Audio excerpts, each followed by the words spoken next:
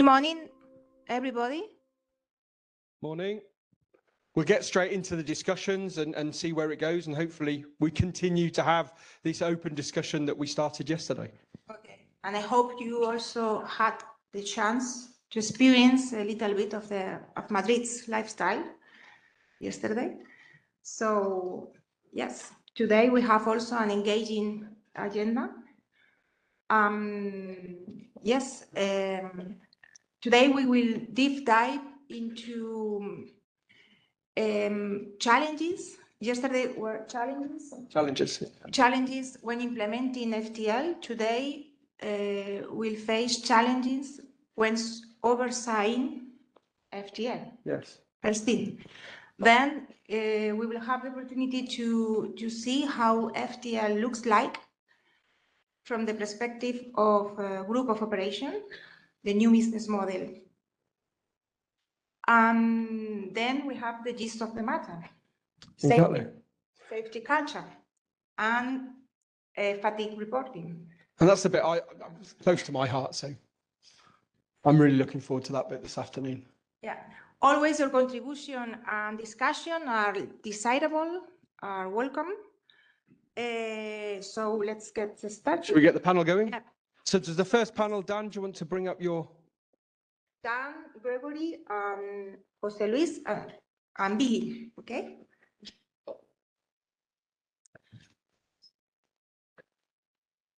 Straight into the brief, sir. Have a safety. Sit down. However you like, but maybe if you go in order, so Dan, Jose Luis, No. Billy and Gregory at the end. It doesn't matter. Okay. You can sit wherever It's you fine. want. I know you very well. I try to organise things, but it doesn't always work. Okay. So I would like to present the speaker of this first panel to you. So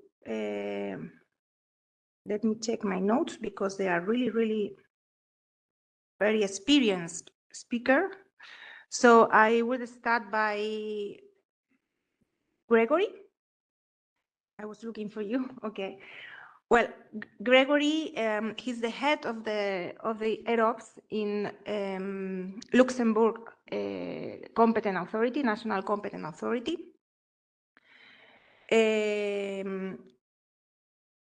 He's part also of the technical expert body for ops in EASA and FTL expert group. Before joining Luxembourg, he was working as an inspector, ops inspector in Belgian National Competent Authority. He has a degree in aeronautical engineering and holds a master in quality management. Then we move to Billy, okay, on the last part of the table. Okay, Billy, he's the head of flight ops, flight operation and training in Croatian. In Croatia, Croatian National Competent Authority. He's a member too of the technical expert body of EASA and also FTL expert group. He was working in airline before joining the National Competent Authority in Croatia, and he holds a Master of Transport and Traffic Engineering. Then we'll move to Jose Luis. Yes, Jose Luis, I know him very well because he works for us in EASA. He's the head of the Commercial Air Transport Oversight Operators, Commercial Air Transport Operator Oversight. He has been working in EASA for more than 10 years as an inspector first. Before joining EASA, he was working in Spanish Airlines as an engineer, and also in an aircraft manufacturer. He holds a Master of Science in Aeronautical Engineering, and he holds also a private pilot license. And I think the last one is Dan. Well, Dan is the head of the Air Operation Implementation in EASA, the European Aviation Safety Agency. He has been working in EASA for 13 years.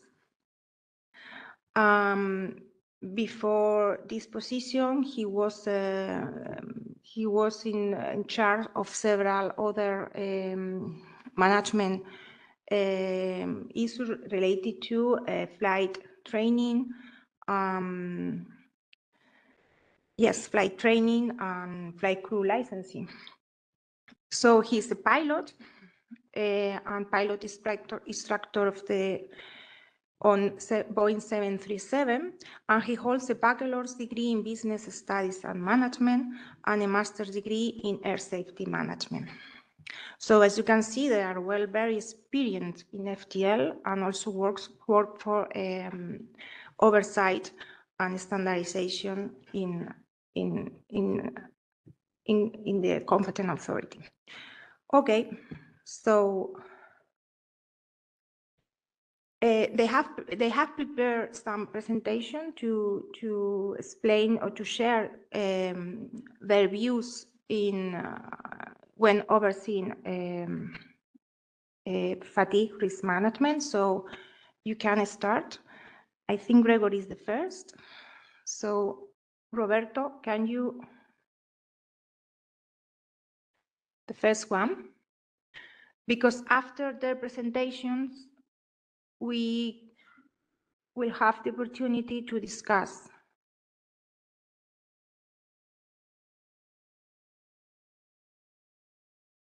On the topic of the first agenda item. That is, you can have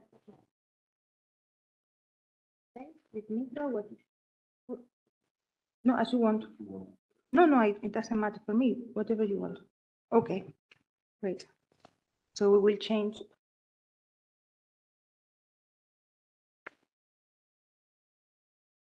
So good morning, everyone, and thank you, Sylvia, for introducing ourselves. I would like to present today something about an authority problem, which can anyway be useful also for operators, because you are subject to authority oversight, so it might also help you in understanding what we are looking for. The idea here is first to explain the challenges that we are facing in our day-to-day work with regard to FTL on one side and FRM on the other side. I would like to start my presentation with a little bit of background information about Luxembourg, our national plan for aviation safety, because it's important to contextualize a little bit FTL and FRM. Then I will discuss a little bit the way we do oversight on FTL, FRM. And after that, I will deep into the challenges of overseeing FTL and overseeing FRM. I separated both because I believe that the challenges are a little bit different due to the nature of the regulations, which are a little bit different between a very prescriptive FTL requirement and a more performance-based FRM requirement. So if we look to our National Plan for Aviation Safety, which was updated, I think, at the end of the summer last year,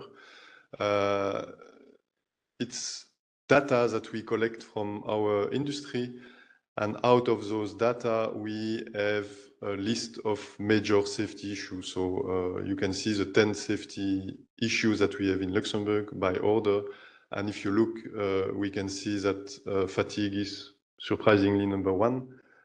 So it means that we, first of all, receive a lot of fatigue reports. So the quantity is important.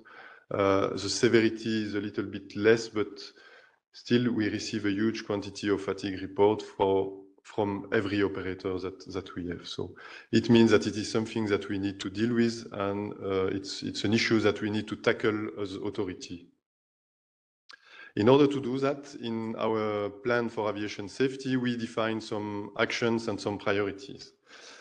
So one of the first priorities that we have defined, it's a generic one, encompassing not only flight crew, cabin crew, but it's all aviation personnel fatigue.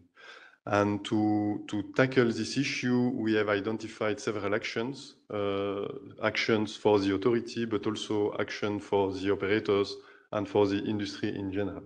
So one of the first action is to promote fatigue reporting, and this is up to the DAC, so up to the authority to do that, but also to the air operator to do that. The second action is implementation of FRM principles. So we would like that all our operators, even if they are not FRM approved or they do not need an FRM approval, are implementing those principles. And finally, we also want to raise awareness of all operational personnel on fatigue management. And this is going through training that we ask our operator and our stakeholders to provide to the personnel in general. We also have a second action, a second priority in our national plan for aviation safety is about the way we do oversight on flight time limitations. And here we have also some actions mainly dedicated to the authority, and most of those actions are already done, and it's ongoing actions like FRM inspection. In the past, we had no FRM inspection, so we developed something for that. We do FTL inspections, and quite important, we use FTL data in the risk profile of our operator to define the risk-based oversight program. So this is a little bit what is driving our task in the authorities, this national plan for aviation safety. How do we do oversight on FTL FRM? Every authority has a different way of doing it. This is why I would like just to explain the way we do it.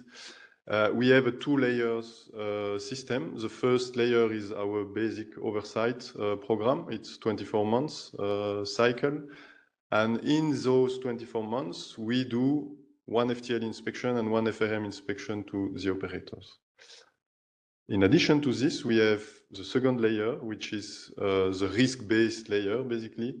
We call it the variable oversight program.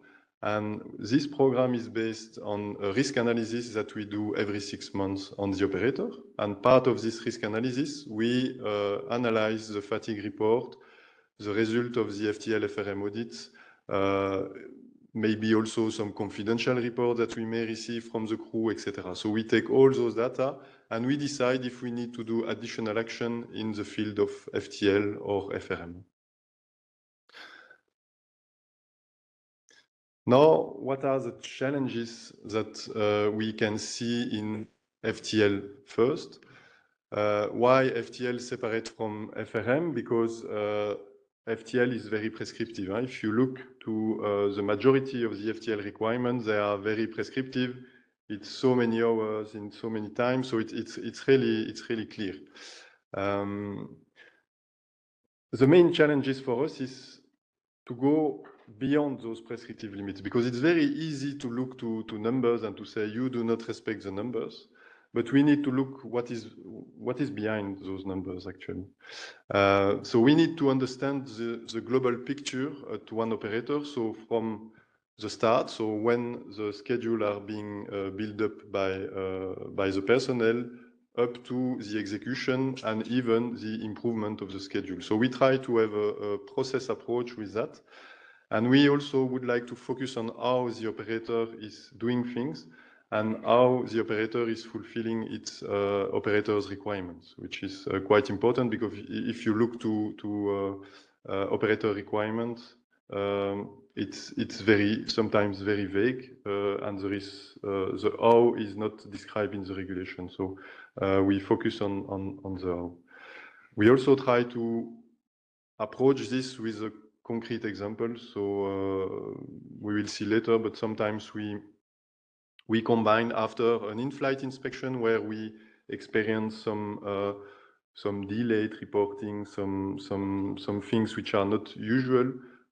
We can do an FTL inspection to check in the system how everything has been reflected compared to our basically actual experience that we had during that flight. I selected 3 topics to discuss today. So for FTL, so the first one is crew scheduling staff. We already discussed it yesterday. The second one is the sampling methodology, which is also a huge challenge for us. And the last one, we also discussed it yesterday, roster changes management. So if we go to crew scheduling, crew control staff, there are not so many requirements for those people. So basically, there are a huge, an important element of the process, but they are not somehow really regulated. So what we do, we try to focus on what is their training. Did they receive an FTL training, an FRM training? We also, sometimes to time, for example, crew control staff, they are in the front line with the pilots. We could also ask that they follow communication training, conflict management training, because sometimes the discussion between crew control and pilots can be a little bit hard. So we can also interview them to see if they understand FRM principles. We can also look to the way they manage roster changes on day-to-day basis. And we also are looking to the procedures that they are using, because you have the UMA, but sometimes you have separate manuals with some more detailed procedures. And it's also interesting to deep into those procedures to see that it's indeed compliant.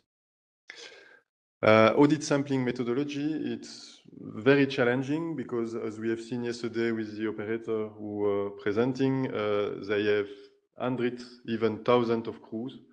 They have a lot of data, and we need to sample those data. And we have usually 1 day to sample those data. It's like looking for something that you. So it's something it's really challenging. We need to do it efficiently because, again, we cannot spend 1 week or 2 weeks at the operator looking to everyone. So what we are using, and it's not perfect, but if you have some ideas, they are welcome. We try first to, because sometimes we have information from the crew directly that they say, yeah, I've been asked to fly this. Is it compliant or not, etc.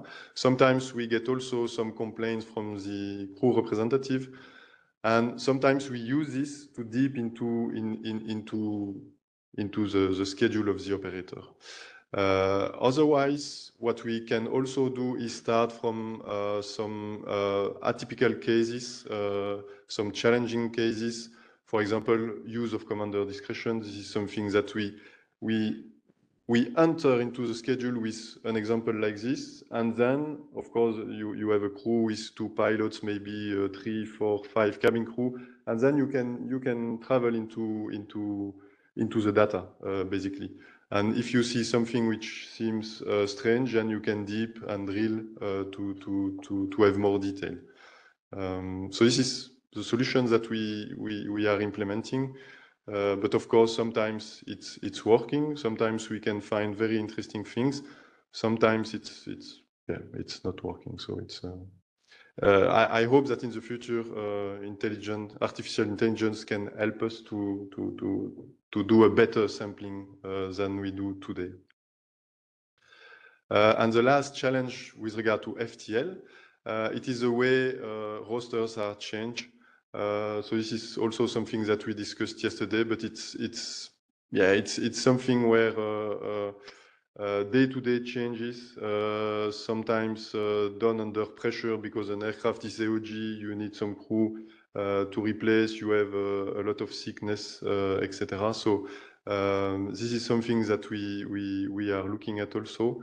Especially implementation of delayed reporting procedure with the notification time, the way to notify, the evidence of notification, etc. It's something interesting also to look at.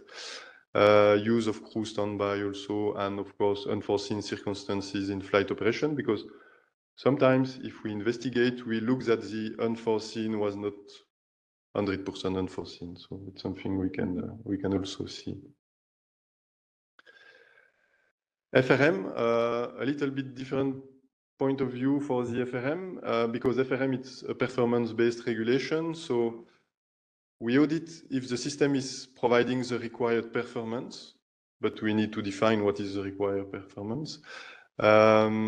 We also need to look if fatigue management principles are taken in the majority of the decision. So when flight ops is deciding something, do they take into consideration fatigue?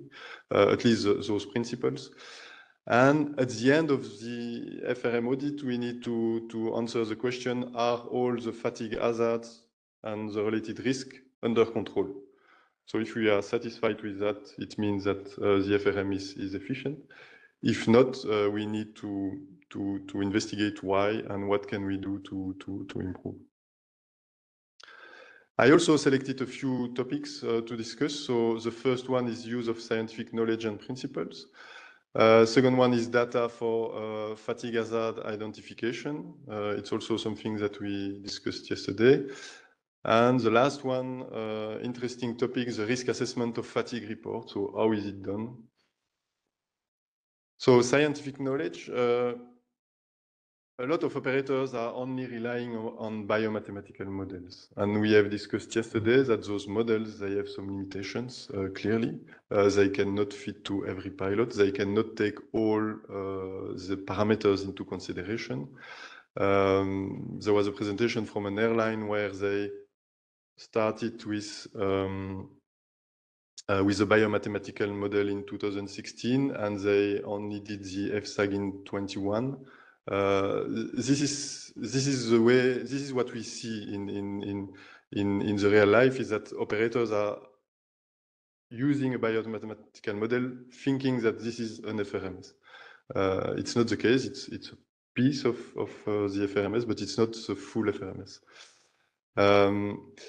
There is, again, it's a document which is existing since a long time, the ICAO Doc 9966, which is well defining the main scientific principle regarding fatigue management.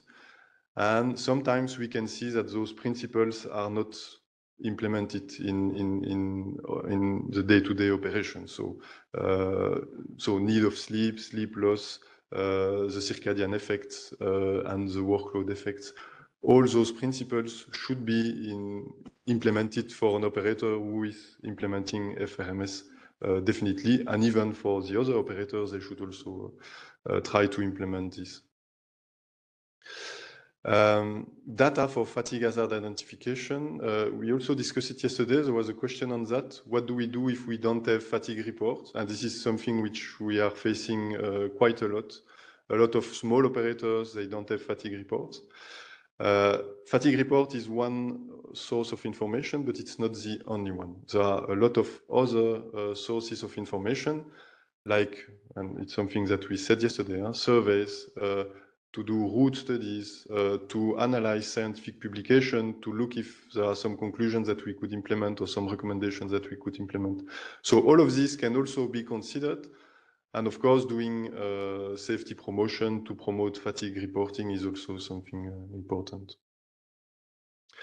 And finally, risk assessment of fatigue report. So there is no methodology in EASA requirements to do the assessment of those reports. There is something which is recommended in the ICAO document. What we need to keep in mind is that usually when a fatigue report is issued by a crew, nothing happened. So of course, everybody will classify it's a green report because nothing happened. Okay, nothing happened. Why nothing happened? Because there was no emergency procedure, because, so there are many factors saying that. But if there would be an engine failure or if there would be an emergency procedure to be implemented at that time, what would be the outcome? And I think this is what we need to keep in mind when we do risk assessment of fatigue report. If there would be a fatigue, an emergency procedure to implement, what would have been the crew reaction with regard to its fatigue level? And also, when we do risk assessment on fatigue report, we also need to keep in mind those scientific principles. And if you see that the pilot has a huge sleep depth, the last 24 hours he had a few hours of sleep, the workload was very high, etc., then we can say, even if nothing happened, we can say that it was a severe event because all the elements were there and all the holes were almost aligned. The only one which was not aligned is this emergency. So this is something important to think at for the operator to have a look into the way you do risk assessment of fatigue reports. This is concluding my presentation, so thanks for your attention.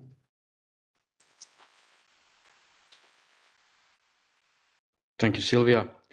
Thank you, Gregory, for your presentation. You will see from my presentation also that we authorities are sharing the same challenges in a way. So more or less, today we are sharing the same things.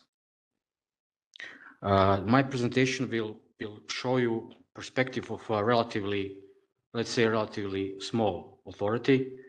Under our responsibility are 10 operators for commercial air transport, of which 4 of them are falling under the ORFTL requirements, and the rest of them are the operators which will be adopting the new regulation which is coming. So we are talking about the air taxi operators. Nevertheless, they are also required to have the management system in place, so the risks stemming from the fatigue shall be properly dealt with in that area of management systems.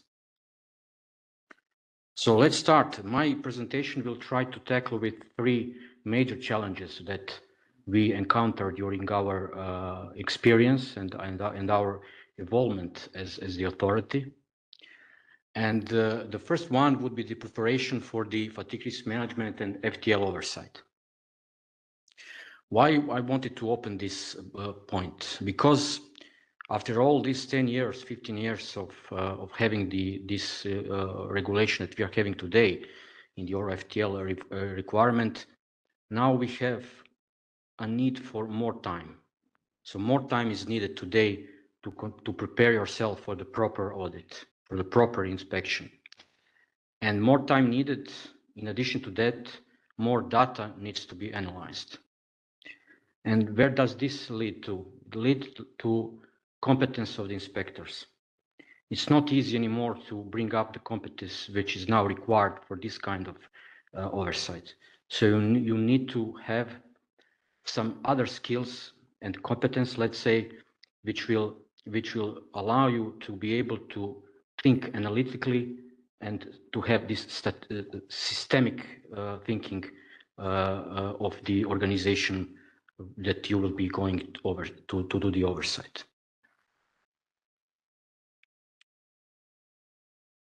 Why? Because checking the prescriptive limits today should be easy. So we as the authority, all of us are coming from the industry. Experience is required when you are being brought to the authority, but assessing effective fatigue risk management, and I placed 3 dots here, you probably know the answer, it's not so easy. It's tough, it's challenging, there is an area of individual interpretation. So if you do not standardize yourself in authority, you maybe are missing a tree in front of forest. What we are doing when preparing ourselves for our oversight and audit, yes, we will ask in advance now a lot of information to be received from the operator when it comes to the, let's say, the individual records, and we will not just place our focus and our resources at the spot when overseeing that. We will try to do that in advance to see whether are there any patterns to see which are leading to negative trends. But we will more focus ourselves on the safety management system and fatigue management training when doing our oversight.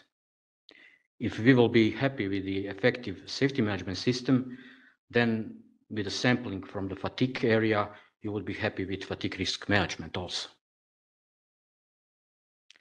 Fatigue management training is an area that I would like to open now as the second point of challenge, and this is the training of crew rostering personnel. It's not that other personnel are not important, of course, for all of them, the training is needed, but we identified this discipline as more important of them all.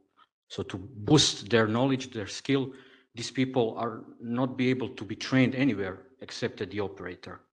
So the operator has its focus to boost the competence of this personnel and obligation to do it. And why? Because expectation from today's FTL rules are higher than ever. If we are going to think about the rules are basically the same. Nothing major no major changes happened.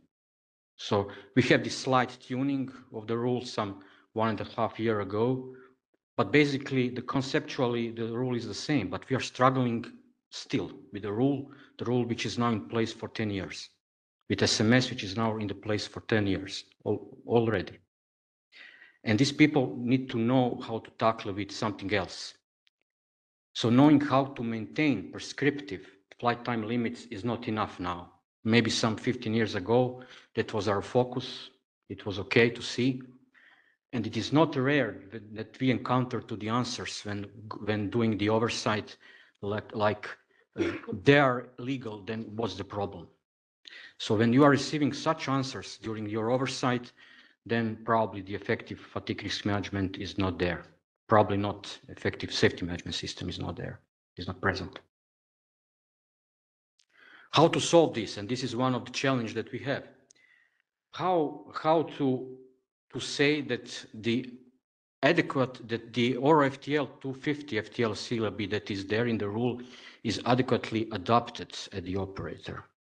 Because this is a competency-based training.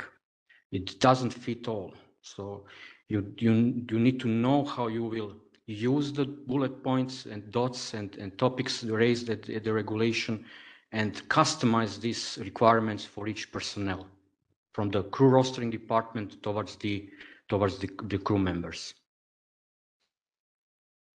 What we are seeing today, we are seeing the tendency for the training to be shorter, for the training to lean a lot on computer-based training systems, and this is not enough.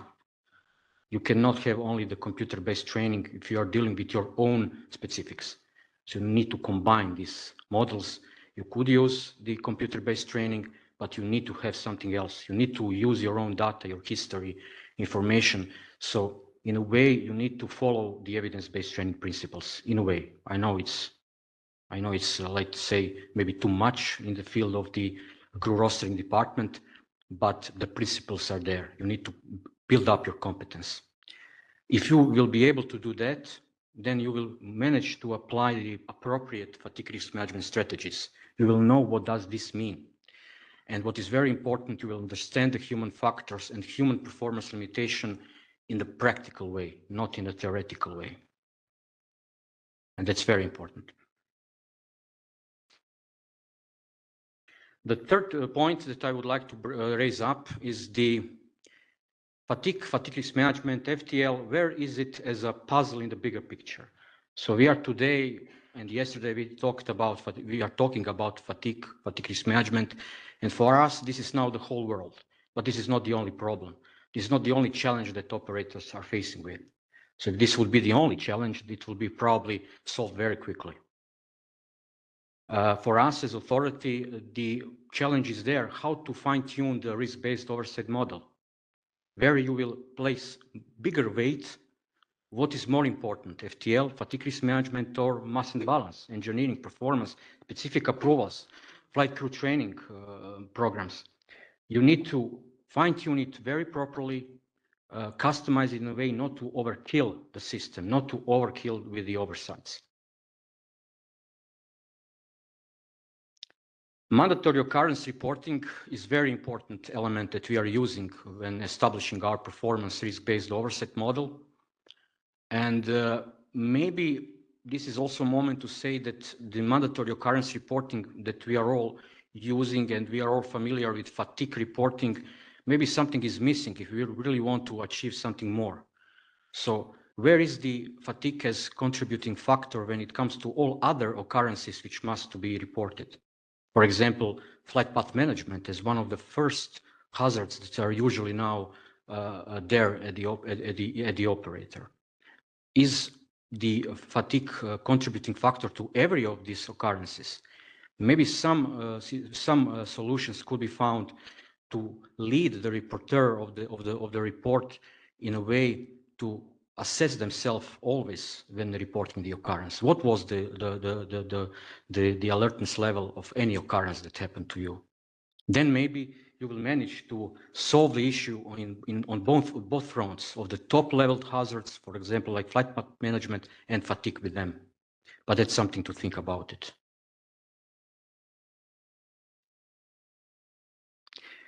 What is also very problematic now, and you also probably facing with that as authorities, is the lot of amount of data which are coming from a variety of sources. So you have the commander's discretion report, which will probably come from one channel. Then you have the ECAR system for the monetary occurrence, the second channel. Then you will brought the data from your oversight activities at your home, at your authority, the third channel. Then if you manage to establish the proactive communication with your operator, then you will be flooded with the information, maybe bi-weekly or quarterly about their performance with the KPI, SPIs, and so on and so on.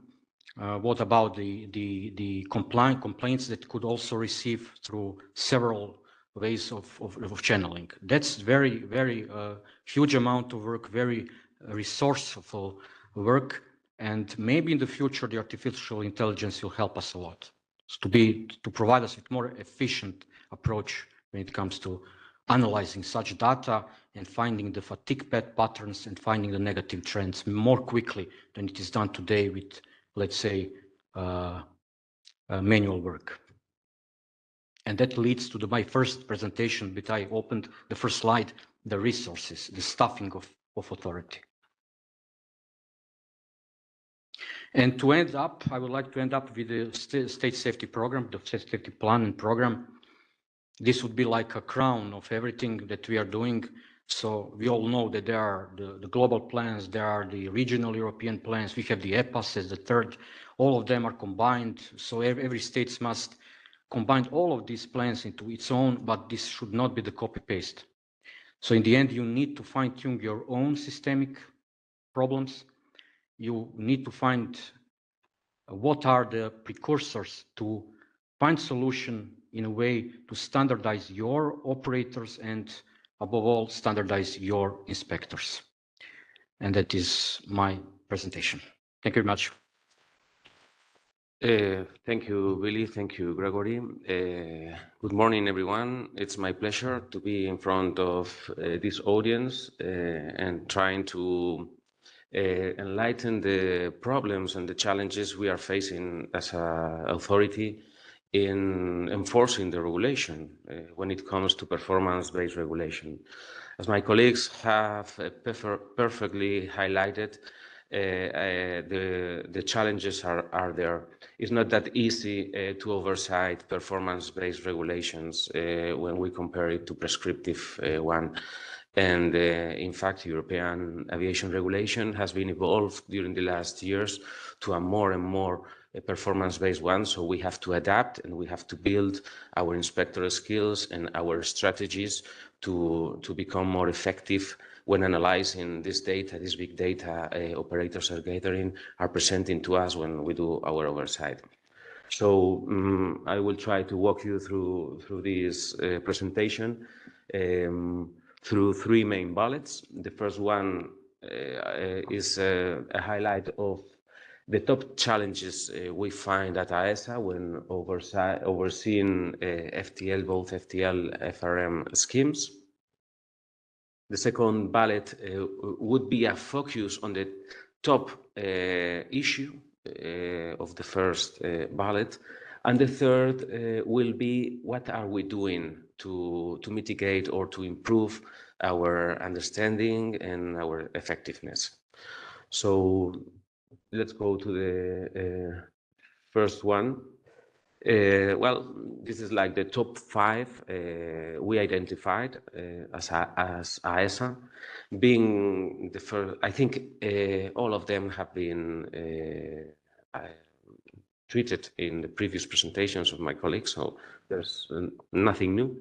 The first one, and we believe is the most important one, is how we assess and oversee all the data operators produce, all that KPIs, the metrics, associated metrics to FTL and FRM, because there's a myriad, overwhelming myriad of sources of data and data treatment, because every operator treats this information in a different fashion. So yeah, it's not that easy because we have more than 30 AOCs here under our supervision. So we have to better understand what's beneath. And there's a lot of things within KPI management, the metrics, thresholds and targets, and also the actions taken by operator or the lack of actions when identifying negative trends, no? And this is a common finding, no? What are you doing when you identify a negative trend? And sometimes we find that not enough actions or maybe no actions are done. So yeah. The second thing is the changes to the roster. This has been said yesterday and today as well.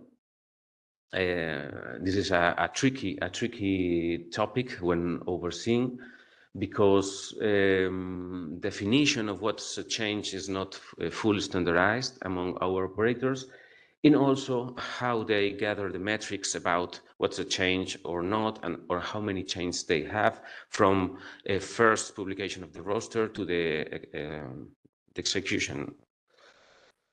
The third one, and Billy has highlighted this one, this is really important, the fatigue training dispersion among operators. We realize there is no problem with the syllabi because it's in the regulation. It was amended last year. We had another bullet at the end. So the syllabi is well implemented. But the thing is all within the presentations, the content, the scope.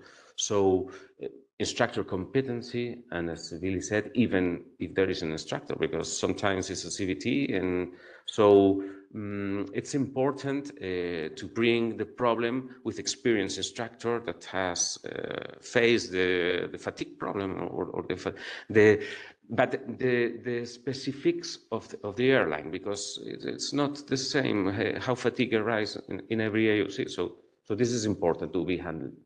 The detail of the training is also important, because sometimes it's quite on the surface and they do not scratch anymore. And also the duration. You know, we benchmark, because since we have access to all operations manual, to Part D, we can benchmark the duration of this training among our operators, and dispersion is huge. You have operators with just 1 hour and operators with 4 hours of training for both initial and recurrent. So the truth maybe is between, but yeah, there's a lot of dispersion regarding this. The fourth challenge we have identified is the timely implementation of changes to the rule by operators. And we have an example with 223 Romeo a year and a half ago. Some operators struggled with timely implementing the rule. We have to continuously challenge them to implement, and sometimes this led to raising of findings for not implementing this appropriate FRM within their management system. And the last one is the variability of fatigue report culture among operators. We have top performers and we have not so top performers. So yeah. And this is difficult on our side to promote and to let our operators know about the benefits of a strong reporting culture in regards to fatigue, because as yesterday was told, data from these fatigue reports is key to the best management of fatigue within the operators. So these are our 5 top challenges. I will now scratch a little more on the first one, the data and KPI management, because on our side is the most demanding. And this is, well, it's related to all performance-based regulation, not only the FTL-FRM, but also all what lies beneath EROPS. You know, under performance-based regulation, operator must evaluate its performance through KPIs. Thresholds or targets are set for these KPIs, and they must be continuously monitored. These KPIs should be reviewed and regularly updated to ensure they remain relevant. And where these KPIs indicates that the control is not being effective, actions should be taken. So here are a myriad of overwhelming examples of metrics and different KPIs that could be used by operators. Yesterday, it was told the source of this is EASA inspection checklist for national aviation authorities. This is the recopilation of all these metrics, at least 50. So it's here you have, many of you use a percentage of this or even another one. So yeah, but just to let you know how many different things can be measured and analyzed. So as inspectors, our inspectors tends what phase when they do the oversight there? This is no real data. It's just for for the purpose of the presentation. No, but yeah, sometimes data is cold if it's not contextualized. No, because yeah, you can identify trends, but actions taken, you have to go deeper. These trends are because of seasonality, summer schedules, winter schedules, some disruptive things during the year. Are they fleet related? Are they base related? If operators manage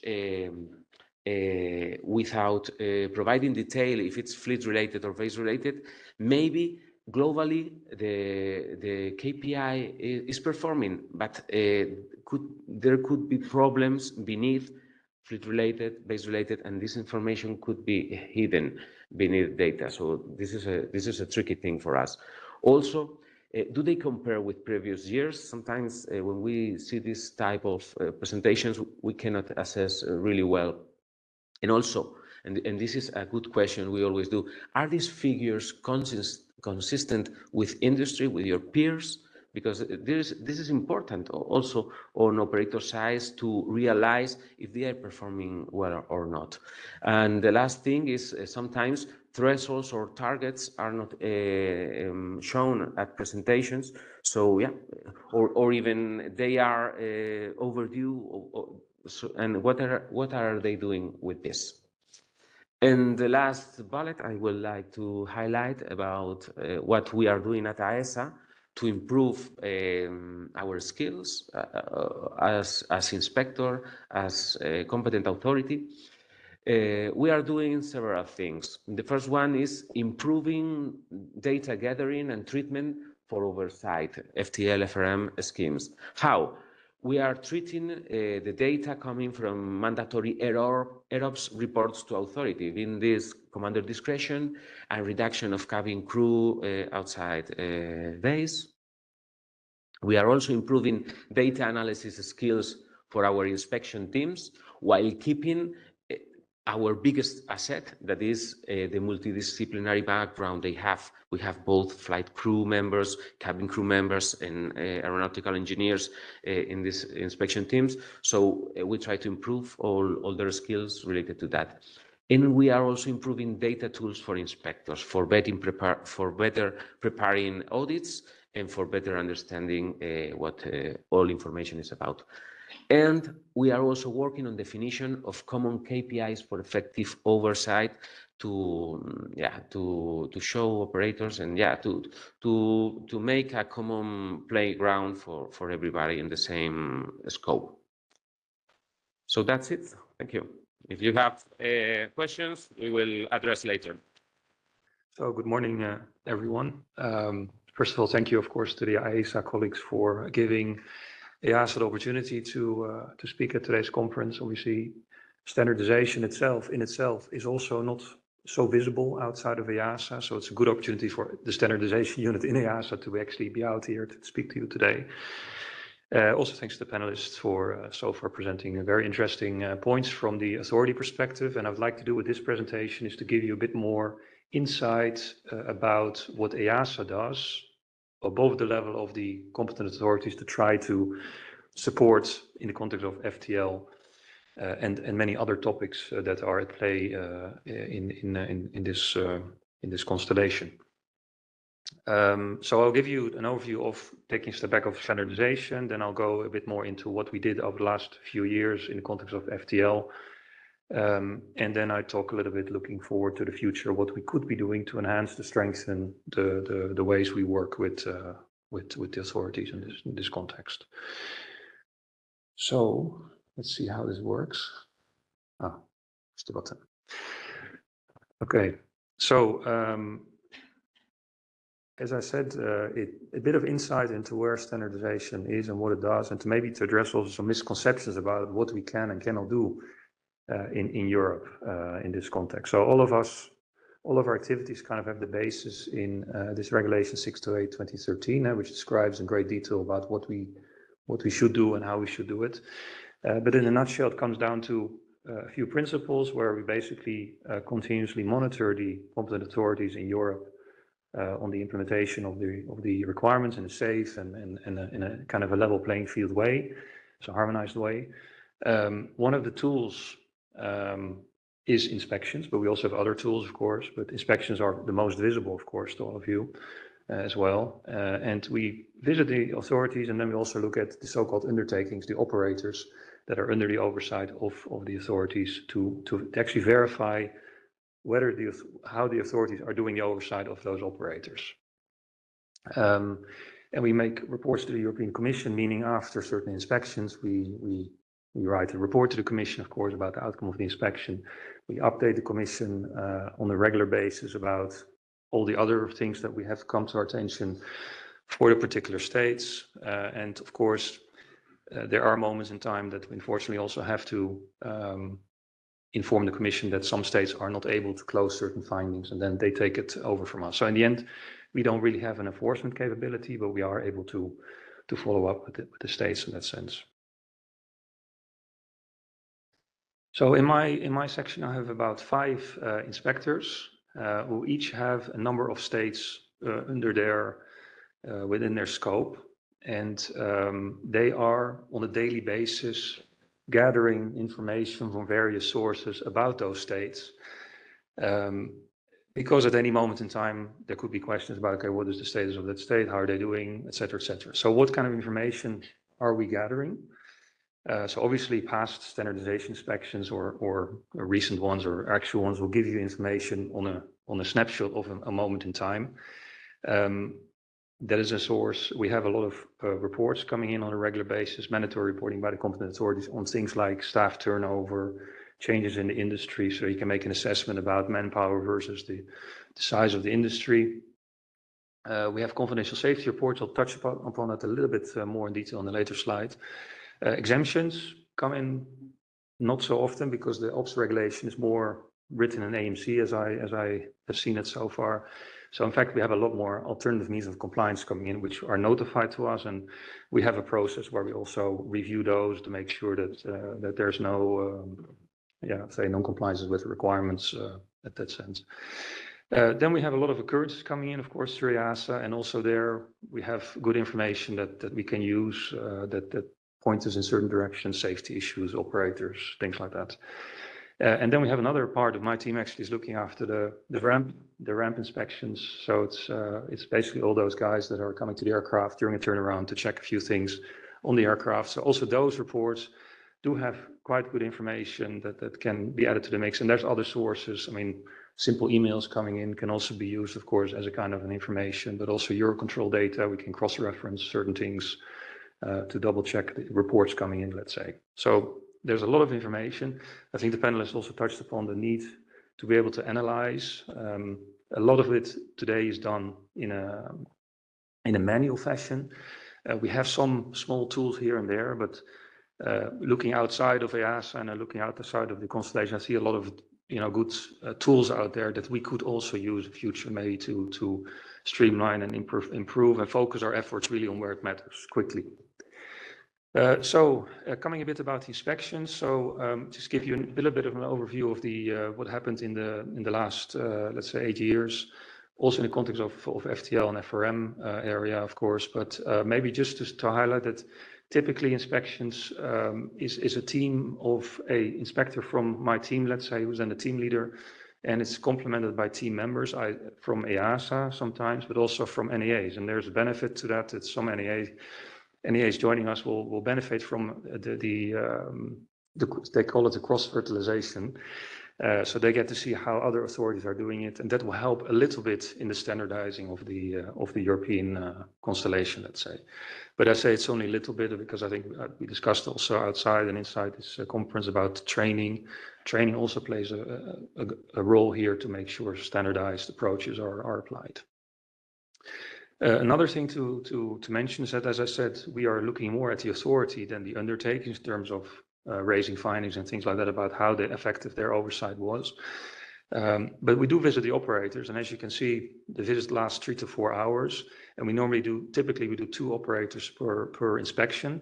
And in those 3 to 4 hours, whereas a competent authority would spend a day or several days on site to go through various items, we only have that amount of time to really start looking at areas that are of interest. So as an example, the FTL part would only last 30 minutes typically on our side. So you can imagine that for the team itself, it is extremely important to prepare well for these inspections, to make sure that the data that they have has enabled them to focus on the particular areas in that particular operator that are of a concern.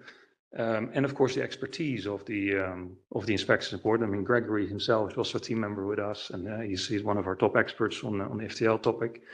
And he comes with us, and he also then has limited time, but we still manage to find things once in a while. So that's a good thing. And it's among other things, as it says there, that are also important, of course. It's just one item of the big pie, as also Willy mentioned. So a bit of statistics then. So in those 8 years, we raised 1,200 undertaking non-compliances. And an undertaking non-compliance does not mean it's a one-to-one finding, let's say. An undertaking non-compliance basically says there is at least one non-compliance, but it could be several non-compliances on that particular topic, let's say. So the actual findings at the operator level might be much greater in that sense.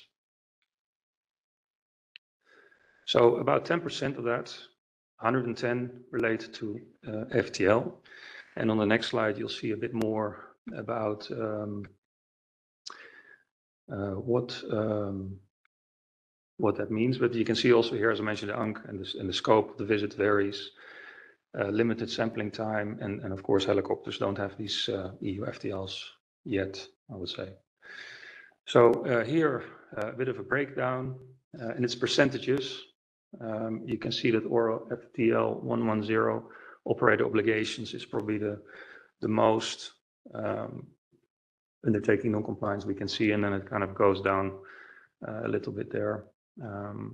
But clearly, it's not. We do detect things here and there. I would say probably more in the beginning stages of the inspections, standardization inspections in this domain led to more findings. But okay, we're still seeing here once in a while these kind of findings popping up, or the non-compliances, I should say. So when it then translates back to the authority, what is the authority having as a finding after this kind of visit to an undertaking? And I think already Gregory, Willy were touching upon inspector qualifications. We are seeing that the training provided is not always complete. It's not always of the quality level that you would want to see. to be able to oversee such complex regulation. So training is a key element that is flagged quite often in that sense. Also the guidance to the inspectors about how they do the inspection and what kind of items they ask. Is it just looking at the prescriptive requirements, or are they also going beyond the prescription and having a good discussion about the effectiveness of the process? Okay, and the other two are quite high level, the approval not being issued, even though it's not compliant yet, and some of the non-compliances detected during the oversight that were not detected. So a bit about confidential safety reports. So this is for EASA today a top priority, because clearly any reports that we receive could contain information that could be having crucial safety critical information. So it is a top priority. It's given very high attention by our senior management, let's say. So we have this system in place for a number of years already. It is of course voluntary, and it benefits from certain protections, so that the reporter is de-identified and things like that. So we do investigate, but where possible, we also ask the authorities to do so on our behalf, and this is happening in most cases, I would say. We're also having issues with regards to the information provided in some of these reports. Sometimes it's not clear what exactly the issue is. Sometimes there's no real infringements of EU requirements. So it is kind of not always easy to identify, but we do try to follow up and investigate and work in cooperation with the authorities as much as possible. We have seen an increase in CSRs being received, especially in the ops domain. So we have a feeling that the confidence in this system is growing on our side.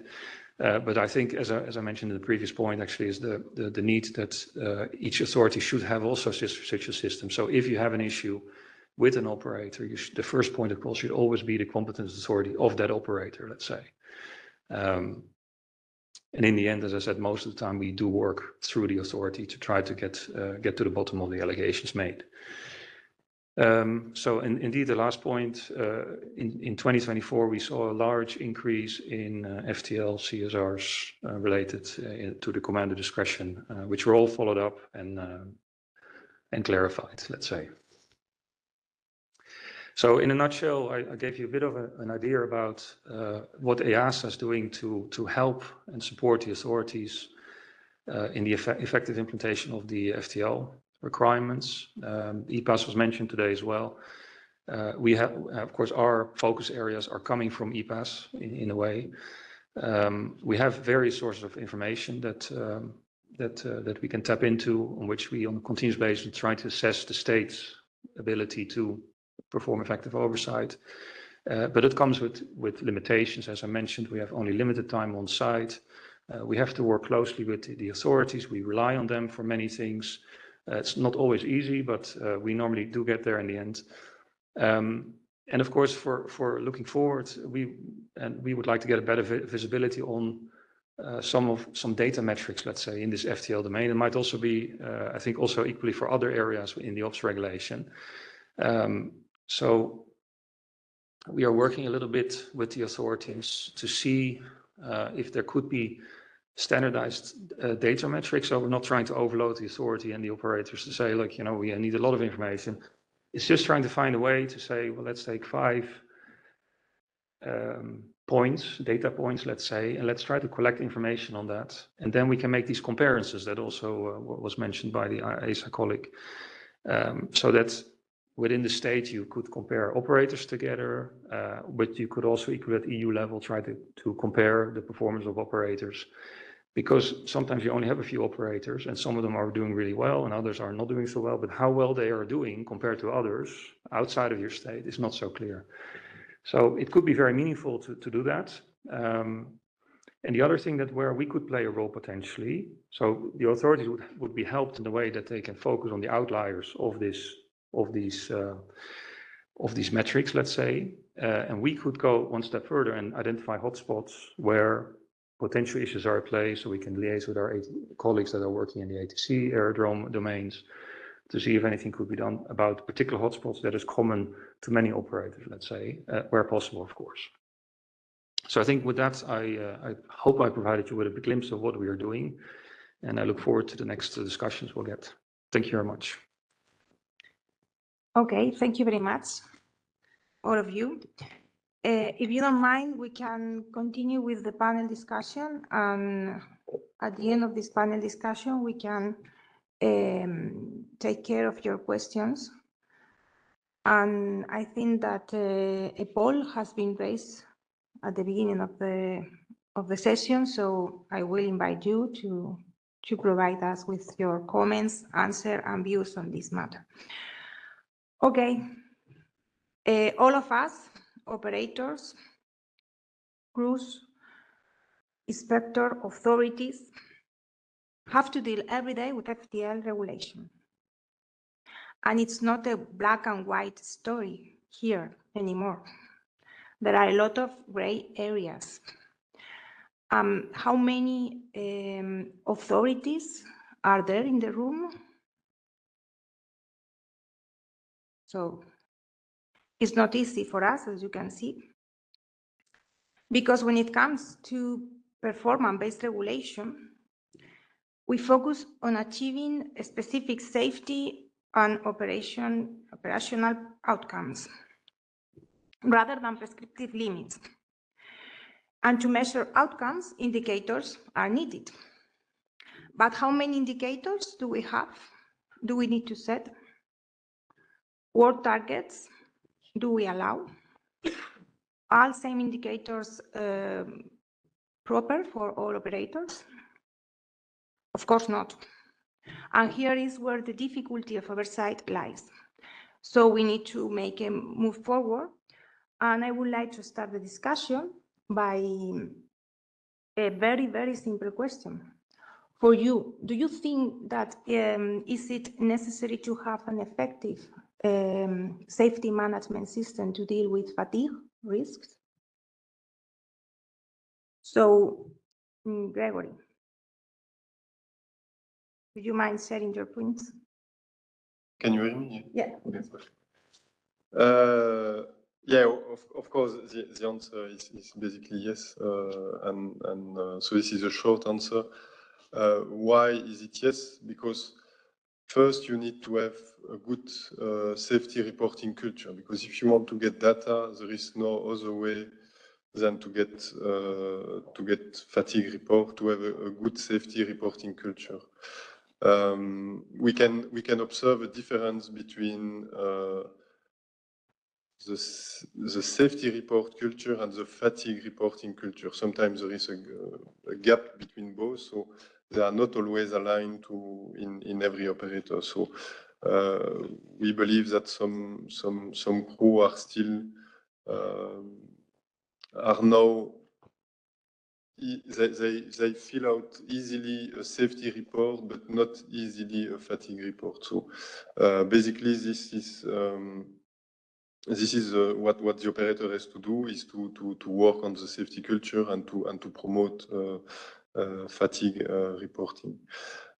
We can also, if we do a parallelism between the SMS and the FRMS, we see that many processes are similar. So, of course, if you have an effective SMS, it is a great help to develop an effective FRMS, because you know the receipt, you know how to have an effective management system. Yeah, so this is what I have to say. Thanks. I have to apologize because I forgot. Natasha. Sorry, because Natasha is joining us to this panel discussion. Sorry, but I'm sorry. I was straight on, and I forgot to introduce you to our audience. Okay, Natasha is joining us with this to this panel discussion. Natasha has been working for Ostro Control for more than 12 years. What happened? This is, everybody can look at you very well, okay? So she's a cabin crew inspector. She's also FTL expert. Okay, we're happy to have you here in this panel. She has a lot of experience as a cabin crew inspector, so she usually says that she knows very well the ins and outs of fatigue. Not only as inspector reviewing ops manual, but in full immersion as an inspector. So, okay, welcome. Sorry. So, okay, Jose Luis, how do you see this? Yes, I fully agree. We come back again to We- SMS, effective SMS, if it's necessary to have a proper effective safety management system to deal with fatigue risk. Yes, Silvia, I fully agree with Gregory.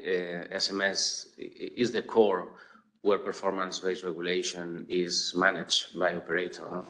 And yesterday was told as well, fatigue is a hazard for aviation, and this hazard has to be managed. No, we have to, operators have to manage risk associated consequences. They have to mitigate.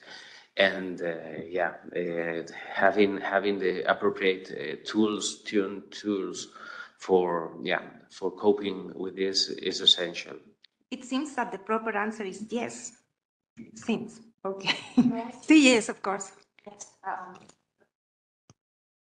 Yes, you have to push. I have it. Okay.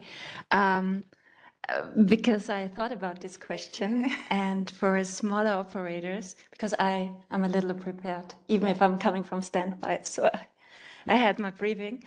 And for smaller operators, the question was, can you deal with fatigue risk? I think, yes, you could deal with fatigue risk, but you will not manage it. And the reason why I wanted to step in here is sometimes we see that fatigue is dealt with by, for example, a very motivated and well-informed nominated person, flight ops, for example, yeah, a really nerd on FTL and FRM, and it's really in the subject, you know, and really taking care of rosters for crew members, not to being too fatiguing and open to reports from crew members, and really tries to change the system. But it's done occasionally sometimes, you know. It will not be the system behind. The risk might be identified, but there will be no system really assessing the risk and preventing from being again, like after mitigation, not checking, you know, because the system behind is lacking. And what we see, and therefore I thought it's important to mention this, sometimes we see that the fatigue risk is managed by a single, very motivated, very informed person. And it's great, you know, and they do really great, but we all know that very good persons got promoted and then they leave. And then everything leaves with them and the system is not working anymore because you lose everything which was done because it was not supported by the whole system, but only by one single, very motivated, very good trained, well-trained person. So this is the danger here you need to see as an operator if you do it that way without an effective management system. Thank you. I don't know if you want to add something else, Billy? If you want small contribution. Yeah, to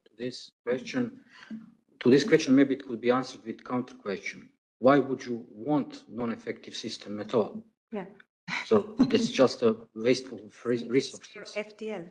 But If the system is not effective, then you are just wasting resource. That's it. okay, I will make you a second question. With the more and more increasing reliance on technology, data-driven approaches, how do you address competence of inspectors when coping with FTL and FRM? Dan, would you mind making your points? Yes. Yes. Yeah, I think it's an extremely important point, as I already mentioned in my presentation. Also, Willy mentioned this about going beyond prescriptive requirements. Also about the previous discussion, okay, what I believe is effective might not be the same understanding that you have. So there's a lot of subjectivity involved there. And I think inspectors in this context, that, you know, there's a competency-based element there, because today's training is very much focused on classroom, maybe ticking the box to have the training done, whereas the competency-based training would go a step further to really prepare inspectors for oversight of these kind of requirements. But at the same time, the inspector themselves needs to be also willing and confident to engage in discussions and apply the knowledge gained to have the discussion about the effectiveness of the of what they're seeing, basically. And I understand there's also a bit of a culture aspect there, that these kind of discussions might not necessarily be so open all the time. But I think this was the intent of performance-based regulation, to allow such discussions, not necessarily to enforce in the end, but it's more to have the discussion and to focus the efforts of the competent authority on those areas that are a bit problematic and pay more attention to those areas. And using tools in this context is extremely important. As I mentioned, the data crunching that is needed. As I mentioned, in our own team, we have a lot of data sources, but we're still using Excel as the main tool to support us in the analysis, which I think is very common in other organizations. I would love to see more the use of AI to support us a bit with pinpointing to where are the issues. But that's more the future, I would say. How do you see it, José Luis? I see the same way that Dan. I do agree with him. As it has been highlighted in my presentation, we are working on it. We identified this a long time ago, but it's a gradual step, not changing from the prescriptive mindset to the more performance-based. It's a path we are transiting slowly, but I think firmly. And we are equalizing this in different timing. No? During our recurrent inspector training every semester, we have now a recurrent topic. We call it El Inspector Retador. It's like a challenging inspector. No, when we analyze. We call the challenging inspector. Yeah, the challenging inspector. No, we bring discussion with data, no? Just to open their minds and discuss over systemic things instead of just individual events or let's say findings that could be misleading. No, we train them to see the whole picture, no? to see the systemic things. And this is a common topic we do every 6 months. And then on a weekly basis, we also have joint meetings with all inspector teams where we analyze safety trends among all operators. They are not only FTL related; it's the whole picture. But it's to get this whole picture approach, no, and a systemic approach, and identifying trends and identifying hotspots within operators and trends. So that's how we are dealing with it. And how do you address this, Gregory? Chez vous, at your place? It's difficult because, as you know, there is no Ops Inspector Training Institute anywhere. So we have to deal first of all with the theoretical background of generic training, FRM training or FTL training, which is provided by IATA, by GA, whatever training organization. But this is very generic. I mean, it does not tell you how to assess an effective FRM, and this is a challenge. What we do, of course, we have this theoretical part, but what we do, we spend a lot of time to train our inspectors on the job And this is why to have a fully qualified inspector, you need between 1 and 2 years, because you spend a lot of time at the operator. I have to feel the same. So yeah, exactly. So it's a huge investment from our side to train someone, and yeah, this is something we need to keep in mind. And when we see now the industry recruiting a lot, we see some inspector leaving the authority to go back flying, etc.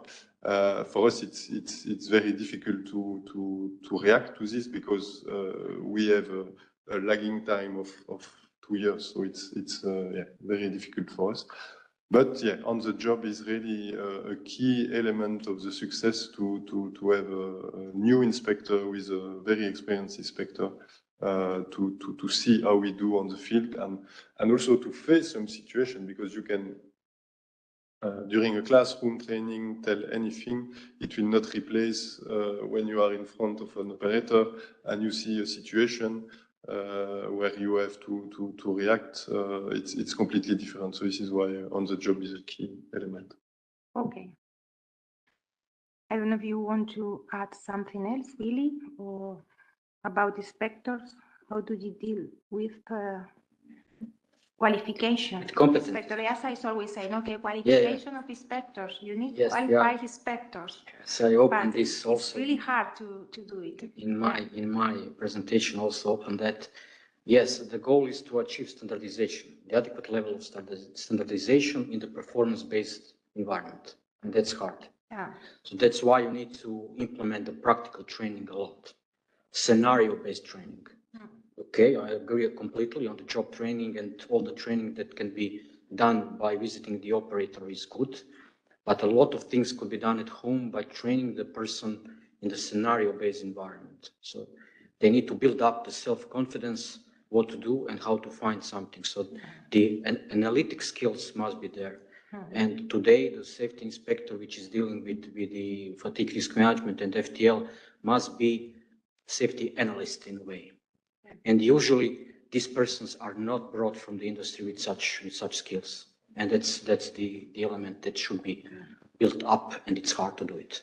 Yeah. And Natasha, you can speak always, because I forgot. I have opinion on that. I just want to add, of course, I agree on whatever my colleagues said, but what we have to state here as well, from my point of view, is that we do not have a level playing field also with regards to inspector qualification. So Croatia does it that way, Austria does it that way, and Spain maybe do it in another way. Of course, we have the same content of inspector training, but only with a harmonized training for all member state inspectors, we can guarantee on one hand that there is a level playing field in oversight of operators, but also a chance for inspectors to exchange information, experience, and not only to swim in their own country soup. Yeah. And yeah. Okay, let's move on to the next question. In your view, can be a kind of tricky question. Is it FTL regulation clear and enforceable enough? For example, yes, really. Well, generally speaking, I must say yes. Yeah. But generally. So yes, it's clear and enforceable enough. We must confess that we did a lot of work during the past decade, let's say. So even today's conference and yesterday's meeting that we have, all the information that are provided on the website, the EASA frequently asked questions. So you see a lot of activity that seems that there are activities for the rules to be much more clearer. And this is what we are doing. But there is always a place for improvement. So one of the improvement, and where some outdated elements maybe are found in the regulation, for example, the 33% rule. That's something that is, in our view, let's say outdated with performance-based oversight. So it will be probably changed. But as Irina said yesterday, you are all called to brought up the issues. So if we are all speak in the same language, then we will probably focus where are the areas for the improvement that we can change what we found problematic, and it will be done. We have to find data to provide to IRINA. And whether it is enforceable, well, that's something else. Yeah. It depends about the maturity of the authority, maturity of the courts. I wouldn't say it's so easy to enforce the safety management system. So the same is to enforce the fatigue risk management. How do you see it, Natasha? Yes, I would say we do not need more prescriptive rules. I would say we need more explanation on rules. To give you one example, of course, we know that the limits are set, prescriptive targets, 13 hours up to 14 hours, rest time minimum 10 hours. So this is very prescriptive already. And I think you would agree if in an operator system the pressure is high, these limits become targets. We see this often. We discuss this in Vienna. So if you have lack of staff and if there is some operation and maybe also financial pressure, these limits become targets. And then we face the issue, and I think we saw it nicely on the presentation Dan did, where we have the findings. So ORO FTL 115, the operator responsibilities, I would say they are not so prescriptive anymore. It's pretty weak, sometimes gray formulated. It says, okay, the operator needs to provide rosters preventing crew from fatigue, and you have to take into account the effect of long flight time periods and short rest periods on cumulative fatigue. So what does that mean? So these are areas for discussion always. And so I think we need more explanation. And to add here, because I heard it yesterday, and I hope Irina is here. So hey Irina.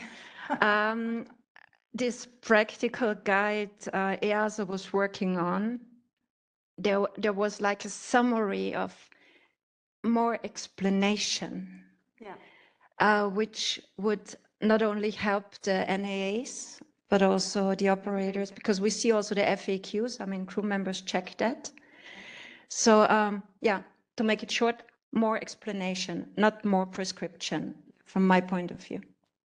To ensure a better understanding of the regulation. Yeah.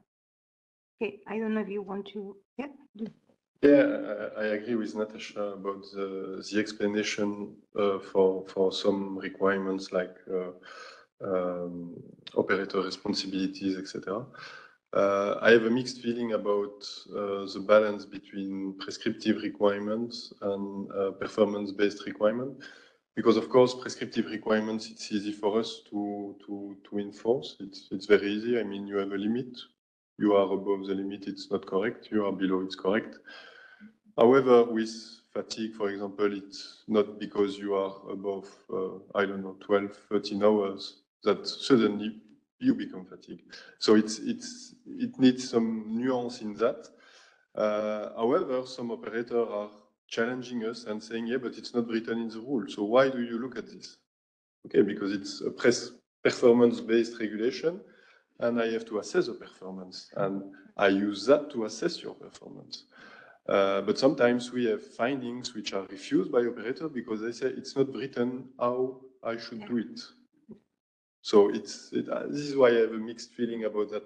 So I hope we can have both sides, the regulator and the industry, a kind of adult behavior and a smart behavior to go further than that and to say, look, we can agree that this is not fully effective and that you can improve on that. But we always have the discussion here, but finding it's a non-compliance, and here it's not a non-compliance, it's more an observation, a recommendation, or whatever. And this is okay. At the end, we don't care what is the format of is it a finding, a recommendation. The aim is that we improve all together, and that's it. We are not counting the number of findings or whatever. This is not the aim. The aim is really to improve all together. Yeah, I don't know if you want to add something else, Jose Luis? Yes, of course.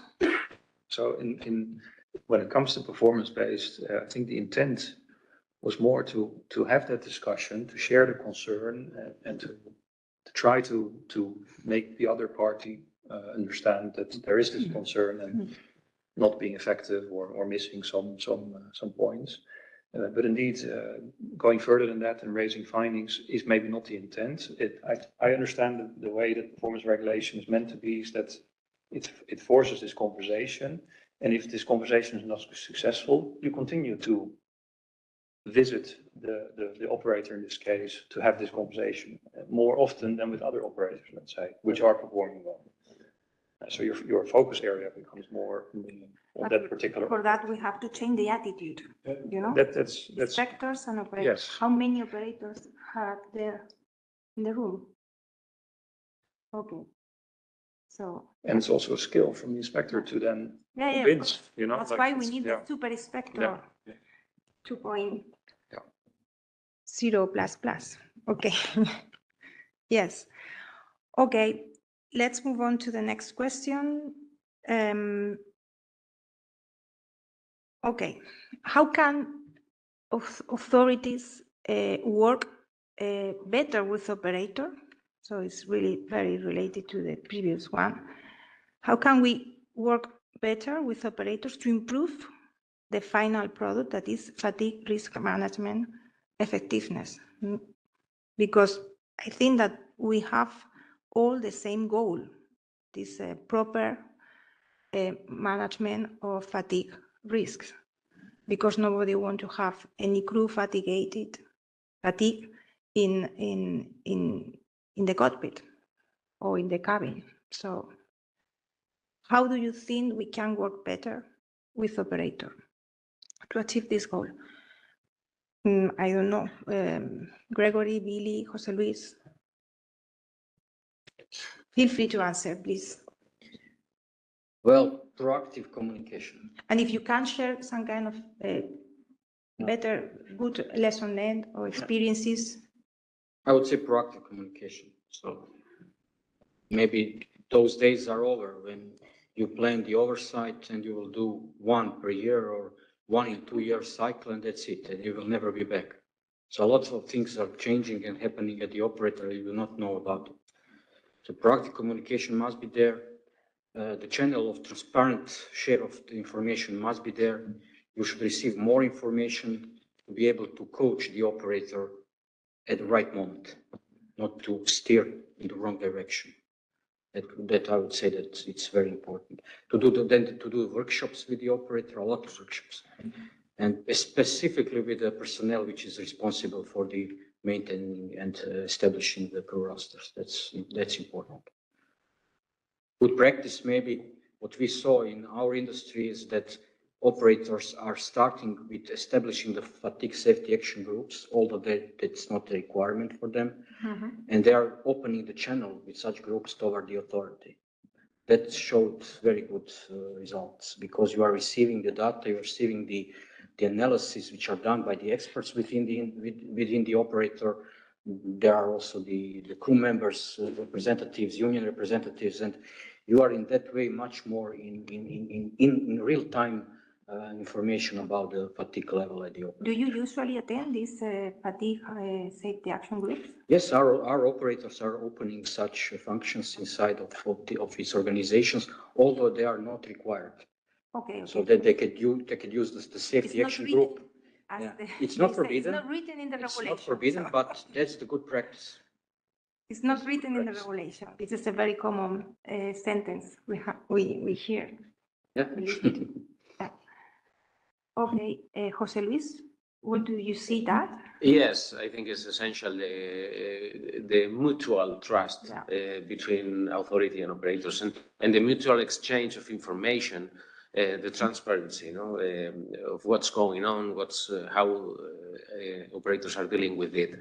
I also agree that attending to FSAC if they are performing as observers could improve our understanding, in what they are doing, how they are coping and dealing with things, and yeah. Okay. And also promotion, like yeah, the event we are this is a having promotion, today. yes. This is okay. Natasha, you can always speak. Speak up.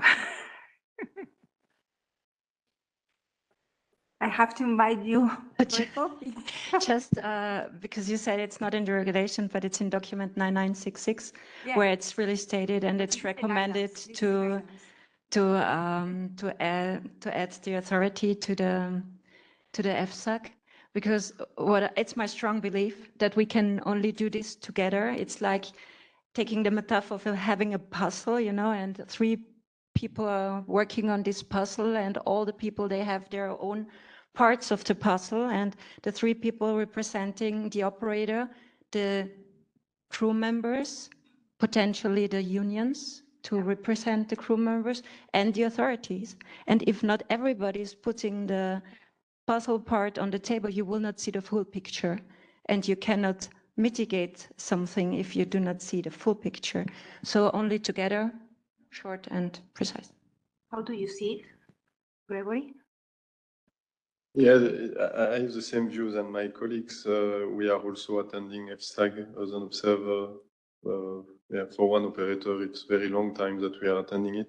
We really see an added value.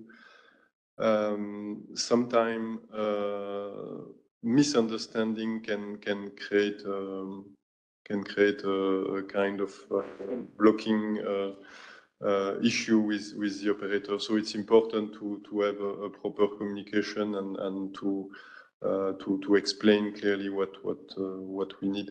I believe at the end we all have the same goal. So it's we are all working together. The only thing is we have some different constraints. And sometimes we as authority, we are not understanding the constraint of the operator, and vice versa. So the operator sometimes is not understanding the constraint of the authority. So yeah, misunderstanding can happen. This is why we always need to keep an open communication channel and to keep this trust and to cultivate this trust between each other.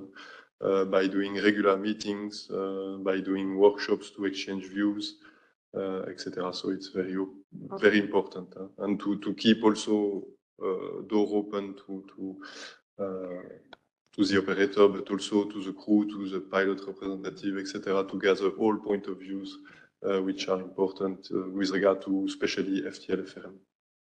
And then from the EASA perspective, you must have the general picture, all the picture of all the countries.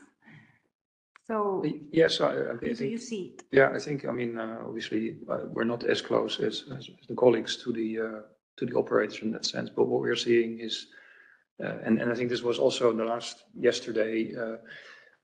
Of course, we have operators that are doing extremely well. We saw that yesterday in terms of managing and working with this regulation today. But there's many out there that we're seeing that are trying to survive, let's say. And it would be interesting to see actually how we could support them to survive, because the regulation is also written for them and they should be able to work with it. So how can we best support them? And maybe at the next event we could have an example of such smaller operator talking about the struggles and how they might have successfully overcome this with the authority. Okay. And Sylvia, maybe just to add, maybe a call and some recommendation from the authorities: be more frequent. Use your presence at the training sessions. So the operator, when it comes to the fatigue management training of the crew members, you can use your presence there to raise awareness, to promote the safety, to tell something about the safety promotion, and also the importance of the reporting culture. Yes, because we Explain usually why. focus on light training, training. But when the crew members are also receiving the fatigue management training, you could be there, and you could use your appearance there as inspector to say to them why it's important to provide with the quality of information with fatigue reporting. Okay. That's one of the nice solutions to raise awareness. Okay. Well, let's have a look to the future. Right now, okay, what lies ahead of us regarding FTL and fatigue risk management oversight? No? I think the environment is Because we constantly. know the challenge, the problems, the issues, and in the future, because the future is coming, you know, there will be many things new, long ultra range, a lot of data, a lot of things. So Yeah, just several things come to mind, of course. I think we're seeing now already since a few years new business or new emerging business models, and this will also require adaptations potentially to the framework that we have or the understanding, and maybe our tools need to become smarter in that sense. And this is constantly evolving, so it's a challenge for the authorities. It's also a challenge for EASA to adapt, to support, and to try to manage this process well. And I think, as I mentioned in the presentation, AI might play quite an important role in future in this area as well, as a supportive tool in that sense. Natasha, in your view? Yes. So I agree with Dan, but yes, all this AI and also the biomathematical model, I mean, we heard yesterday, great improvement from EasyChat's really tailored FRAM model and also safety fast. The colleagues told us that it's improving, and you have more data and more tailored to the company. But it's money. I mean, this is cost intensive on one hand, of course, and you have to have the decision from the operator side to use this. And the next but, we're still talking about human beings. And it's my strong belief that the last line of defense with regards to fatigue will always be the human being. And therefore, from my point of view, we cannot concentrate only on these new technologies, but again, on training, education for crew members. We heard it in the presentation of our colleagues, rostering personnel, inspectors, because if you feed data into a system and it's rubbish data, you will get rubbish data out. And where is the data coming from we put in the system? It's coming from humans. So you really said, you have to make sure that the human beings involved know that it's for their benefit to really work on this system together. So AI great, models great, but again, training, human training. Okay, yes, understood. What is your view on this, Gregory? After Natasha, wonderful. No, I agree that the technology is evolving, is changing a lot, is improving a lot. If we go back 15 years ago, and if we look where we stand now, we can see a huge improvement. I mean, in FTL FRM, but also if we look to the support program, now we are speaking about well-being of the crew, etc. So we are. If we look back, we are doing a lot of improvement. So if we translate those improvements of the last 15 years and we put them forward and look to the next 15 years, if we continue to this path, I think it will be great. I think we are continuing. We see also that the scientific knowledge on fatigue is really improving a lot compared to also 15 years ago, where there were not a lot of studies. I mean, it was not really something which was interesting. Also neuroscience, etc., were not well developed. We were still thinking that the brain is composed by piece, and one piece is responsible for this, the other for this.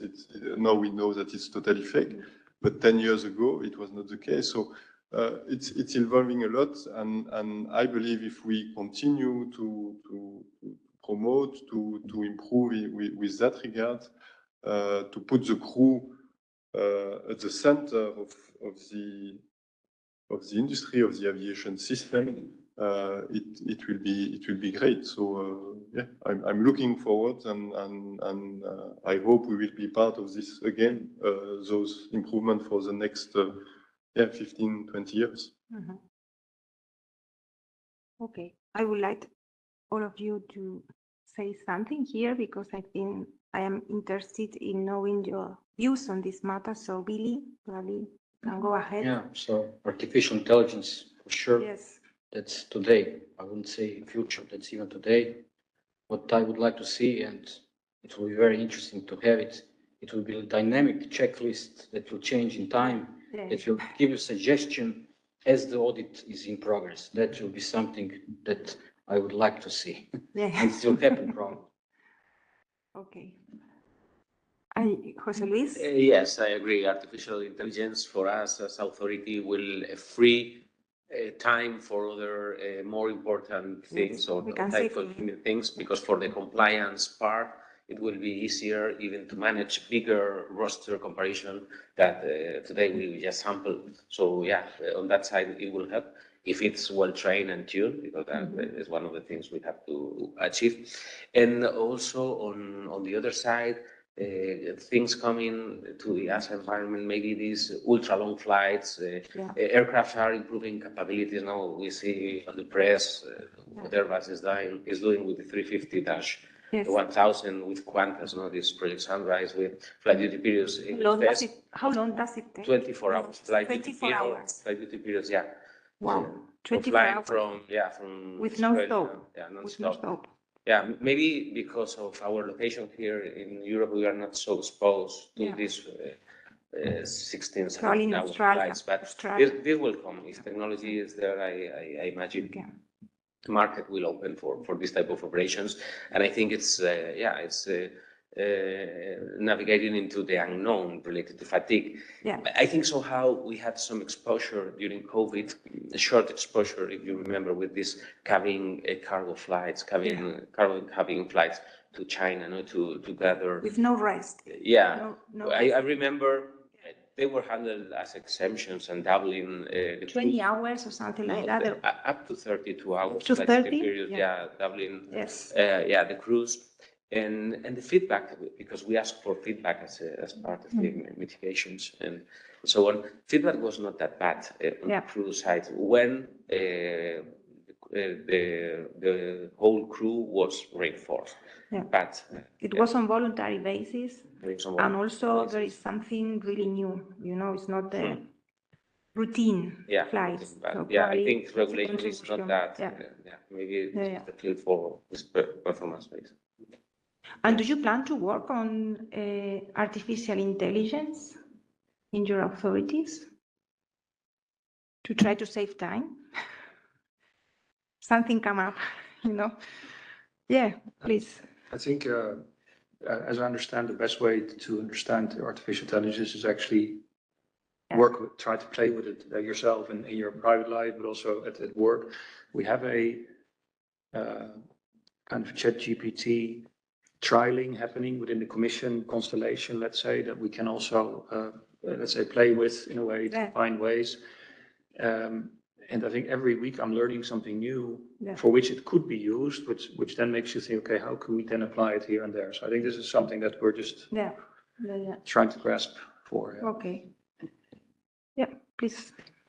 Yeah, we have in Luxembourg, the states, they have an IT agency, and they are basically defining the guidelines for us, what we can use, what we cannot use. So it's very new. It was, I think, 2 weeks ago where we received those guidelines, but they made a disposal for us, Copilot. Yes, the Copilot. The Copilot, the Microsoft AI, in a secure environment, etc. Because we have the same The huge risk is to provide data Yeah. to those external AIs without being in a controlled environment. So, For instance, the sensitive data. yeah, exactly, it can be sensitive because initially we saw some inspectors starting to use ChatGPT to rephrase findings and things like this, and so we need to define a framework for the use of that. Now in Luxembourg, it has been done, but recently. So we are always a little bit behind, but I think we will make it. Okay. Does anyone want to add something else about the future, artificial intelligence? No, Well, I said as so. one. That would be IT not, question. I'm going to open the floor to the audience. Okay. Yeah. Sorry? For question. Yeah. So if you can show on the screen the question coming from Slido, and I invite John to help me with that questions. So let's have a look.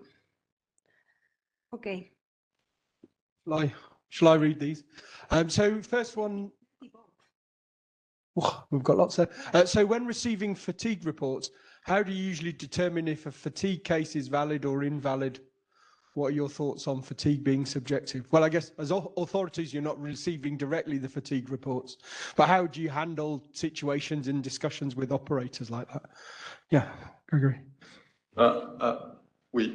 So first of all, we do not assess ourselves the fatigue reports.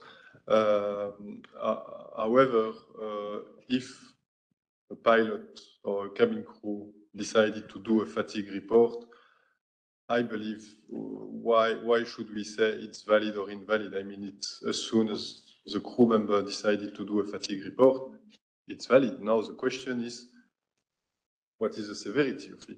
But is it valid or not? I think it's not a question for me. It's valid. I think it's an interesting one because it's kind of that mind shift of fatigue reports not valid or invalid. Like you say, if a staff member's raised a fatigue report, they have obviously felt fatigued at some point. The question is, what's the organisation going to learn from that to help manage fatigue for other members of staff, which is an interesting one. So did you want to follow up on that? Yeah. Hello. Today we can. Okay, thank you so much. My name is Santiago Madrona. I'm a flight operation manager of Cygnus Air. It's a cargo company in Spain, flying 757. We have the 757 operating right now for DHL. As he was mentioned, of course, I am receiving a lot of these fatigue reports, and of course, all of them are valid.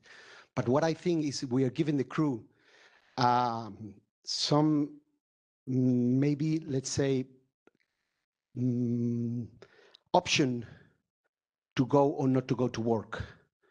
So imagine if you're working, any of you, and in the morning you think, okay, I not feel good or I don't want to work. I'm going to do a report. I present it to the flight operation manager, and my obligation is stop that crew to flight, of course. But that report is valid, of course. Now, what is the keys we're giving to the crews if they don't want to work or not? That's my point of view. It's difficult. Of course, the report is valid, and we are accepting all those fatigue reports. But it's some ambiguity on that. That's my thought. Thank you. Thank you. I think we could collectively debate the finer points of that conversation for quite a while. And I think this is the question, I guess, for me around mindset and all of these kind of challenges around the topic of how do we discuss that relationship between the staff member and the organisation, the shared responsibilities. And it was interesting that came out a lot in Vienna as well. But it's that, how do you how do you shift the conversation, I guess, from something like that about staff not wanting to come to work or using it as a get out to how are we collectively here to ensure a safe operation, and kind of shifting that narrative, I guess. It's not an easy thing to do. Easy for me to stand on a stage and talk about, much harder for you in a small operator. I completely appreciate that. Should we move on to the next one? Yes. Like I say, we can, I'm sure there'll be discussions about that at the break. The next one, if crew rostering training is so important for FTL and FRM, why isn't the training standardized by EASA and placed under the oversight of national authorities? I think it's yours. That's an interesting one, but Everybody I think it's looking at you. Coming from the flight crew training domain originally, I think it has a value here. This question. I mean, we are looking at it during our standardization visits, how the persons involved in this rostering have been trained. Yeah. Of course, you can always go further than that and kind of come up with more prescriptive training programs to approve and all that. And maybe yes, we could look into this, but at the moment. It is something that may have not been as important as we've now maybe discovered during this conference. You know, something to look into, I would say. Yeah. Yeah. It's the same discussion. It's more prescriptive. And it's interesting. The topics of the training, or yeah. Oh, we have lots of hand waving at the back. Oh. Hello. What I wanted to say is already on the screen. So about FRM training for instructors, for example, or for crew rostering personnel. Okay, for crew rostering personnel, this is we actually think this is competency-based training. So the operator should define how much training is needed for different categories of personnel. So for rostering personnel, it's also the same. We cannot prescribe firm syllabus for this kind of training because there might be different competencies already available within the operator. So in this FAQ number 95253, you can find more about that. And we also do some recommendation in relation to FRM instructors training. Thanks. Thank you. She means that there is a fact really looking at this. Okay. And it's interesting on the topic of, well, lots of training, lots of conferences I've been at. Yeah. People talk about training and competencies for particularly all sorts of different staff members. I remember when we did the implementation of the EASA fuel rules, for example, there was discussion then about similarly training of people in ops control rooms and things like that on implementing the fuel rules. And it's always an interesting discussion, and the challenge is always how far do you go at standardizing it for everybody who says, oh, there should be standardized requirements. There are 10 organizations who have something competency-based, effective, that works, that might be different from the approach that you might choose to put in a rule. And you know, how far do you go? It's always an interesting debate. Cool. Should we go to the next one? Flavio. We know that the rule does not consider cumulative fatigue. How do you deal with operators that always apply the rule to the limit? Okay, the rule making. Okay, I don't know if you want to ask Dan or any one of you. The question is about. Try. Okay, thank you.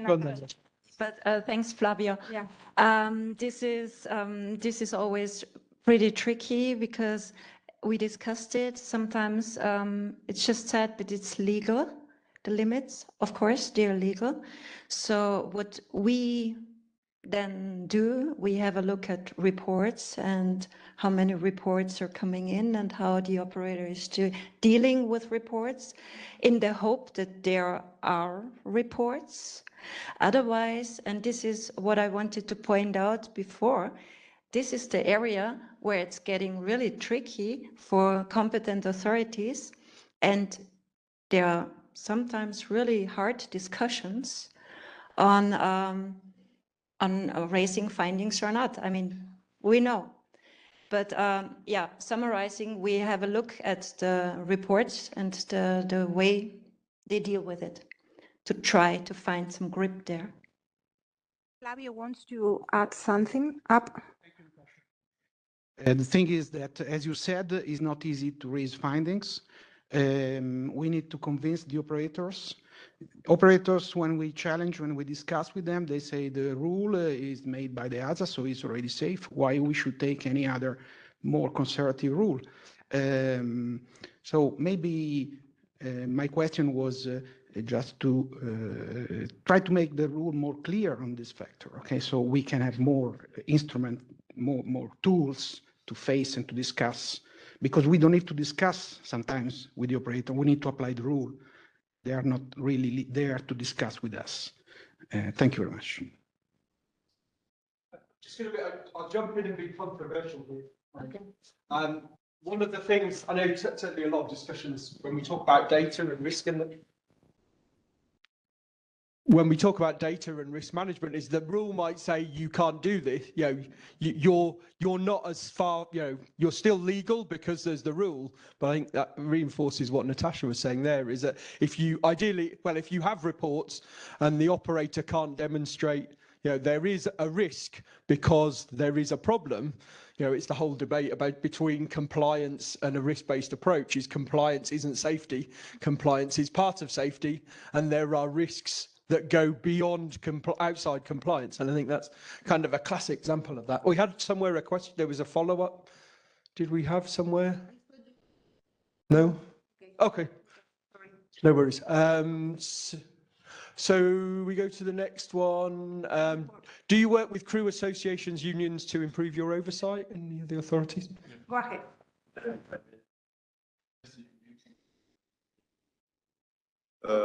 We have a regular meeting with them. We have exchanges with them. So we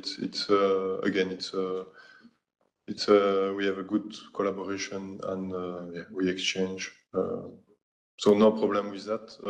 Of course, we discuss issues. They share issues with us. It does not mean because they come to us with some issues that sometimes it's issues where we can not do something because it's not a finding to the rule or whatever. But sometimes, as I said, when we sample some rosters, it helps us to look to some rosters which are maybe at the limit, maybe problematic, etc. So it's a valuable source of information for us, and it's part of the complete picture that we need to have. We need really to have this global picture. And I guess that's the same for most authorities. Yeah. It's a source of information. Yeah, indeed.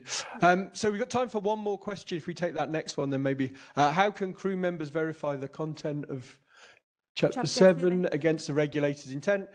How should they proceed if the airline is not receptive to their consent? And I guess that's where dialogue with unions is one of the key discussions. Yeah, I think it's not to the crew member to check if Chapter 7 is compliant with the rule or not. This is our job. So, I mean, yeah. As soon as the Chapter 7 is approved, it means it is compliant.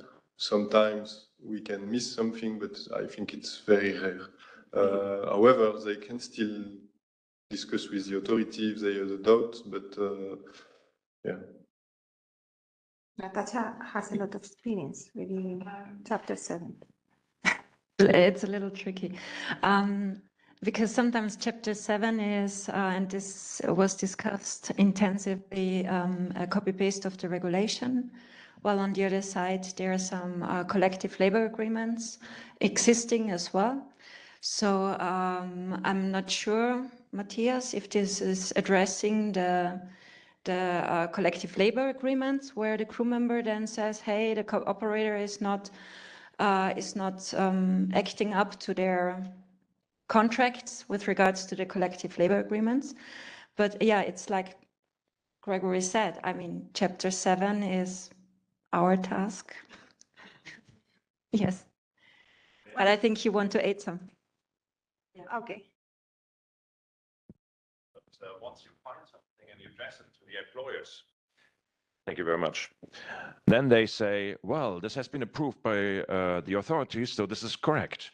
And we as pilots sit there and say, how can that be correct? It's completely against the wording or against the intent or whatever. But we stop there, or we have to stop there, because it's a loop. Yeah, you say something is wrong, and they say you approved it, and you say, well, we check it, and if it's approved, then it's okay.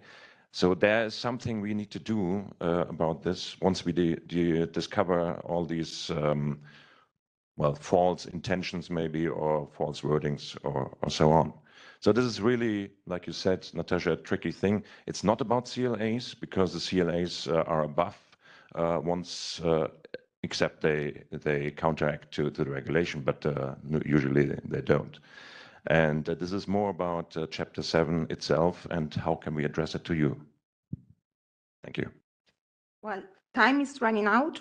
Okay, so Just okay. so that you can address it to us through the normal collaborative. I don't know, depending on the country, but you have a forum for that, like we have in Luxembourg. We have regular meeting with our national association, and this is a way to do it, I believe. If there is a doubt, to address it during those meetings, and then we can analyze. Again, nobody is perfect. We might have some mistakes or overlooked something. So we are, again, open to that. But we believe it's not the crew to discuss with the operators the validity of the Chapter 7. Then, in that case, the crew should report to the representative, and then the representative to the authority. And then we have a discussion between pilot's representative and authority. And if there is something wrong, then of course we will ask the operator to change the Chapter 7, because it's our responsibility to approve it. Okay. So thank you very much for providing your useful insights into this matter. The discussion has been very useful and interesting. Allow me, before we come to the end to this panel, to recap main key takeaways from our panel discussion, because I have a lot of notes here, so okay, the first thing is, okay, fatigue risk management means safety, not compliance. So that's the first point I want to remark here. And I think this is why you talk about that. Is it necessary? Operator must implement an effective safety management system to deal with this kind of things, fatigue. We have been talking about responsibilities and trends. The involvement and commitment of the management is of paramount importance here.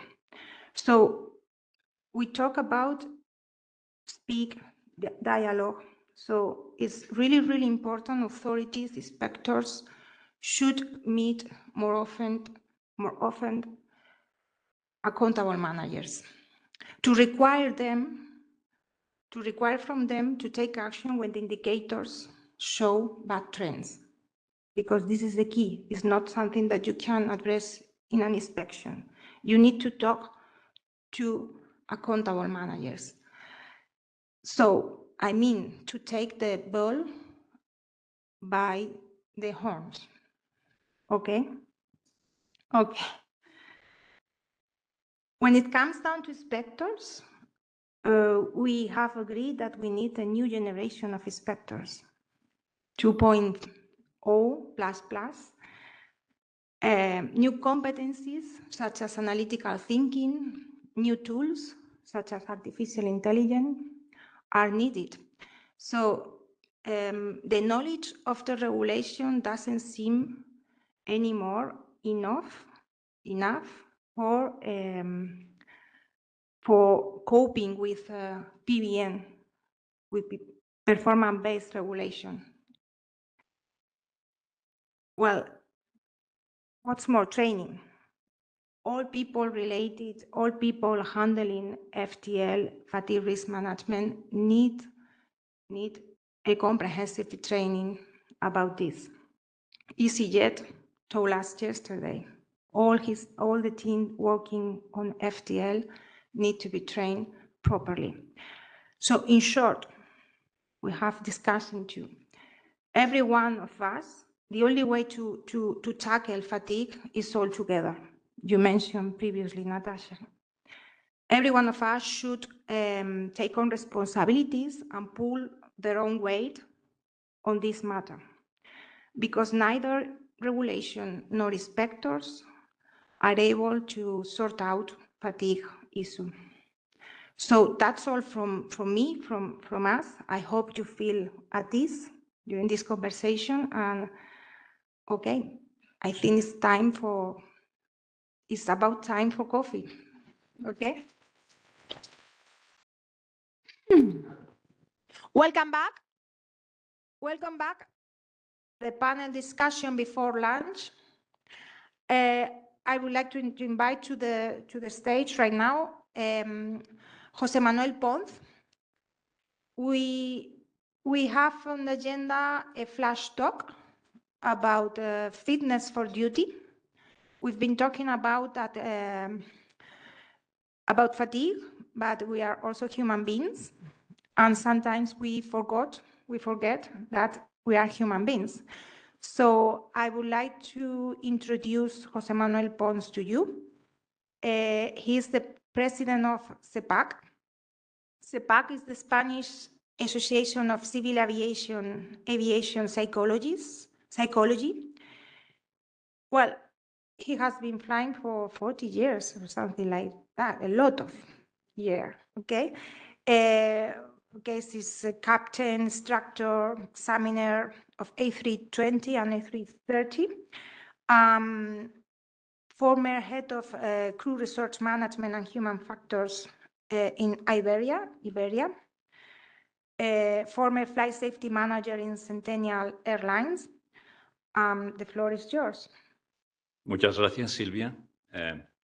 Buenos días. Thank you very much for being so punctual. I know it's not easy after the coffee break, so I appreciate that. I am no longer with Iberia. I am retired now, but yeah, thank you very much for the introduction. As you said, we're going to be talking now about, as Natasha said in the previous panel discussion, the human factor, right? The last line of defense. So the title of the talk is Fitness for Duty. In my case, fitness for flight. But I have subtitled it as Self-Awareness or the Titanium Pilot. Now, you may replace a pilot with air traffic controller, cabin attendant, engineer, technician, civil aviation authority, of course, or any other of the very important jobs, professions, which play a paramount role in the safety of flight. As for the titanium part, it refers to the bias that we all have. We all believe that we are more or less indestructible, especially when we are young, of course. But even if we, as we grow older, we still have that bias. That's why when we watch an action movie, a war movie, we always identify ourselves with the leading role, the main character. And even if everybody else is dying and blood splashing around and everything, we survive, of course, because we are indestructible, right? Now, nothing wrong with that. That is a perfect psychological trait. It plays an adaptive role as well, so it's okay. The trouble arises when it interferes with our judgment to assess our own fitness to fly or fitness for duty, whatever the case may be. That is an important bias. There are other biases as well, but we have a wonderful tool to cope with these problems. That tool is called self-awareness, right? Now, to what degree am I self-aware at any given moment? I may ask myself. For instance, at this very moment, am I aware that my heartbeat is going a bit faster than usual? Am I aware that my breathing perhaps is a bit more agitated? Because I am speaking in front of such a distinguished audience, of course. But furthermore, what about the thoughts lurking in the back of my mind? Those thoughts such as, will they like what I'm talking about? Will they like me? What about my reputation? Will I stick to the time frame? Let me know if I don't. The mere fact that I become aware of those things helps me to diffuse whichever negative side effects they may have upon my performance. In this case, the speech, right? So we have on one hand, becoming aware of what's going on in my body, my bodily sensations, my feelings, and therefore my thoughts as well. Just becoming aware of them plays a very important role for diffusing those effects. But on top of that, by becoming aware, I can bring back the focus of my attention and put it where I really want it to be, right? In this case, the task at hand is to deliver a speech. But in other cases, it may be, for instance, assessing my own fitness for duty, okay? Now, easier said than done, right? But we have very good news, and it is that self-awareness can be trained, okay? I am capable of training it. We have a lot of tools at our disposal, which are beyond the scope of this talk, such as mindfulness, meditation, prayer for some of us, self-control techniques, and so forth. But there is one single thing which I can always do, which is at any moment of the day, become aware of what's going on in me, my thoughts, my feelings, my sensations, right? Now, there are some threats to this self-awareness, which can be grouped into two main categories. One is external threats, the other one is internal threats. And to illustrate this point, if I may, I would like to share with you an example from my own personal experience. About 30 years ago, I was an MD-80 captain flying for a small airline. And at the time, I was stationed in a Northern European city. It was very cold. And so I came down with a flu. So, of course, I reported sick, right? Not even 5 minutes after I had reported sick, I got a phone call from the CFO asking me how I was. So I said, gee, it's so nice of you to call me. I really appreciate it. It's so thoughtful. He says, yeah, sure, but can you do your next flight or what? I say, okay. I reported sick, right? He says, yeah, but you are the only captain available for the flight. So, this is a very important contract for our airline. Why don't you pick the first officer of your choice, the one who you find the most trustworthy, most professional, most experienced? You fly with him. You just show up for the flight. You just sign the papers and, let him do whatever it is that you guys do in the airplane, right? Just take care of everything. So there you have it, external pressure for you.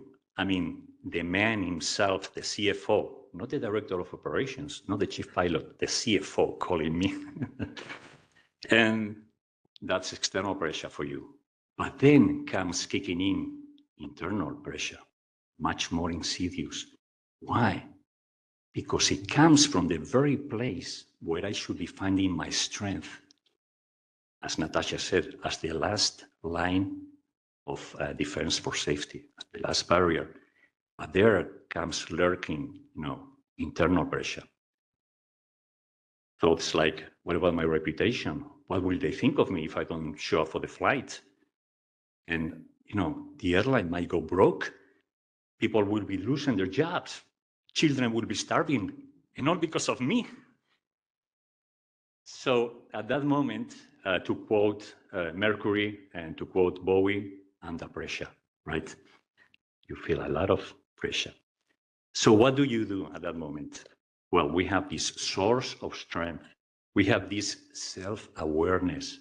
And at that moment, just by becoming aware of the nature of those runaway thoughts, identifying them for what they are, truly, identifying my bodily sensations, my true state, that helps me diffuse to a large degree all that pressure. But on top of that, it allows me to focus my attention on the point where I really want to focus it, right? And for that, to make a clear judgment, I need to find that source of strength which nourishes me, right? So I go back to my inner core where I find my motivation. The motivation that brings us all here today and yesterday. And that motivation, as you very well know, is what impels me to go forward and what helps me to make the clear judgment, to do what's right at every moment. So in the pyramid of motivation, obviously, I'm talking about professional motivation. At the very bottom, we have economic, money. It's very important, right? It makes the world go round, but it's very short-lived, right? Then we have psychological motivation, reputation, what others will think of me, excuse me, and recognition by my peers, by the company, and so forth. That's very important as well. But at the very top of the pyramid, I have the true source which nourishes me, which gives me strength to do what I do professionally, because there lies what I really am, which is an important part, each one of us in its own category, her own category, a very important part of flight safety, or the flight safety net. And that's what gives true meaning to what I do. And drawing from that source, after regaining that self-awareness, helps me to make the right decision, whatever it may be. Because at the end of the day, my dear colleagues and friends, the true nature of our business, as you well know, is saving lives. Muchas gracias. Fantastic. Thanks very much for that. I think it's great just to get different views on this topic, and something like that, short, hard hitting, just kind of highlights the importance of the discussion and why we're all here. So if I could invite our next panel to come up. I'll introduce them while they come up, so then we can get straight into the discussion. So my colleague Clint Taliana, who's one of the experts in our AirOps standards section, is going to not lead the discussion, but basically lead the discussion. We've got Captain Piers McCrann from the Irish Aviation Authority, who's the head of flight operations there in Dublin. We've got Captain John Said, right? I pronounced that right? Who's the nominated person for crew training for Ryanair. We've got Kevin Mara, who's the Deputy Chief Pilot for Ryanair as well, and Charles Patch from the Maltese CAA. Sorry, I knew I was going to get that wrong. And he's the Director General for Civil Aviation in Malta. So great panel. We've got a great discussion. So Clint, over to you. Thank you, John. 8 out of 10 for pronouncing Maltese surnames. You're getting there. So sorry. He's unlucky enough to have 3 Maltese persons on this panel. Sorry, Piers and Kevin. You're outnumbered. So if we could launch my presentation, please. Back in June, when we were discussing this conference, Sylvia told me, Clint, you have to do something about group operations. And I said, okay, that's interesting. Yes, and please, we need to have, authorities and an operator with experience of this. So with a few phone calls, few emails, and here we are. So how many of you have heard about the concept or this business model of group ops in the room? Okay, we're not nearly there. Okay, so I will try to go through the evolution of the model. I'm referring to group ops as a model. Then I'm going to discuss a little bit on the group ops guidelines, on some documents and some help that EASA produced. Detail a little bit, give it a little bit of an FTL FRM spin. So I am sorry for our scientists, our FRM experts, and our safety matter experts, but we're going to stay rather generic on the topic because we're going to focus on group ops at large, implementation, approval, and oversight. Then we're going to have a presentation by the group today, which is Ryanair Group, composed of Malta Air and Ryanair DAC. And Piers and Charles are going to do their part from an authority perspective. So we're trying to tell you a story. I'm sure that there will be a lot of questions. I hope not to leave you a lot of time for questions. And then we conclude. So one of the discussions that we had, one of the email exchanges we had was, why are we calling it a new business model? Well, in fact, it is not a new business model. And I know that in the room, there are people that are, in fact, doing this, have been doing this type of group operations way ahead of time. So, however, the first imprint that we find from an EASA perspective was 2017. So, of course, work started before. And the EASA has published this management of hazards related to new business models. So the new business model name is inherited from that document. This was 2017. It's a very interesting document that I still find useful, to be honest. And it focused literally on identification of hazards and safety assessments of new type of concepts. And it focused particularly on service level agreements and subcontracting, something that I believe will be touched upon in the presentation. And in 2020, you have heard of EPAS by now, you're experts on this. 2020, this new business model or group operations found itself in the European Plan for Aviation Safety, okay? And has since developed a bit. I will explain a little bit more. One of the tasks and one of the focuses and one of the objectives of EPAS was to provide guidance to authorities on overseeing and dealing with airlines part of the group. Okay, so the mandate has come from EPAS. And in 2020, later that year, group work started on the guidelines for group operations. As you see in the slide, the work took 4 years. These guidelines for group ops are intended and focused for authorities mainly, but I will give it a bit of indications of how it could be useful for operators as well. The work was done in a collaboration. So Michaela, my manager yesterday, focused a lot on collaboration, and this was a very good example on a collaborative process. A number of authorities, national authorities. Ironically, I was on that side of the field in 2020, so we took part. A number of authorities formed this collaborative group. Now, a bit of evolution, a bit of makeup, a bit of updates. You know, EPAS 2025, I assume everybody knows it by heart now. It's been published 2 weeks ago, so I hope that everybody. So it's got these priorities, main priorities, and group operations found itself under this cluster for safe and sustainable integration of new technology and concepts. So group operations is not the only item there, it's a one-line item there. So is it a new business model? I'd say not anymore.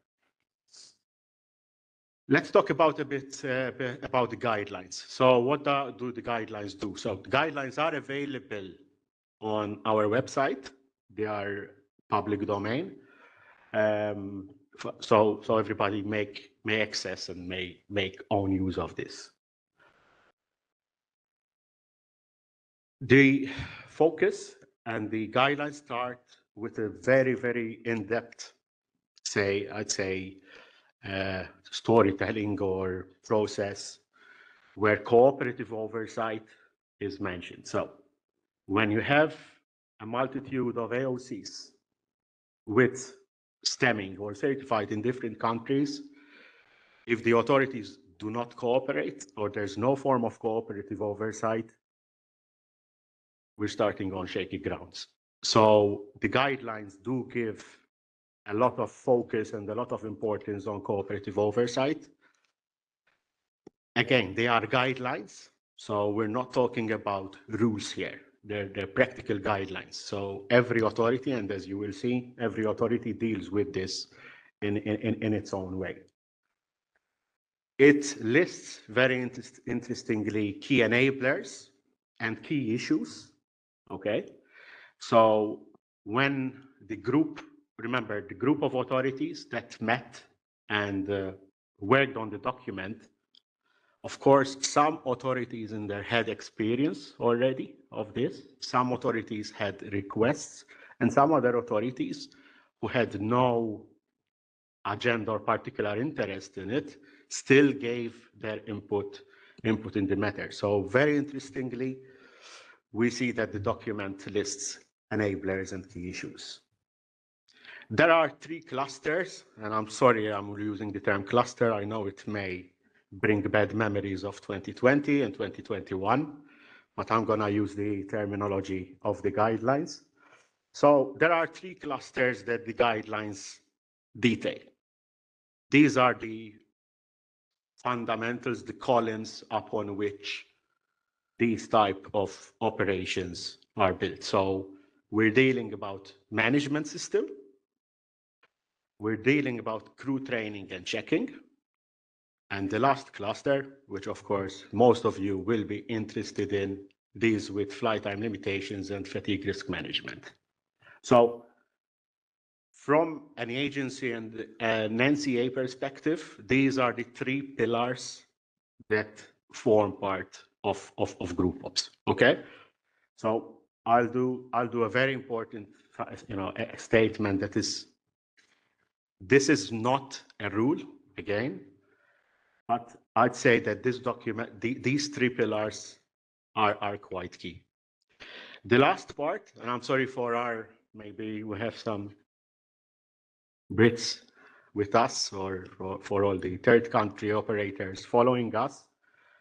The guidelines make it clear that this construct, this type of model is not available or not applicable to operators of EASA, member states, and none, because the basic regulation dictates. So any operators falling out of the basic regulation are out of scope. So that's as far as the guidelines go. FTL-FRM. Yes, I started this work on the Maltese side of the work, and then it finished on the EASA side, ironically. There were 4 NCAs heavily involved in this. The work really started between 2023 and 2024. Due to several issues, work could not start earlier. And I have to say there were several meetings and several iterations on the topic. Interestingly, and of course we have a group which is one of the, which is an airline. The guidelines deal with commercial air transport and air taxi, okay? Because no one should be left behind, right? And the construct is not only restricted to airlines operating in CAT. So, and the result was we have these, 12 clusters. I'm not going to go into the details on the 12 clusters for the purpose of the audience that are not familiar with this. I'm just gonna give the headers. So the first one deals with determination of disruptive schedules, and this is literally authority-based. We, of course, cannot not talk about individual flight time specification schemes. The third table deals with air taxi. So air taxi are contained in the third table. We cannot not deal with operator responsibilities, right? Seeing the presentation this morning. Fatigue risk management, policy and procedures. We deal with home base, and I know this is an issue that is at heart, and this is a contentious issue, possibly. Flight duty periods and reporting times. Commander's discretion, delayed reporting. Standby and duties at the airport. FTL records. And last but not least is fatigue management training. Okay, so essentially we tried to subdivide the rule in main areas and provide guidelines in dealing with groups on the specific issues. How are these clusters, how are these tables built? As you see, it's we try to keep it as simple as possible. So everything, one of the first mandates that I've been given is it has to fit on one page. Okay, so that was the first rule. So we start with a description of the issue or description of how the way rules can be implemented or may be implemented in group ops.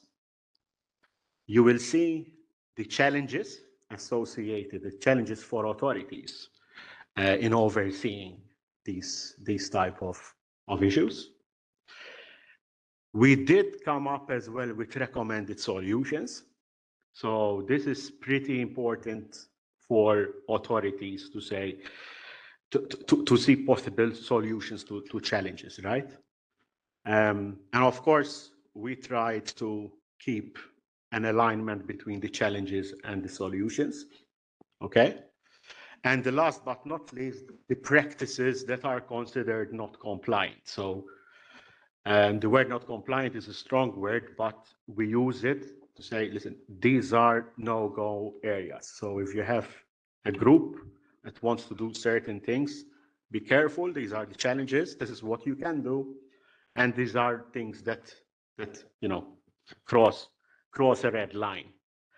So as you see, although the guidelines are intended for authorities, operators that are in such constructs do, of course, and may, of course, and hopefully they do, make use of these issues. Now, of course, you will see in the presentations later on very soon, these are, again, guidelines, so you have a lot of external factors that may make the use of these guidelines a success or not. So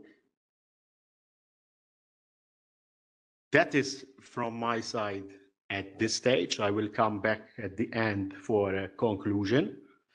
I would like to now invite John and Kevin, or is it Kevin? Kevin, from Ryanair Group to present to us the implementation of this construct. So if we can launch the Ryanair presentation, thank you.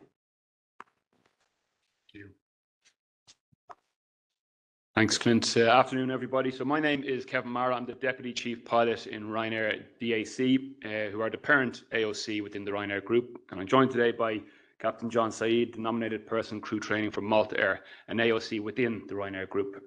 So together, we are here to give a very brief overview of how the Ryanair Group manages group operations within the confines of the current regulatory regime. So the Ryanair Group Ops project launched in 2019, and it was very shortly followed by the trial in 2020. Now, that doesn't go to say there wasn't a lot of preparation and talk beforehand. As Clint said, these discussions started back as far as 2017. So we started a trial in 2020. And the concept, although not new to the aviation industry in Europe, is aimed to capitalize on the near identical operations of Ryanair DAC and Malta Air. We wanted to leverage those synergies to enhance operational efficiency. So over the past 4 years for us, group operations flights have been an absolute masterclass in delay recovery. And it's due to a variety of reasons, really, and some of them are up on screen here. So crew sickness, unscheduled maintenance, or scheduled maintenance. And what is the result for us? So group operations has enabled Ryanair to help over 18 million passengers reach their destination safely and on time. And consequently, it reduced the group exposure to EU 261 claims. So that's why we do group operations. I'm going to hand over to John now to discuss how we do group operations. Thank you. So good afternoon. So group operations, how do we achieve it? Group operations is obviously how we designed our processes are specific to our own particular setup. So for the Ryanair Group, we achieve group operations first and foremost by identifying a parent AOC. That parent AOC is Ryanair DAC, the Irish company in the group. Of course, making it even easier for us is that Malta Air and Ryanair DAC have the same area of operation. So that's one part. The other thing that we need to keep in mind is that for group operations, there is a high level of integration that is required in various aspects of the operation. Now, for our particular circumstances, there are three key facets that make this integration fairly easy.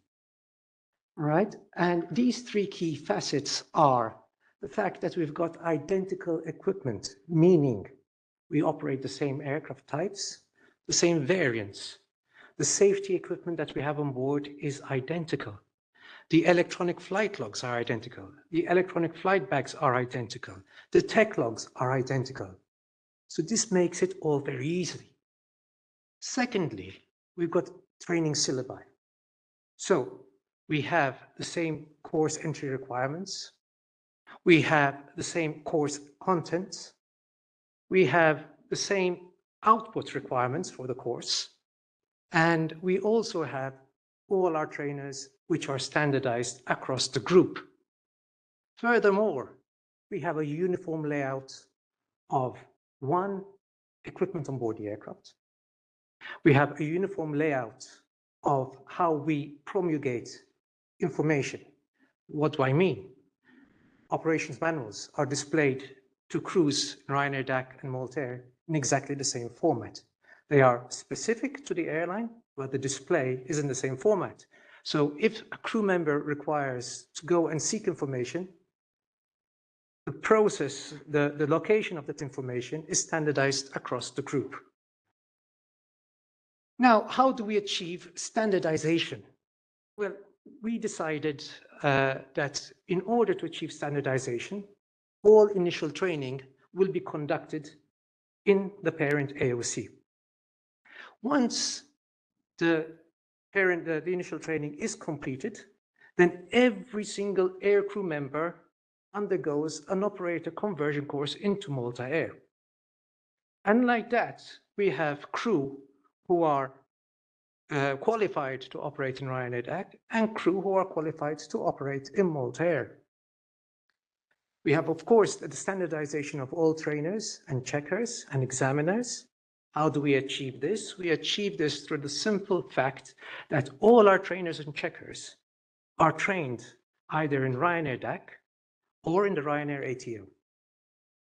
All trainers and checkers, approved, of course, by the authorities, are listed in our respective OMDs. We have identical forms, and we use a common platform. So that makes it all very easy. Now, like I said, and to mirror what Clint said, well, the three key pillars of group operations that Clint mentioned are reflected in our sort of pillars for group operations. We cannot talk about group operations without talking about the harmonization of operations manuals. It is crucially important that we keep any differences in operating manuals to the absolute minimum.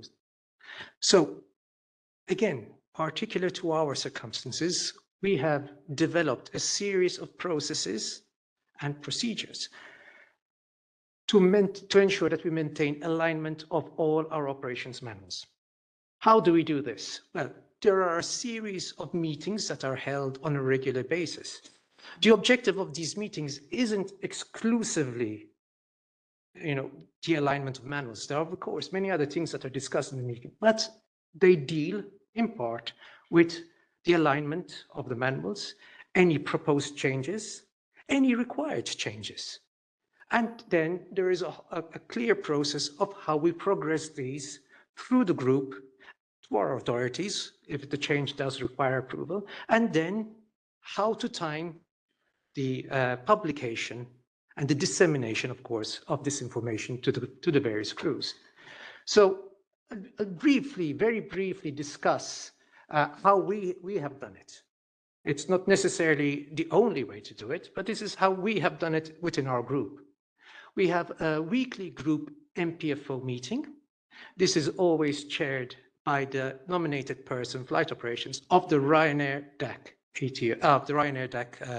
company. So that's the first thing. This is a gathering of all the MPs, and part of one of the objectives of this meeting is if there is a requirement, publication, be it a procedure change, be it an FCI, be it a policy change, be it a memo, whatever is required, this would be discussed in this meeting.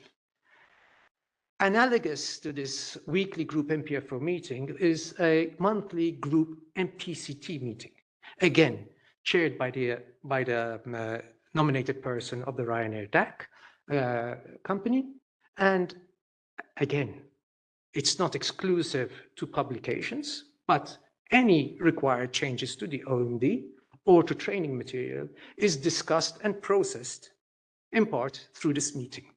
We have a weekly group operations manual harmonization meeting. Again, this might seem like a bit of an overkill. It isn't. It works really well in our case.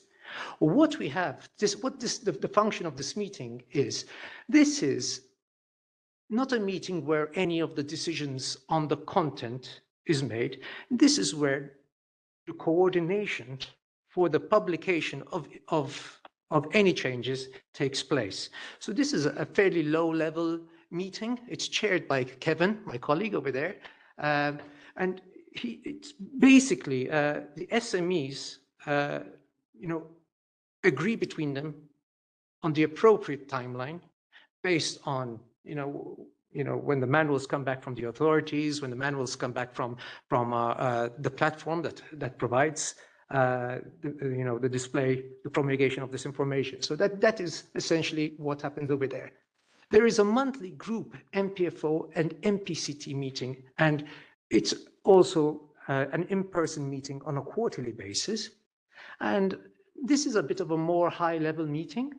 And this is more where discussions with regards to policy take place. There are a lot of inputs that come into this meeting, and then the MPs decide on the appropriate course of action. Now, and lastly, in terms of meetings, we have the in-flight. So again, analogous to the others, but this is primarily focused on the granular details with regards to safety emergency procedures and the likes of that. So then what happens is the direction is given through these meetings. There's a lot of inputs that go in, and it's all coordinated. And somebody is tasked with drafting any manual change or procedure, and he is the owner. That draft then goes to what we call the group ops documentation process.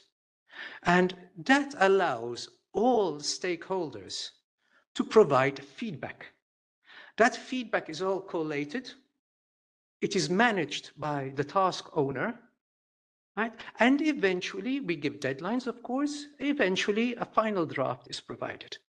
If this change is a change that requires prior approval, then across the AOCs, we coordinate when, particularly in the case of group operations, when this information is passed on to the authorities. We wait until we have feedback from the authorities. If there is feedback, then it goes back to the group operations document process, whereby this feedback is passed on to all the stakeholders, and it is incorporated in any subsequent draft. And thereafter, of course, passed back to the operator for approval. If there's no feedback, then great. We know that the draft is its final format, and from there, it goes to the next process, which would be the inputting of it into the manuals, and then obviously to publication status. Now, in order to keep track of everything, we also have a SharePoint. It's a tracker of sorts, whereby each documentation or each procedure change that we want to push forward has got a reference number. It's sectioned, whether it's training, whether it's OMA, whether it's OMD, whether it's a MIMO, whether it's an FCI. So, and then there is a status, whether it's draft, final draft, submitted, approved, ready for publication. And like that, the SMEs on the weekly group operations harmonization meeting know when the time is right to come for publication. Lastly, we have a document gap analysis, which is done on a regular, well, it's done on a periodical basis. Now, of course, you can see from this, we put a lot of effort, a real lot of effort in ensuring manual alignment. We're human, there are humans involved, and errors, even be them editorial, can take place.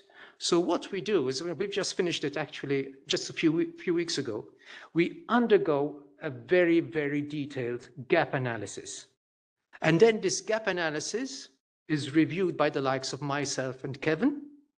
And we literally eliminate any drift. We're talking about even commas and spelling mistakes, everything.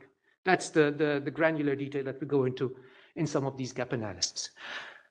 Of course, there are differences in the operations manuals. They're very small. And most of these differences really and truly focus on slightly different company structures. We'll talk about that later on as to why there are slightly different management structures within the group, within the AOCs. And then, of course, there are maybe some minor differences between the authorities vis-a-vis what needs to be included and not included. And that essentially is how we harmonize our manuals. Another key tenet of group operations, as Clint alluded to earlier on, is an integrated management system. How do we do this? So each AOC has their own accountable manager. They have their MPs, their safety manager, their compliance manager. Now, as I said, Ryanair DAC is the parent AOC. So what we do is, through contracted activities, we have a service level agreement for the provision of some services, not all services, some services. One example you'll see in the next slide is the operations and crew management system. So this is governed by a service level agreement that is signed between the AOCs. And it essentially, they're the terms and conditions of this agreement. It's a commercial arrangement. Furthermore, so safety events that take place on the line, be them in the individual AOC or on a group operations flight, are reviewed on a daily basis. There are, of course, some safety events that would require more in-depth investigation.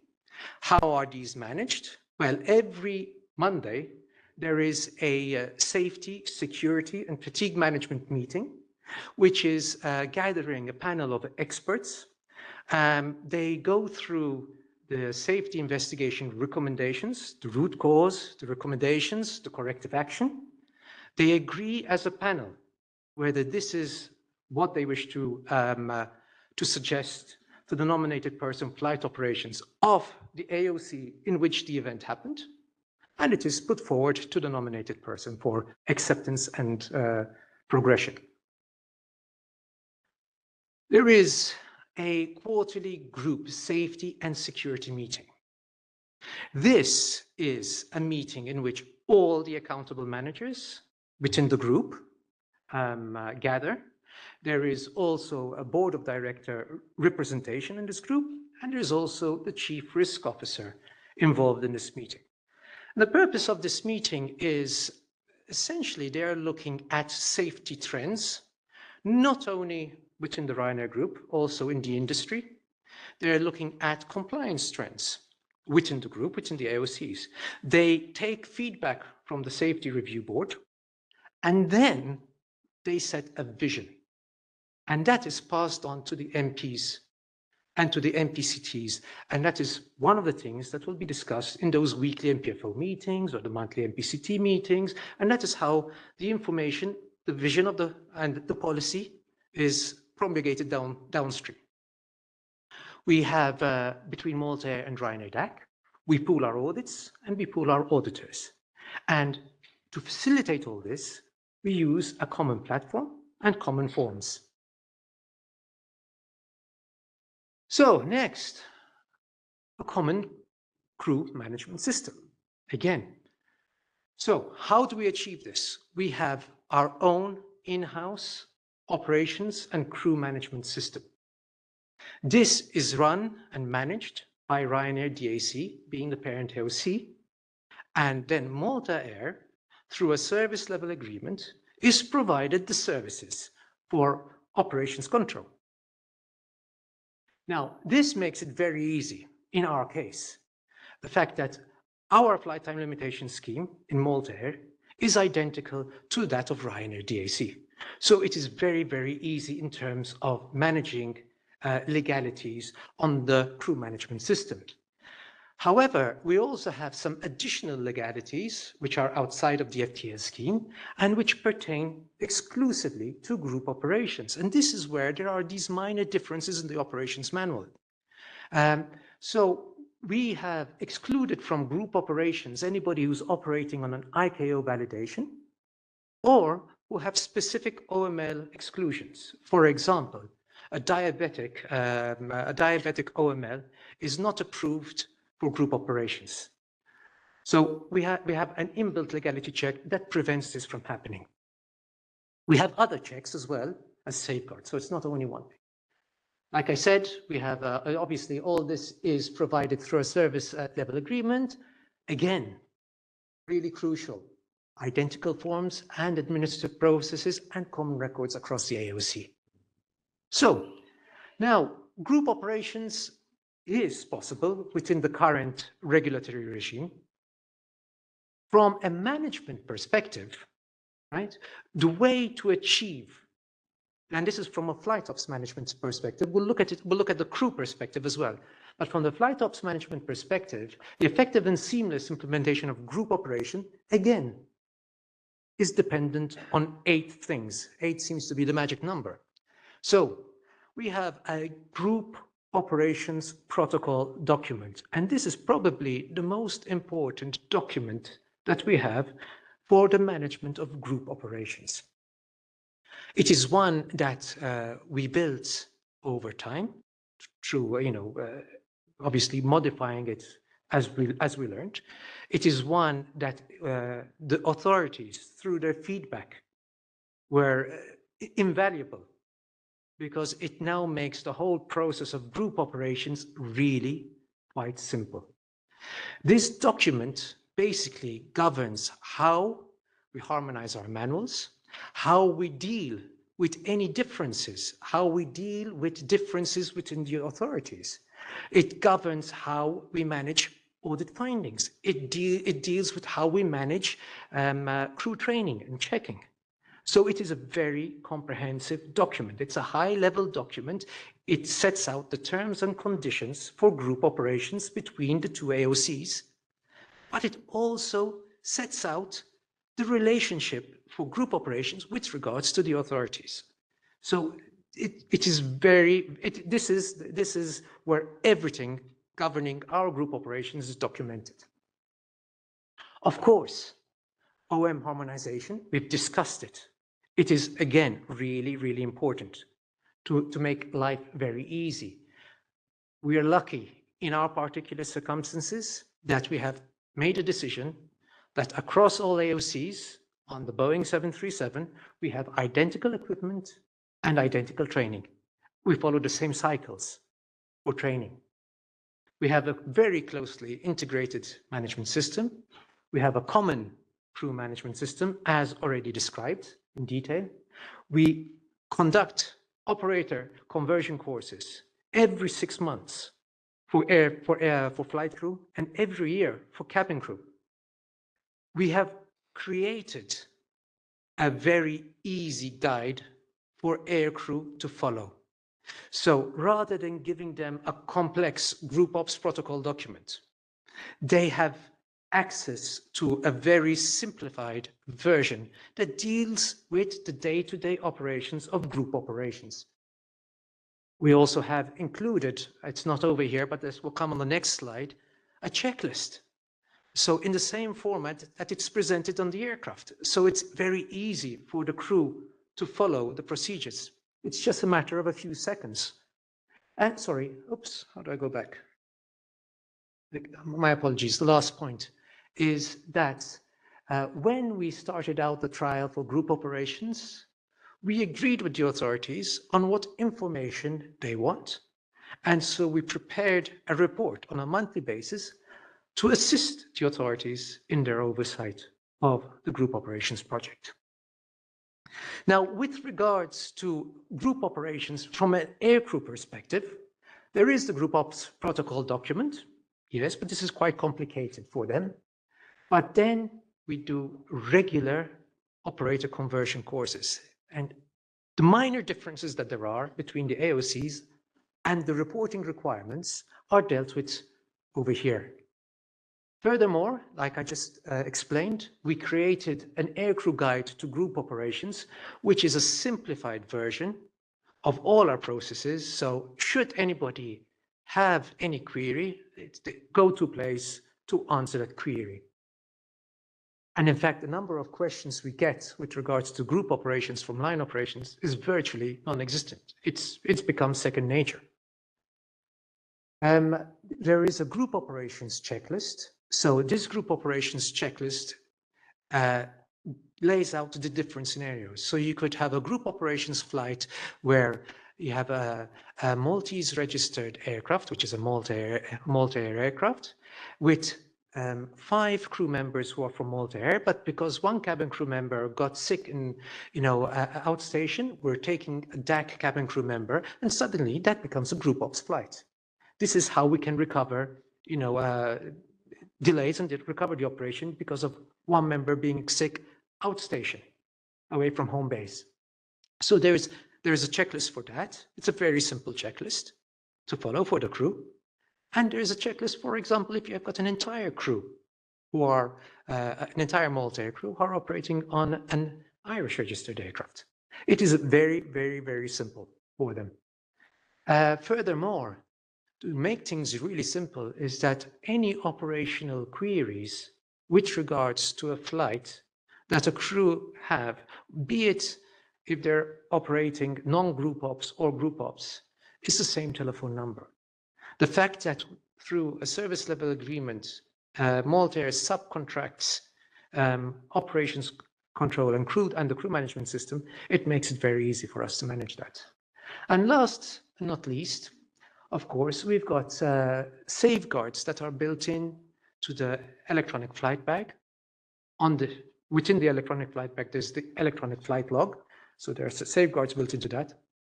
And there are safeguards built into the crew management system, as briefly touched upon earlier on.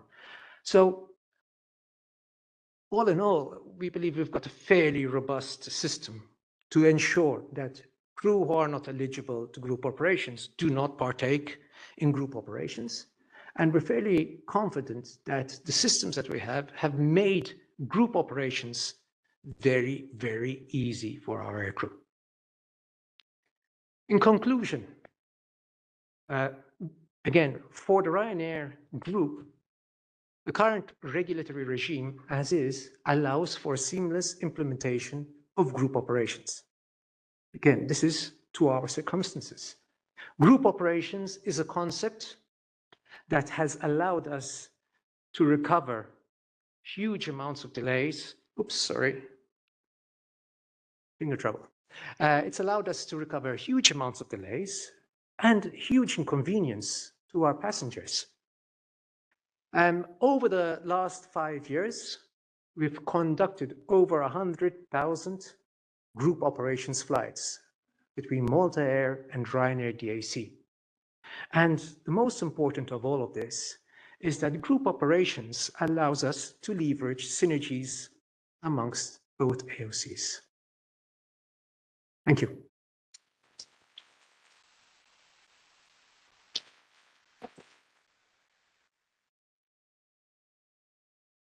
Thank you, John. Thank you, Kevin.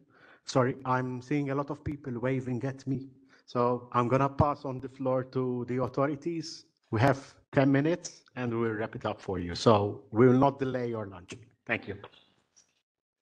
It's good or bad to be before lunch. You can either take it as a good thing or a bad thing. Cooperative oversight, we're applying it today because Piers did all the work and I'm just here to say a couple of words, basically.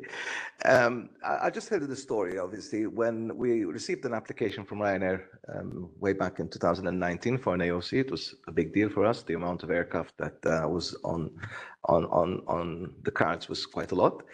Obviously, we sat down internally, discussed this internally. We looked at the whole manuals, and we issued an AOC in June of 2019.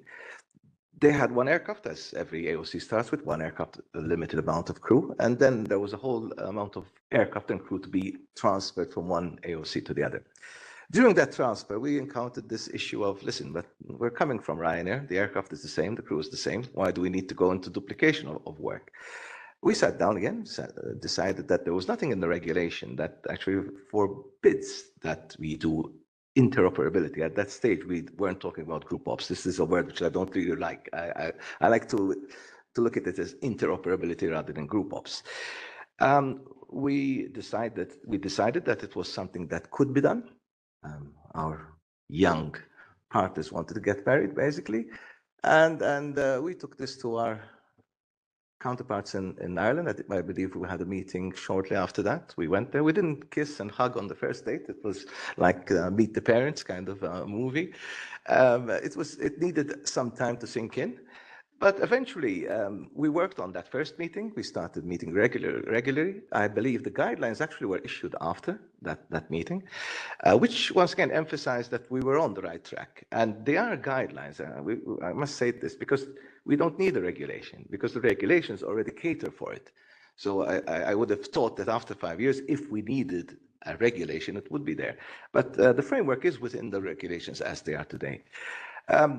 John highlighted about 100,000 flights within the group ops, which shows that once again, the hazard and some of the hazards that were identified way back, I think even in 2015, are not any hazard anymore. I think we've learned, and the best risk assessment is to be done after you've done something because you have the data.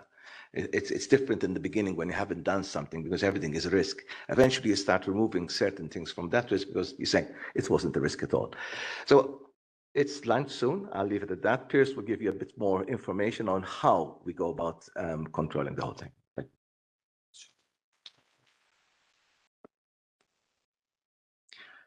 Okay, thanks, Charles. Thank you very much indeed, and thanks for hosting us. To be quite honest, it's kind of a unique situation where you have the authority and the regulated entity, if you like, sharing the same stage, just dealing with an issue that's it can be quite sensitive. and that's the FTL aspects in particular surrounding group operations. However, having said that, this is, not only for Ryanair, but for other groups. Certainly us in the IAA have quite a lot of experience now going back quite a number of years. In particular, we've had a lot of dealings with the Norwegian group for a spell, and now certainly dealing with Ryanair on this particular subject for quite a long number of years at this point. The purpose of this short presentation really is just to show you, there's a couple of main points, but a lot of groundwork, a lot of oversight, a lot of coordination has gone into this particular enterprise, if you will. So group operations just didn't come with a flick of a switch, and I'll go through just a few pointers on this. As we pointed out, a trial was approved for group operations just between two AOCs of the Ryanair Group, Ryanair DAC and Malta Air. This was in November 2020. Now, if you remember, 2020 was, of course, the year that COVID shut down the whole industry back in spring. So there were a lot of side considerations. On one hand, it was just the ideal opportunity. It was addressing a need of the company. If you remember, Ryanair, across its operations, kept all of its crews current and actually kept the aircraft fleet, if you will, airborne on a rotational basis. That allowed the group, once the lockdowns, etc., were lifted and Europe began to open up again, they were very quickly able to mobilize and get back into operation. So there's a lot kind of happening or surrounding this. But we kept to a few fundamentals just to enable the group operations aspect. Now, these were, if you like, from our point of view, the guidance hadn't been issued at this point. But what we did have back in 2017, EASA had issued a document that identified the key safety hazards. Excuse me. So these are the types of things then that we insisted as the two authorities that we would have. So commonality, John has gone into that in some depth. The guide for the crew, absolutely essential. A group operations manual. Now, this was at the time, it morphed into this protocol, but identical training and checking was essential from our point of view. Likewise, identical individual flight time specification schemes, essential at that time. The standardization of all group training personnel. These are the examiners, the line checkers, the instructors. They all have to be, if you like, managed from the same center. You call it the Ryanair Academy. It's the Ryanair ATO is at the center of it all. And in the parent AOC, they manage this aspect of things. One of the points that was key from our point of view, Charles mentioned that when they went to do initial certification on the Malta Air, it really was a piece, if you will, of Ryanair DAC in terms of the crew that were moved onto the Malta AOC. So they were already Ryanair DAC qualified substantially. So these were the cadre that were used for the initial trial. The last piece, and this is where FTL, etc., enters into the equation, Ryanair Group Management of Change process. This has been absolutely key to the whole thing. It's not only the workflows, but it's the essential safety risk assessments. So in the Ryanair system, it's hazard identification and risk assessment, HIRA.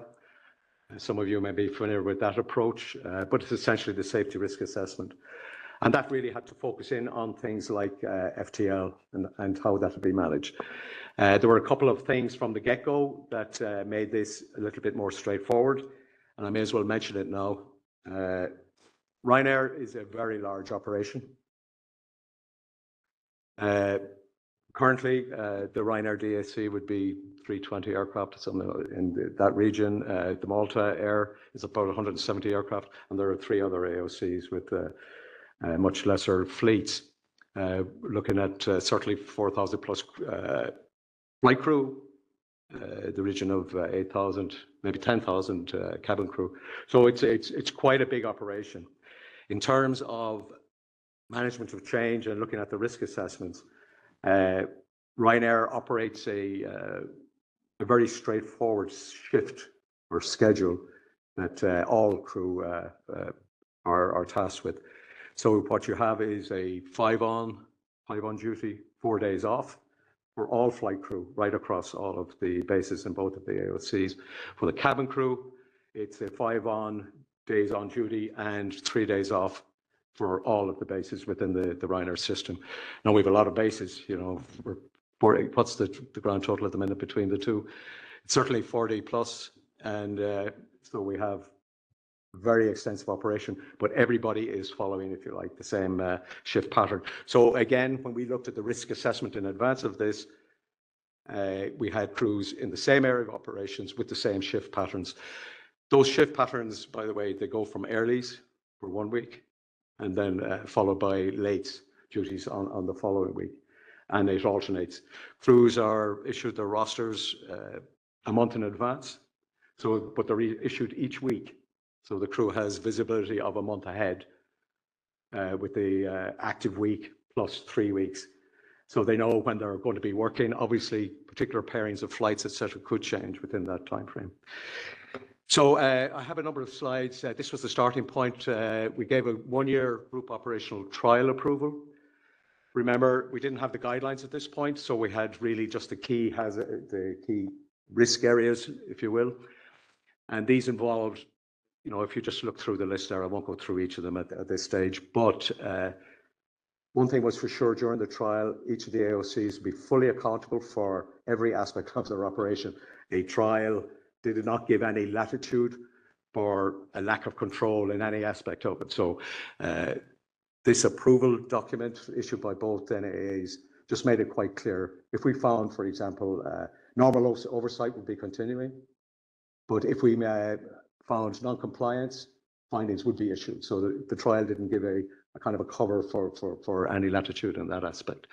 Everything else would be well familiar to those involved in operations. You know, we're keenly aware of the hazard identification and risk mitigation, keenly aware of the potential for procedural drift and how that might just cause a safety issue down the line. Again, John did mention that throughout the period of this trial, we were getting a full report that this is to both of the authorities, both from Malta Air to TMCAD and Ryanair DSC to us, the IAA. But you could see it would just give us a full picture of what was happening at a group level, the safety reporting and the ASR rate, and that's for both AOCs and any that pertain to group operations. We also had OFDM summaries. This is all de-identified, of course, but we're, are we capturing the full OFDM picture? OFDM is the operational flight data monitoring. So this is automatically downloaded from the Ryanair fleet when it lands at an airport and is automatically transmitted back to the Ryanair databases for review, well, by the independent FDM review people. So class 2 are more or less triggering, you know, this is set up by the company as to, you know, align with its operation, but it enabled us to see, are we getting increased rates of any particular types of exceedances or any particular types of precursors that might indicate something operationally from a safety point of view was developing. And of course, of keen interest to you all would be the flight time limitations report, particularly things like the number of commander's discretion that was exercised and the number of fatigue reports raised by the AOCs surrounding the group operations concept. Of course, these things are of interest to us in the normal course of the oversight as well.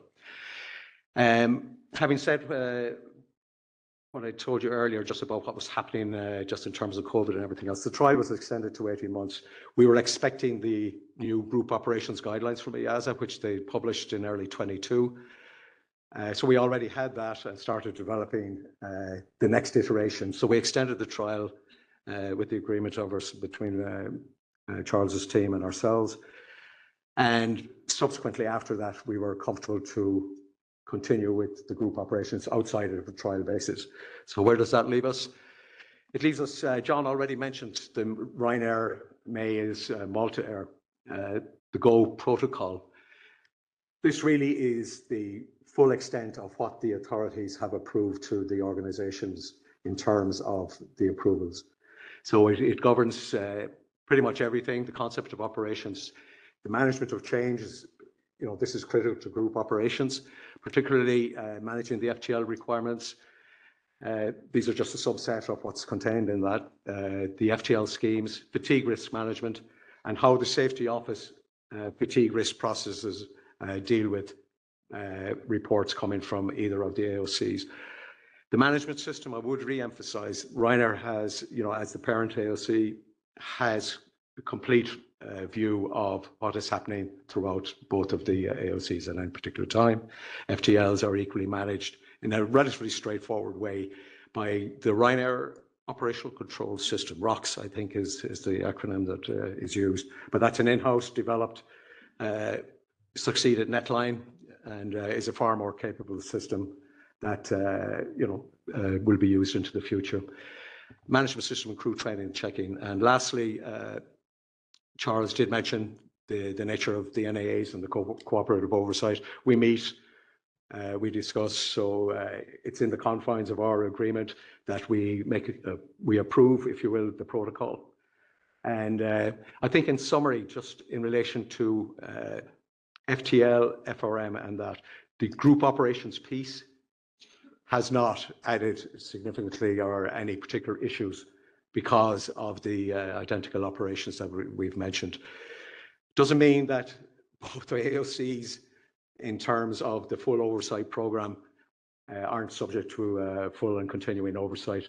Some of the colleagues earlier mentioned how the challenges with oversight, be it FTL or FRM, but certainly the Irish Aviation Authority, we have a comprehensive management system, inspection once in the oversight cycle. We also, which is important for Europe, one of the features of the Ryanair system is it has massive operations throughout member states, throughout all of Europe. So we have always, on a risk-based approach, conducted integrated base operations inspections. What I mean by integrated means flight ops, cabin safety, and ground operations, so that we get a full picture of what's happening with the bases. We do meet with their local safety action groups to try and identify issues that pertain to particular bases. We invite, where it is possible, to bring the competent authorities of those member states that we're conducting the activity in. So the last piece I'll say is all of this is subject to monthly reporting to the NAAs. It's aligned with, we meet the NPs every month for operational and training meetings, and we also meet the safety office of Ryanair every month. So this isn't a matter of closure of ASRs, monthly occurrence reports, any other reports that come into the system. So that also is conducted monthly. So it's quite an involved, quite a big verification and surveillance process. But okay, I'll leave it there. Clint, over to you then. Thanks.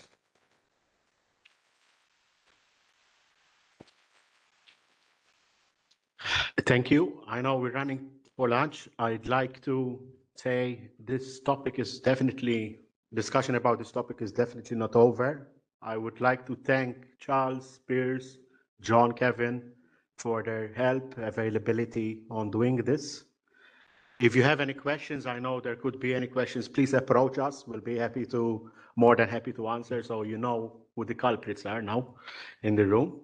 So, and I leave it over to you, John. Thank you. Huge thanks for that. I think it's useful, although we took a little bit of the lunch there, I think it was really useful just to have that insight and see what happens in this type of activity. I was just going to say, just to reinforce the point that I made yesterday a couple of times, is that I know we haven't been able to answer all the questions that have come in, just we've got lots of content, but we will take the questions away, as I say, and when we do, we'll probably do a quicker summary as quickly as possible for the web page, and then go through the questions and provide whatever answers we can on them as grouped kind of answers to groups of questions. So don't think that because your question didn't get asked, it's completely ignored. It won't. We take them back with the team and go through them. I think it's really important to mention that. So we're going to make the lunch break slightly shorter, but if we start again at 1400, then it's not that we try and rush back at 1345. So 1400, we start again, and I've got an exciting flash talk for you. And now we have an amazing flash talk with John. So fasten your seatbelts. Prepare your soccer shoes. Prepare your soccer shoes to kick the ball. So we've spent a lot of time talking about the idea that people make safety. So I'm going to start by talking about a different person, completely unrelated to aviation. And of course, you can't be at a conference barely, 600 meters from the Bernabeu and not talk about football. So I'm going to start by talking about Kylian Mbappe and try and make a very tenuous link between football and the importance of fatigue reporting. So I'm going to ask you to picture the scene. It's somewhere around March. It's the Champions League semi-final. Real Madrid are playing FC Barcelona in the Champions League semi-final. There's a game against Liverpool or Manchester United that's a distinct possibility. And can you imagine the situation where Real Madrid decides that it doesn't really care whether Kylian Mbappe is ready to perform the game of his life? It hasn't bothered paying for a nutritionist to make sure he's fed with the right food. It's maybe sent him to Burger King round the corner that I ran past this morning, so he could eat what he liked. They didn't care whether he slept properly. They didn't care whether he'd had enough rest from the last game. They just said, go on then. It's a 90-minute game. It might go to extra time. Just get out there and play, and we'll all hope for the best. Now, when you set the context of fatigue in something like that, of course, Real Madrid aren't going to risk a Champions League semi-final defeat by not looking after their star player. And that's actually what we're trying to do. We have an industry full of people who we expect to perform under some amazing pressure in terrible situations sometimes. I've sat on the flight deck of an aircraft that's had a full hydraulic failure in really, really crappy weather. And as an engineer, boy, those two pilots, they earned their money that day. The respect that the whole crew, the cabin crew, supporting the passengers through that emergency, together performing as a team like a finely tuned machine or finely tuned football team trying to win the Champions League semi-final. That's what we're trying to do in this industry, day in, day out. Thousands and thousands of flights a day in all sorts of different parts of the world, in all sorts of different types of aircraft, in all sorts of different situations. And I guess that's ultimately why we've come to this event, to learn how we can help create the best chances of success. And we talk about people create safety at an operational level, but then at an organizational level, people create the conditions for success of our operational staff. And that's ultimately why we do that.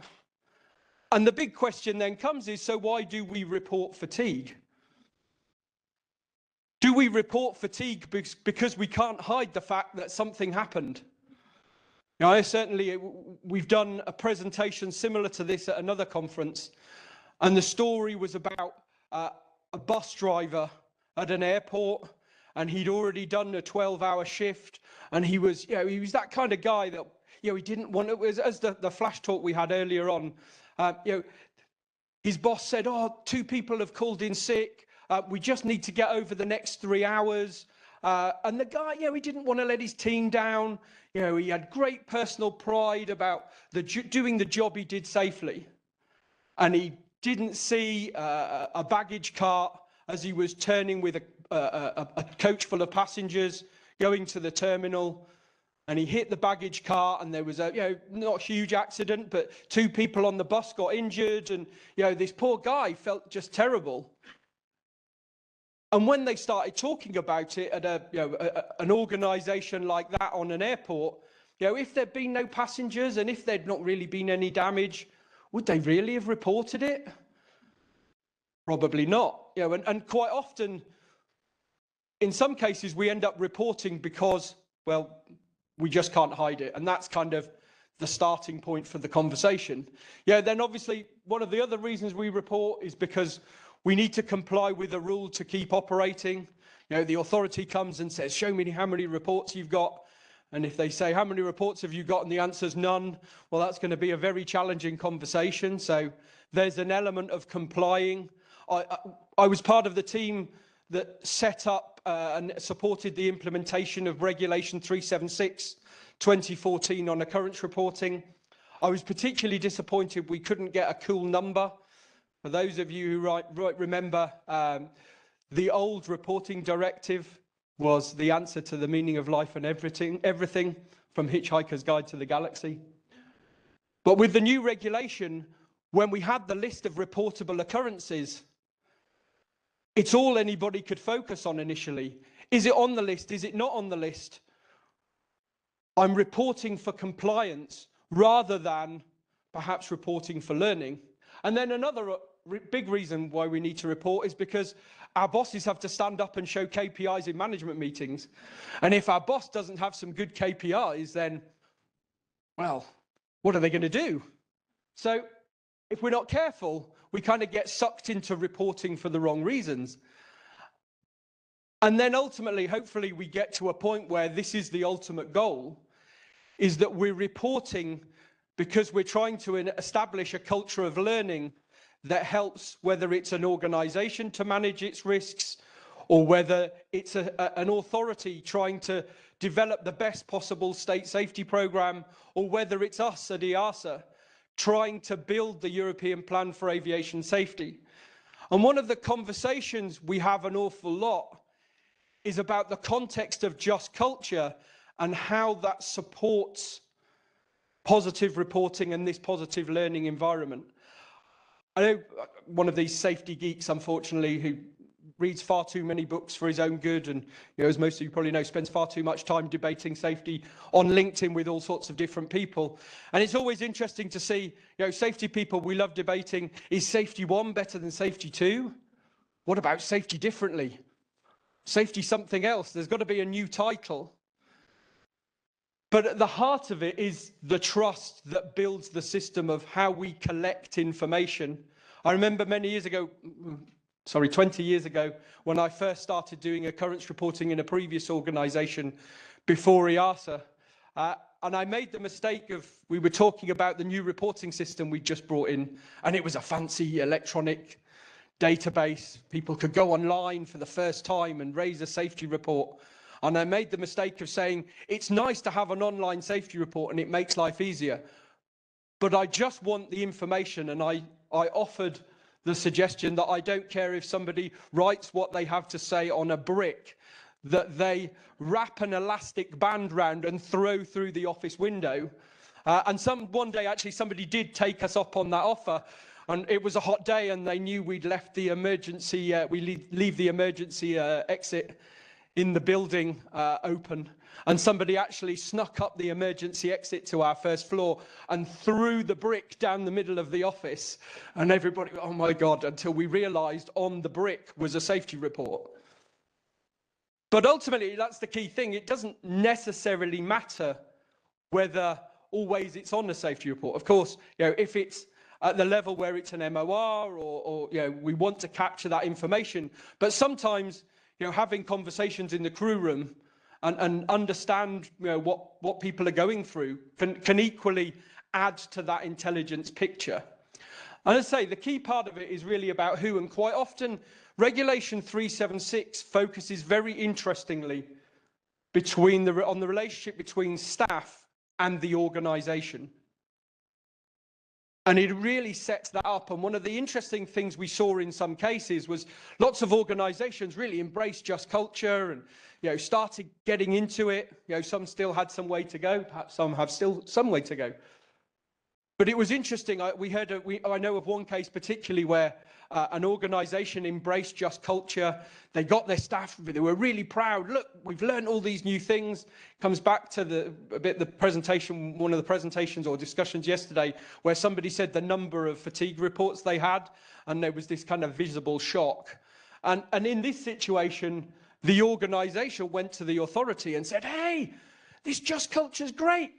We've just learned all these new things. Look how many new reports we've gotten, how many new things our staff have told us. Look at these new risks we've learned about. Look at all these mitigations we're now putting in place to change things."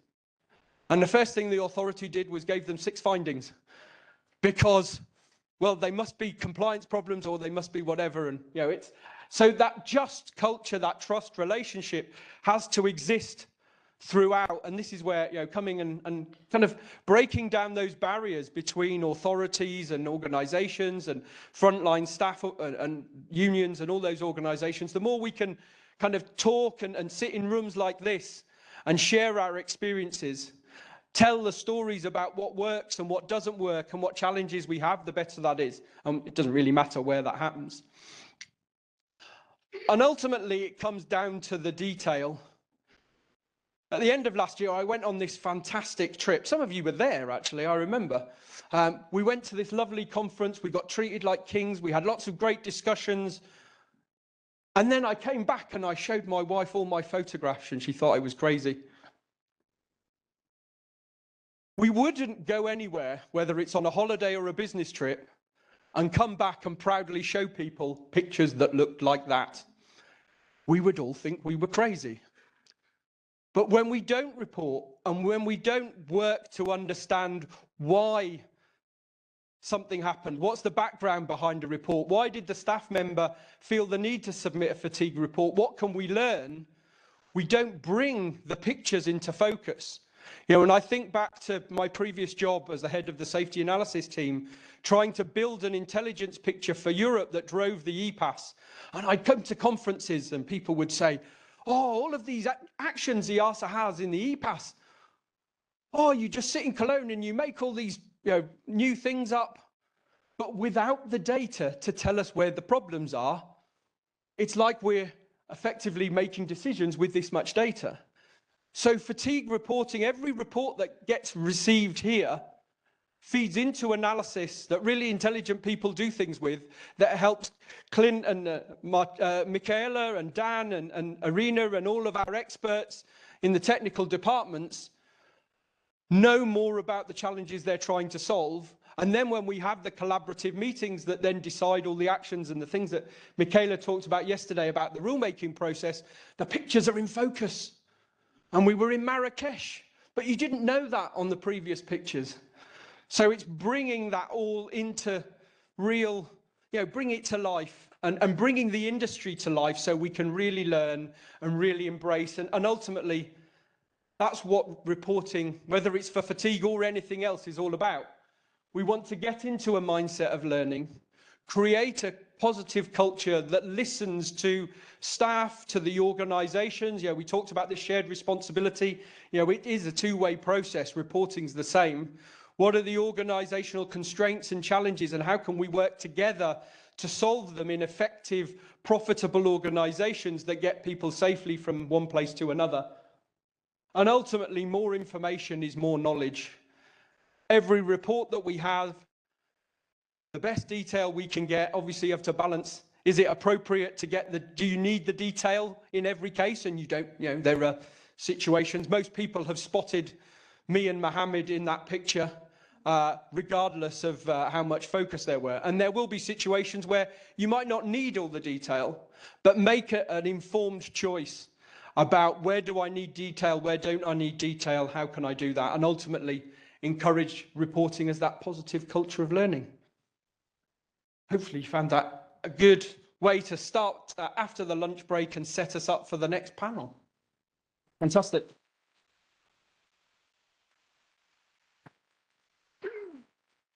Thank you, John, for this encouraging and inspirational talk about reporting, So this is a really good starter for our menu, the menu we have ahead of us. It's a panel discussion about safety culture and reporting. So Marta Lestau is going to conduct this panel. Marta is the Flight Standard Director in Spain. She's been working in EASA for many years. She holds a Master of Science in Aeronautical Engineering and also another one in Leadership and Public Management. And also she holds a private pilot license. So welcome to the stage, Marta. Come on. And I let you to introduce your panelists. Okay, good afternoon, everyone. First of all, we have Chris. Can you hear us? Chris Mayor on the screen. Yes, I can hear you. Welcome. Can you hear me okay? Yeah, okay. Thank you, Chris. First of all, I would like to thank EASA for giving EASA the opportunity to host and bring together so many aviation safety experts in this challenging event in our headquarters in Madrid. Thank you all for joining us for this important discussion on promoting reporting and fostering an environment of trust. This panel will focus on the critical role of trust, collaboration in creating a strong reporting culture. With this framework in mind, and before diving into the core topics, let's go around and introduce our experienced professionals that are here with me. Let's start with José Luis Lozano from EASA. He's an aeronautical engineer and a master's degree and began his career as airport planning, design and construction. He joined the Spanish CAA 20 years ago and held different positions such as flight operation officer, ramp inspector coordinator, flight simulator coordinator, head of the worthiness division, and deputy director for flight safety.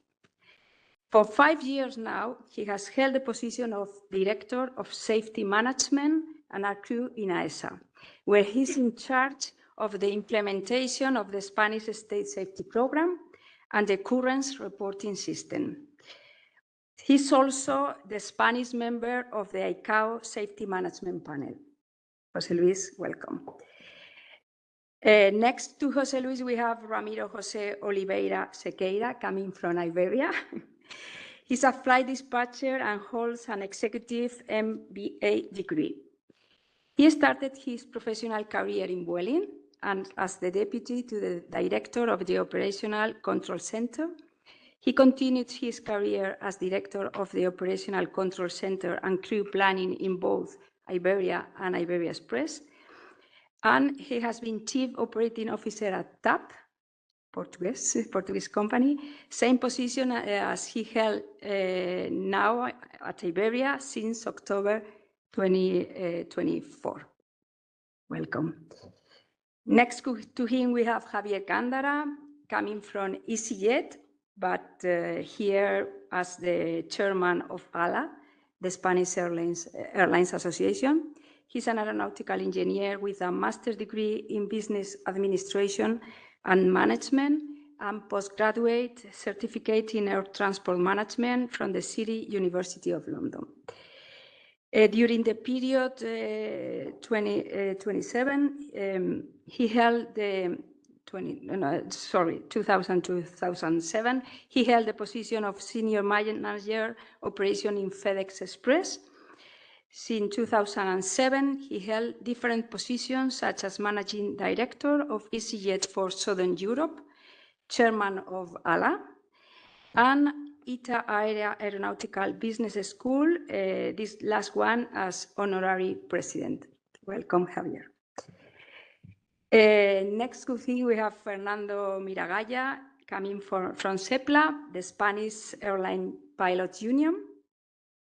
He's an airline pilot with over 30 years of experience in professional aviation. He has flown in several Spanish airlines and in many types of aircraft such as MD-80 series, Boeing series, and Airbus family. He has been a European observer in the Regional Coordination Group of IATA during 4 years. Currently, he's a captain in Iberia in Airbus 330, as well as president of the Spanish Airline Pilot Union, SEPLA. Welcome, Fernando. Matthias Bayer from the European Cockpit Association. He's an airline pilot with over 25 years of experience in professional aviation. Since 2007, he has been operating Boeing 737 and Boeing 747 aircrafts. He serves as chairman of the European Cockpit Association Working Group, FTL, focusing on flight time limitations and fatigue risk management. Previously, he was a board member and a spokesperson for the German Pilot Association Cockpit. Additionally, he works as a freelance trainer and consultant on air ops regulatory matters. And finally, on screen, we have Chris Mayor coming from ETF.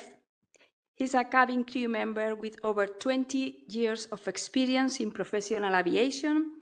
Since 2009, he's the cabin service manager at British Airways, managing the crew and operation on Airbus family. Additionally, he's involved in EASA FTL training and fatigue risk management and EASA regulation, as well as a stakeholder representative at the union as a regulatory technical expert. Welcome, Chris. Okay, so after letting you know about these talented professionals that are here today with me, we are ready to start this panel where we are going to discuss 3 main topics. Our first topic is safety culture. A robust safety culture is the foundation of effective reporting. It's built on trust policies that encourage reporting and mutual understanding between operators, crew, and authorities. I'd like each of you to share your views on safety culture and inform the audience, inform all of us of your organization or the organization you know's policies and how to build trust in reporters. And also, I would like to know about the importance of data for improving safety. So in this time, we are going to start with José Luis. So José Luis, you are going to be the first speaker in this topic. Thank you very much, Marta. Thank you very much. Well, the first thing to mention here is that the implementation of safety culture is one of the 6 objectives of the Spanish state safety program. So it's really a high level and an important topic to be addressed. In line with this objective, some years ago, we published a white paper on safety culture, trying to address that topic, to share our views and to try to help operators to implement and to measure safety culture. Because if something is important, we consider that you need to measure it somehow. So it's just to know how you are evolving. So the methodology for that measurement is based mainly on interviews for key personnel and also some surveys for operational personnel. So we offer some questionnaires, some questions that the operator can adapt to their specific environment. Coming back to the principles that we address in our paper, we highlight the importance of leadership and human factors. So as we are talking about values, behaviors, attitudes, we need something more. It's all about how you will behave if nobody's supervising your job. So it's something really different from other topics we use or we touch on from the authority. The main elements we describe in our document are basically 8 elements that we group themselves. So we have a first group of 3 elements talking about organizational commitment, resources, and just culture, just linked to the leadership part.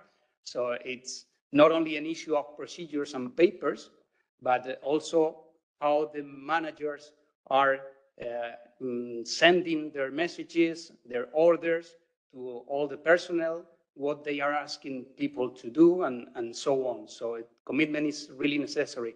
Resources have a clear link to commitment. So if you are really committed to any objective, you need to allocate specific resources on that task. So, and just culture is that when you identify some trends, if you are identifying safety issues, it's how you are dealing with that. It's are you improving? You want to correct, but all these things without blaming. So just culture is a very important piece of that puzzle. Another 3 elements linked with the human factor we address are participation, teamwork, and also responsibility. So it's something we need to address to all our personnel. And to combine both things, communication and training that we will discuss later, it's also a very important topic. In the end, it's just an issue of risk awareness and risk management. Sometimes, how many times do we find people saying that risk management is just an issue for the safety department to take care of it? No, a positive safety culture makes everybody aware of the risk they are facing on operation, and also gives them the possibility to adequately address and manage those risks. So that's a very important issue. And just to finish, I would like to send two open questions to the floor, just to check how we live safety culture in our organizations. It's just maybe a question for managers, is that how are you listening to the personnel, to what the personnel want to tell you about safety? And after listening, what you are going to say, what you are going to tell them. And a question for operational personnel is that, how do you consider safety when you have to adapt your tasks, your behaviors, because of changes, because of new situations that maybe are arising just at that time? So maybe 2 open questions just to think about how we feel about safety culture. Okay. Thank you, José Luis, for your views and for the information given. Now, let's move on to Ramiro from Iberia, please. So pleasure to be here. Thank you, Martin. Thank you all for the invitation. And nice to be with all of you. So in the business, in the aviation business, let's say, we all know that there is no business without safety. So safety should be in the center of our decisions, and we should, as managers, we should pass this message through the organization. Because, and especially in Iberia, in operations, we have like a mantra that says we are all safety. That means that it's not only for crews and not only for mechanics, it's through all the organization. You need to understand what kind of decisions you are taking that can affect the baseline of our business, that is safety. And in that sense, and connecting with the fatigue is a consequence of some decisions, also sometimes from the managers or from the crew planning or from the team that is making the shifts on the maintenance. So at the end, for us, it's very important to understand that to avoid fatigue, that should start before the event. and you need to understand how this could happen. And in that sense, we have our own safety system that is corrosion, and we have a specific report for fatigue. And that's the way that we can receiving, and like our colleague was saying, as much reports as we can receive, much information, we can try to understand, to analyze the trends, and to make a risk assessment, and to insert in our policies some mitigation actions that can avoid that event again. And for that, then this is the process, but how the people should feel free to report or not. And you already said this word a lot, is true, a just culture. You cannot report having the doubt if you're going to be called by your boss and to have a punishment or something like that. So you need to be sure that is a non-punitive organization. And this is what we are trying to do every day. That and for me, it's very clear. So safety is a completely department. They have their own independence. They can go to all the organization and analyze, investigate, and take their conclusions in a completely independent way. And myself, as accountable manager, I can take decisions, but based on what safety tells me. Not, I cannot give an opinion about any specific case. And then once a person has this confidence that they should report something, you need to make the basics. And the basics is to analyze the situation, to investigate, and to have some conclusions, and then to give feedback. You should give some feedback as soon as possible, as we say in aviation, ASAP, in order to the person feel comfortable in the sense that I'm not reporting to a laptop and I'm having no answer from the other side, because that will also be against the safety culture, no? And then it's about communication in the broader way, which is we try to incentivize as much as we can this just culture and also the reporting. Even in our courses, we give this incentivization to the people to report, and we explain how the system works. And also, and this is the bottom line, is the implementation of actions, not about the specific case, that sometimes yes, but also when you analyze trends, when you analyze something that you need to change in your organization, a process or a procedure, you should implement measures that go in favor to the fatigue in this case, but can be another safety issue. Thank you. Thank you. Now let's move on to Javier Gándara, please. Okay, thank you. Yeah. Okay, well, thanks a lot. A pleasure to be. ¿Este? ¿Se me oye? Bueno. Sí, sí. Bien, muchas gracias. Thank you. And a pleasure to be here. And first of all, I have a formal complaint to be made to EASA because as an Atlético de Madrid supporter, the fact that John just used an example from Madrid and Barcelona, not Atlético de Madrid, I feel it as a personal offense, but I will place a formal complaint. I see there are more Atlético de Madrid supporters over here. Now, seriously, I mean, it's a real pleasure. And then, so today I'm here as the chairman of ALA, the Association of Airlines. ALA, we've got around 70 members of airlines, Spanish and international, flying to Spain. And among all of us, we just fly around 85% of all the flying activity for air passengers in Spain. So we've got really a cross-functional view regarding what's going on in the market, and from all nationalities, and also as well from all business models. No? So that's why I will try to complement what Ramiro just mentioned about Iberia, just giving an industry view regarding this important topic of safety. And I'm sure we are going to really just talk about the same topics around the table. No? So first, for me, it's important to really just stress the fact around that the way of managing safety has evolved significantly in the last few years. I think more and more regulators, but also as well the organizations and also staff have moved from originally a more prescriptive approach. So it was all about compliance. There were some rules that were written and then you had to comply and that was it. It was clear long ago that actually that was not enough. Even in the most compliant environment, you could still just having risk, and that's why everything moved into a risk-based approach. Still complying, of course, but then moving into a risk-based approach. And that has been a huge step in the way that actually safety has been just managed around the few years. The result truly is that currently the levels of safety that we are having are really just incomparable with what had been many years ago.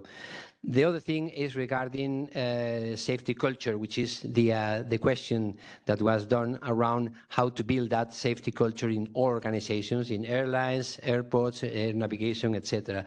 And on that, I think it's really important. It has already been mentioned several times around the just culture. It's anyone in the system need to have really the calmness to really be able to report without the fear that any consequences will just be imposed on him or on her. Of course, this does not mean immunity, but it means that then a healthy, and we will talk later about reporting, a healthy culture is when you've got a lot of reports with enough detail, of course, as John mentioned before, that can really just help the organization to learn and then to improve safety.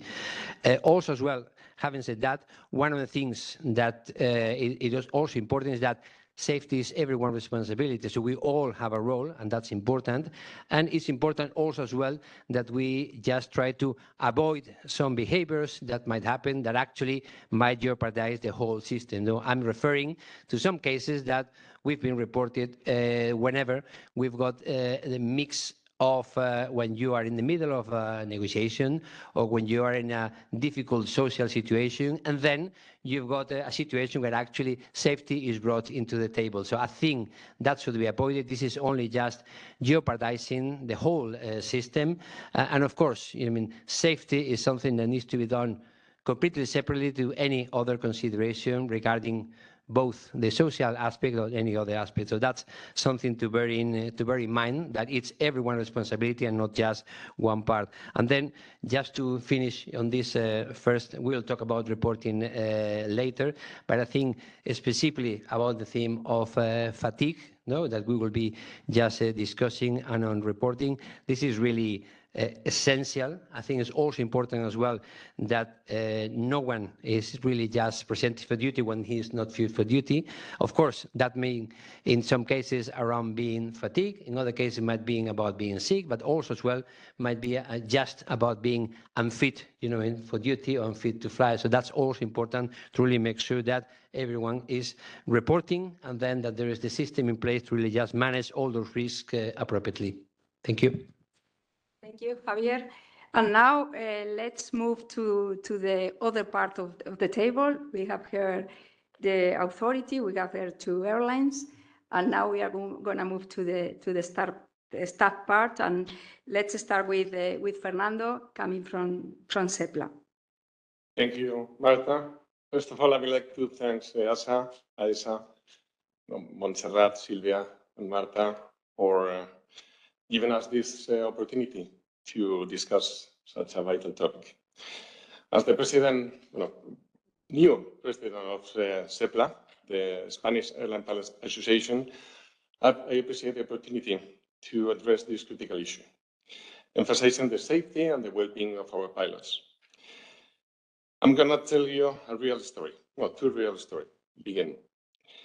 Imagine a pilot who, after a long and exhausting duty period, follows the proper safety protocol and reports fatigue. Instead of being commended for prioritizing safety, he received a 3-week suspension without pay. Another story. And continue, imagine please, a pilot who submits a fatigue report and is ordered to visit the company psychologist the day after at 9 a.m.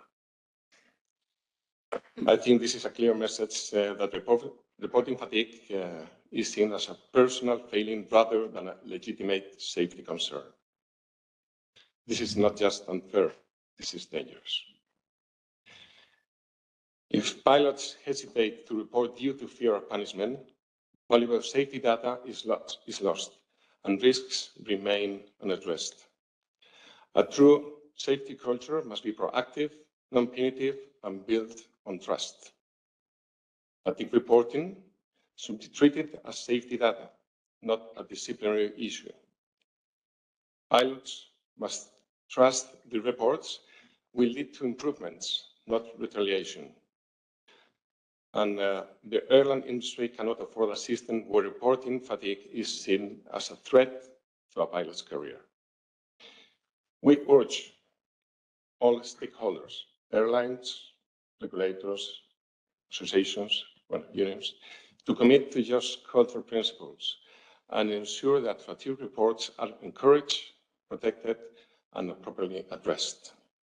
Because a pilot who reports fatigue is not a problem. He is part of the solution. Thank you. Thank you so much, Fernando. And now let's move to Matthias from ICA.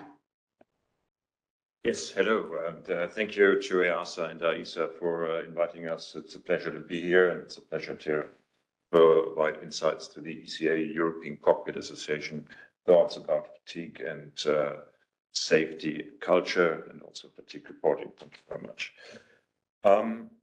What we just heard is concerning. It's safety culture is not what's written in the manuals. That's what happens when no one is watching. And this is well said, but how is it in detail? And is it already established? And it's not feeling. There is some establishment, yes, but according to the 2024 EASA Annual Safety Review, fatigue and alertness remain the most significant human factor issues, with over 20,700 reporting occurrences in between 2019 and 2023. These are EASA numbers, so don't get me wrong, it's not from the European Cockpit Association. We also have our studies and surveys, but this is EASA numbers, and we are happy that EASA is sharing these numbers with us. And 20,700 reported occurrences, I think this is a significant number, and it merits our full attention.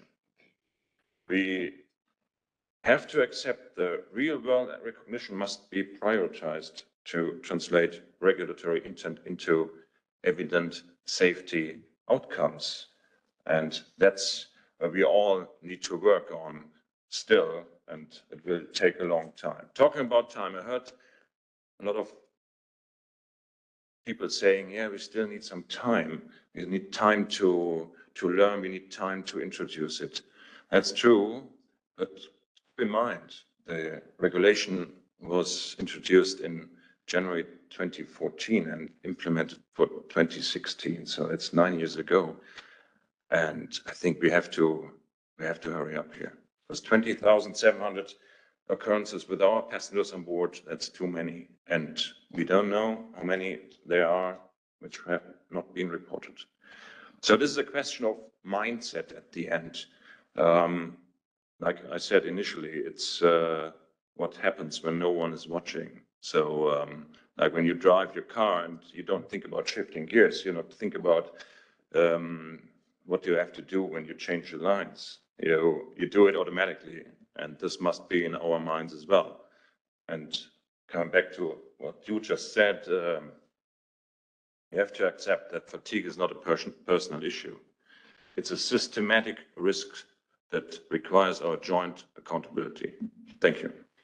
Okay, thank you. Thank you, Matthias. And now I'm going to give the floor to Chris on a screen. Chris, thank you. Thank you. Apologies, I couldn't be with you. I had to be in London for a meeting yesterday, so I couldn't make it down. I wish I was in the room. I feel like the wizard from The Wizard of Oz on the wall in the movie, if you've seen it. Yeah, safety culture, I think, it's a really interesting topic. And as Matthias said, it's what happens when, you're not being watched. And I think from my perspective, to start by saying what a safety culture isn't. And I don't think a good safety culture is one that applies the rules and then sits back and says, because we've applied the rules and prescriptively adopted the rules, we are safe. I think a safety culture is one that consistently monitors and assesses and actively looks to find problems, because in any big organization with a large network, there'll be many issues that need to be found. It's just inevitable, human factors. And I think that's the problem we have in our industry. We sit on top of safety. We assume, say, by the time you get to the aircraft, there's an awful lot of departments' influences arriving at that aircraft: marketing, customer services, communications, and all those departments that expect things from the crew just rely on the fact that safety is there, and it sits there, and they don't necessarily consider what they're doing in their different departments may have an impact on the aircraft itself and the crew whilst they're doing their work.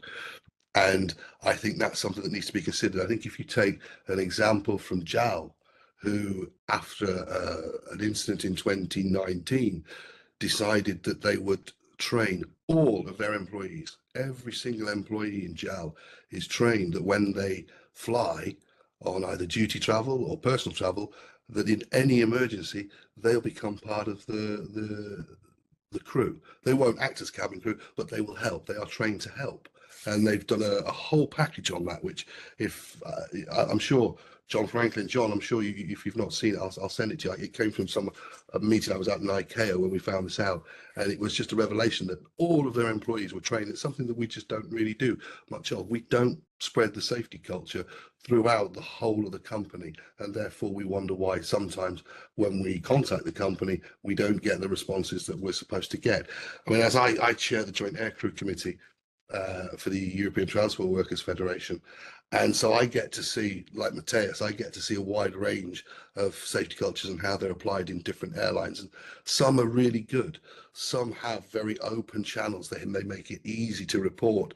They make it accessible. We're moving to electronic platforms now, so the paper chase is slowly moving away.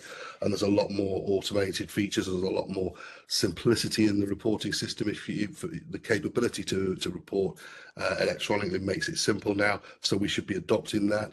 And the way we can analyze data with technology is there, and we should be using it more and more and more. But I think we still have a lag in the industry where we have some operators sitting on the fact that they apply the regulations, and therefore by saying they apply the regulations, that's their safety culture, and then they can just get on with making money and doing their business, which is absolutely the right thing to do. But underpinning that safety culture needs to be nurtured. It is, as someone mentioned, it's trust, and as we all know, trust, it arrives at a walking pace, and trust leaves on a Harley Davidson if you get it wrong. So I think we've got a lot of work to do. And from our perspective, from the employees, what we try to do at the levels that we sit at through ECA and ETF is we try to work with organisations like EASA and the Civil Aviation Authorities so that we can take that back to our members, who are the people on the airplane, and get that trust, try to generate the trust within the operators. But I've got to be honest, it tends to be the operators that resist. I think they fear human factors, because human factors is a shift in power to the employee. If the employee says, I can't work today because I don't feel like I can work today because I'm too tired to work today, that's a big ask for an operator to be able to give to their big freedom to give to their employees if it's abused. And so we can understand that there's a problem on both sides, but it is mutual trust that will bridge that gap, and it's only working together that will bridge that gap as far as safety culture goes. So I'll leave it at that, and then we can move on to the rest of the questions. Thank you. Thank you, Chris. And thank you to all of you, to all of the speakers, for your insightful points and for your examples. It is clear that strong safety culture and just culture is a shared goal for all of us, authorities, staff, airlines, and we need to continuously foster this safety culture. Now we are going to move to the next topic, that it is fatigue reporting. Well, I know that it is something similar to this discussion before, but well, we all know that fatigue is a significant safety risk. In fact, it is a hazard, and effective reporting is essential for us, for managing it. It is essential to have detailed data, detailed reporting for the FRMS, and for analyzing what is happening, and also for us in terms of supervision. Let's explore this topic with our speakers, and in this case, I'm going to have a different question for some of you. I'm going to start again with Jose Luis with a very specific question. I would like to, I need to ask you to be brief with your response because we are a little bit delayed with the schedule. Jose Luis, could you share with the audience how the authority uses the data collected from fatigue reports and how you guarantee confidentiality? Yes, of course. Well, confidentiality is an essential part of our process when we receive an occurrence report. For instance, the department dealing with the occurrence report is completely independent from any other department dealing with audits, inspections, or even sanctioning procedures. And for example, when we need to identify a report in case of gross negligence or a willful violation, the process we follow requires 3 people coming from different departments to completely agree on that situation. So the reports are, I think, really very well protected. Regarding the use, with all the reports we receive, including fatigue reports, we identified what we call the key safety priority areas for the state, just to implement actions to mitigate those risks. So indeed, we have an area defined as human factors area where all fatigue issues are included there.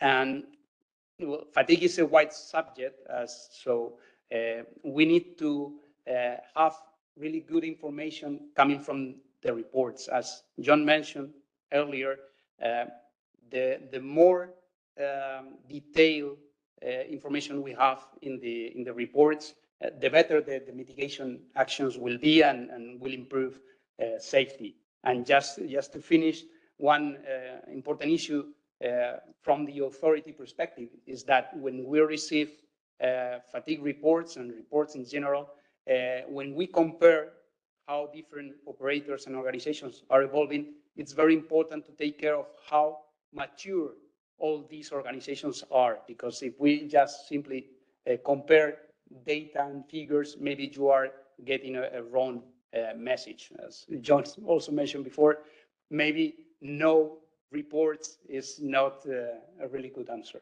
So thank you. Thank you, Jose Luis. And now I have a question for Ramiro. How does your organization measure reporting, and what steps do you take to encourage it? Thank you. So about measure, as I said before, we have a specific system and a specific format for reporting fatigue. Concerning fatigue, we have also a specific team analyzing all the data that we are receiving. And well, this team treats the data, see trends, see specific cases, and is much connected and must be connected with other areas from the company, like crew planning, like the planners of maintenance and flight ops, also cabin crew direction, and sometimes with the unions. Because as we are saying here, we are all safety, and we should understand that the data is not from safety, the data is not from the flight ops direction. is the company data that needs to have access to the best way to try to have mitigation actions to specific events and to trends. And in that sense, we have some scheduled, let's say, meetings to understand this. So there is a meeting between safety and fatigue team, only with the accountable manager, with myself in this case. And then there is another level, which we call the safety action group, which is the main areas that I just mentioned that are in charge of the operation to understand the data and to have a joint understanding and the joint conclusions about how can we improve the fatigue and any safety incident, let's say. And then we have the SRB, which is the Safety Review Board, which is a much higher level with the management committee, where we share through to the people that has the, let's say, the power of some financial decisions and some planning decisions, also because sometimes needs to be top down, and it's to help the organization to have the tools to improve the safety indicators. And then about how we encourage it, in my first intervention, I spoke a little bit about that. Definitely through the just culture behavior, non-punitive, where all the teams understand the importance for our business of the safety and the fatigue issue. And then again, we have this specific mention about fatigue in all our courses.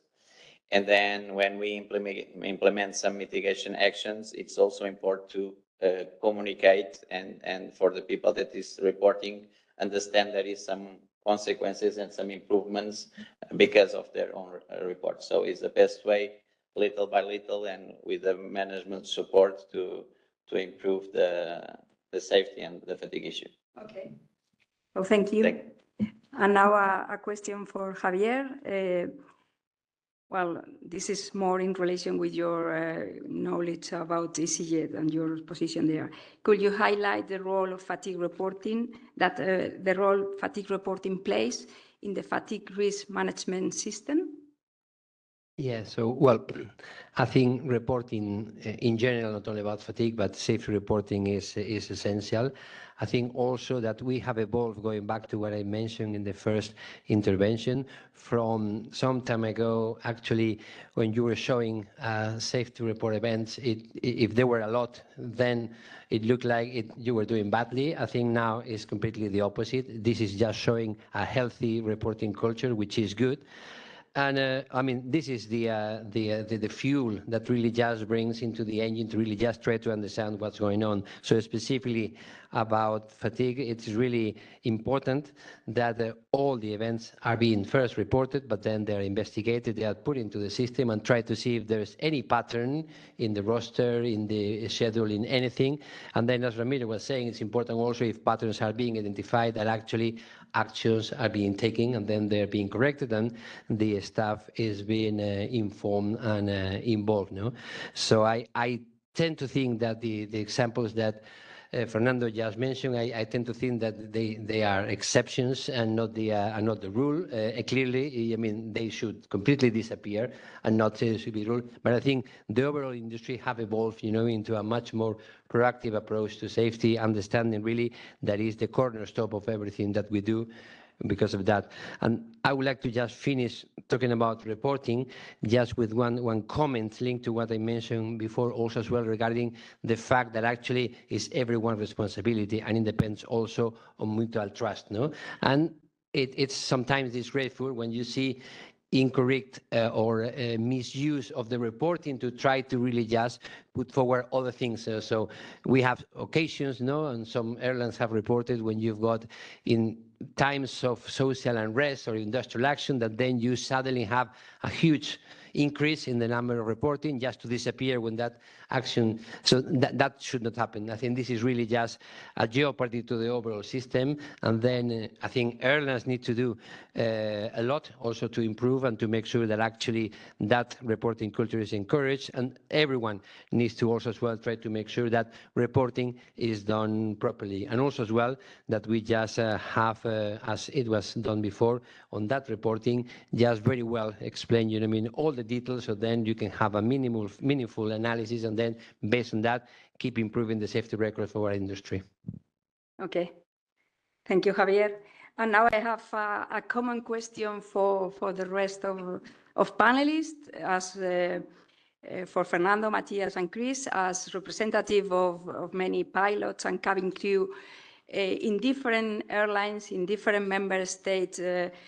I want to know, or we want to know, what are the best practices that you have observed when it comes to reporting, to fatigue reporting. Let's start with Fernando. Thank you. I agree with you, Javier. Also, Ramiro, reporting is crucial for safety, and I agree. There are some exceptions that what I have seen, also my friend, my colleagues, they in Spain, except EasyJet, because EasyJet is an exception as well, a very good exception. The FMS system you have is incredible. But mostly of the pilots that I know, they don't trust in the safety reports because they think it's worthless. They say, this roster is really bad for me, I am really tired, but I have made a report and nothing has changed. So I think this is a problem not in, I think in most of Spanish airlines. That is what I have seen.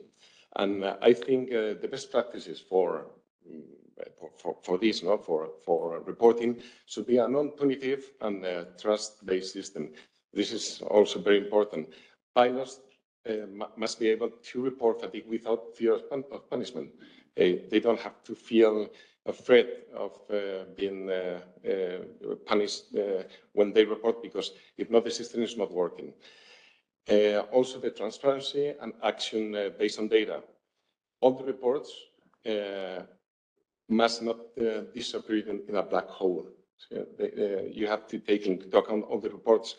And I know that in 2 airlines, I cannot mention the name of the airlines, on this report, they are thrown away to a rubbish. So this is, I think, unacceptable as well. And also, we need a regulatory oversight and industry collaboration. I don't know here in EASA, but some countries, they audit all the fatigue reports that they have from the pilots. And I think this is very important as well. If maybe a pilot reports fatigue and this report doesn't say is useless, but the authority knows that this fatigue report is very important, I think that's the way with audits to say to play with the same rules, all the companies, all the pilots as well. And I think also I would like to say that fatigue reporting is not a formality. Okay, it's a critical safety tool. Matthias, please. Yeah, thank you. Well, you mentioned it already. It's trust in the reporting system. And what you just reported, we made at ECA, we made in 2023 our survey with the result that only 12% of pilots trust in the reporting system. Well, trust is in the reporting is the foundation of effective fatigue management, so fatigue risk management as well. So what do you do there? I mean, if without trust, the reporting is just like you mentioned, the formality, and it's a data without value. what shall we do with it? And people fear to report, or we don't know. Some people interpret the lack of serious accidents as evidence of adequate safety, but I'd say it's just not, it just hasn't been reported so far, so we don't know what we are talking about. And talking about management, I mean, if you want to manage something, you need to be able to measure something, and you can't measure what pilots are afraid to report. So if pilots fear the consequences for speaking up and getting invitations, or the results of a fatigue report are not visible and the fatigue report itself disappear, the real risk goes underreported and unmanaged. And I think we all agree this can't be the solution. Thank you. Okay, thank you. Now, Chris, please. No, thank you. I'd echo what all the speakers have said so far on reporting, and particularly, I mean, the question was very much around best practice. So I will try to give you some of those examples. However, from my perspective, and I suspect from my two colleagues that are representative of employees on the panel, we're growing increasingly concerned about the fear culture that we're seeing around reporting. We are seeing people disciplined and dismissed for reporting for a duty fatigued. And that's not a wild accusation, it's totally true, and we have the evidence, so please don't think I'm saying things that aren't true. Actually dismissed. Now that sends a real signal to the crew members, and that shouldn't be happening in commercial aviation where we are now in the world, you know, the times we're in. Best practice, there are some really good operators, there are some really good people that accept fatigue reporting is vital, because there will be times when the operation creates fatigue and we need to know what they are so that we can in future predict and make sure it doesn't happen again, so that it doesn't become part of the error chain that creates an incident further down the line. So we do need to know where it is, and there are some operators doing that. Not all are complacent. I would say there's a lot of good fatigue reporting processes out there where it's simple to do. I mentioned it earlier, where electronic and apps and things like that have become a lot more accessible. So for the airline to get data, it has become more accessible. So there are operators that have adopted that, and you know, they've put together packages where it's really simple to report fatigue, also where it's simple to report potential fatigue, not just when we've fallen off the edge and we can't come to work, or we've got to stop the operation, because nobody wants to stop the operation, they really don't, but actually where there's the potential for fatigue to occur, and we need to consider that. There's some really good operators doing work in that arena that I've seen, and I'd like to share that. I think, you know, hopefully they've been in the room for the last couple of days sharing their work and what they're doing to mitigate fatigue, because again, we do have really serious concerns that some operators are really resistant to fatigue reports because they don't believe that fatigue essentially exists, and it's just you know, it's just the human endurance they should be able to push on through when they're tired and complete the duty because it was a legal duty, but for whatever reasons on the day and the cumulative hours, it's become a, you know, become a fatiguing duty that on paper it shouldn't be, but it is, and that we see an awful lot more. We're seeing it, we've seen it increasing since we came back from COVID. I think we were really getting somewhere before COVID, and we seem to have taken a few steps backward with this. And since COVID, we're noticing, particularly, you know, at the ETF, because we've got so many affiliations, we are noticing that we do have a problem with some places. We want to try to build relationships with, you know, the regulators. We want to try to build those so that there can be honest and dialogue between the regulator, between the operator, and between the employee organisation, so that we can show where there's failings. Nobody wants it to fail. We want to make it better. We're not going to highlight the problems to point fingers. We're highlighting the problems because we want to make it better. So we are, you know, the intention is the same as everybody in the room, that we're all fundamentally trying to promote to be as safe as possible that we can be. So I'll leave it there, because you know, there is work to be done. I can leave it at that. We've got a lot of work to be done on this, and I would hope that the regulators, you know, if we do come to you and say, listen, we have a problem, here's the evidence, we do think we need to talk. It's not because we want you to go and you know, hammer people, but what we want you to do is try to work with us, to work with operators that may need that little bit of encouragement. But I'll leave it there. Thank you. Thank you, Chris. Well, we have seen that this has been a very interesting part of the panel with very different views from the fatigue reporting system. And well, I think we have something in common, that we all agree that trust is essential, and also clear processes inside the operators. And but it is true that well, I'm a bit concerned about for example, Fernando saying that we have some Spanish operators with that type of practices.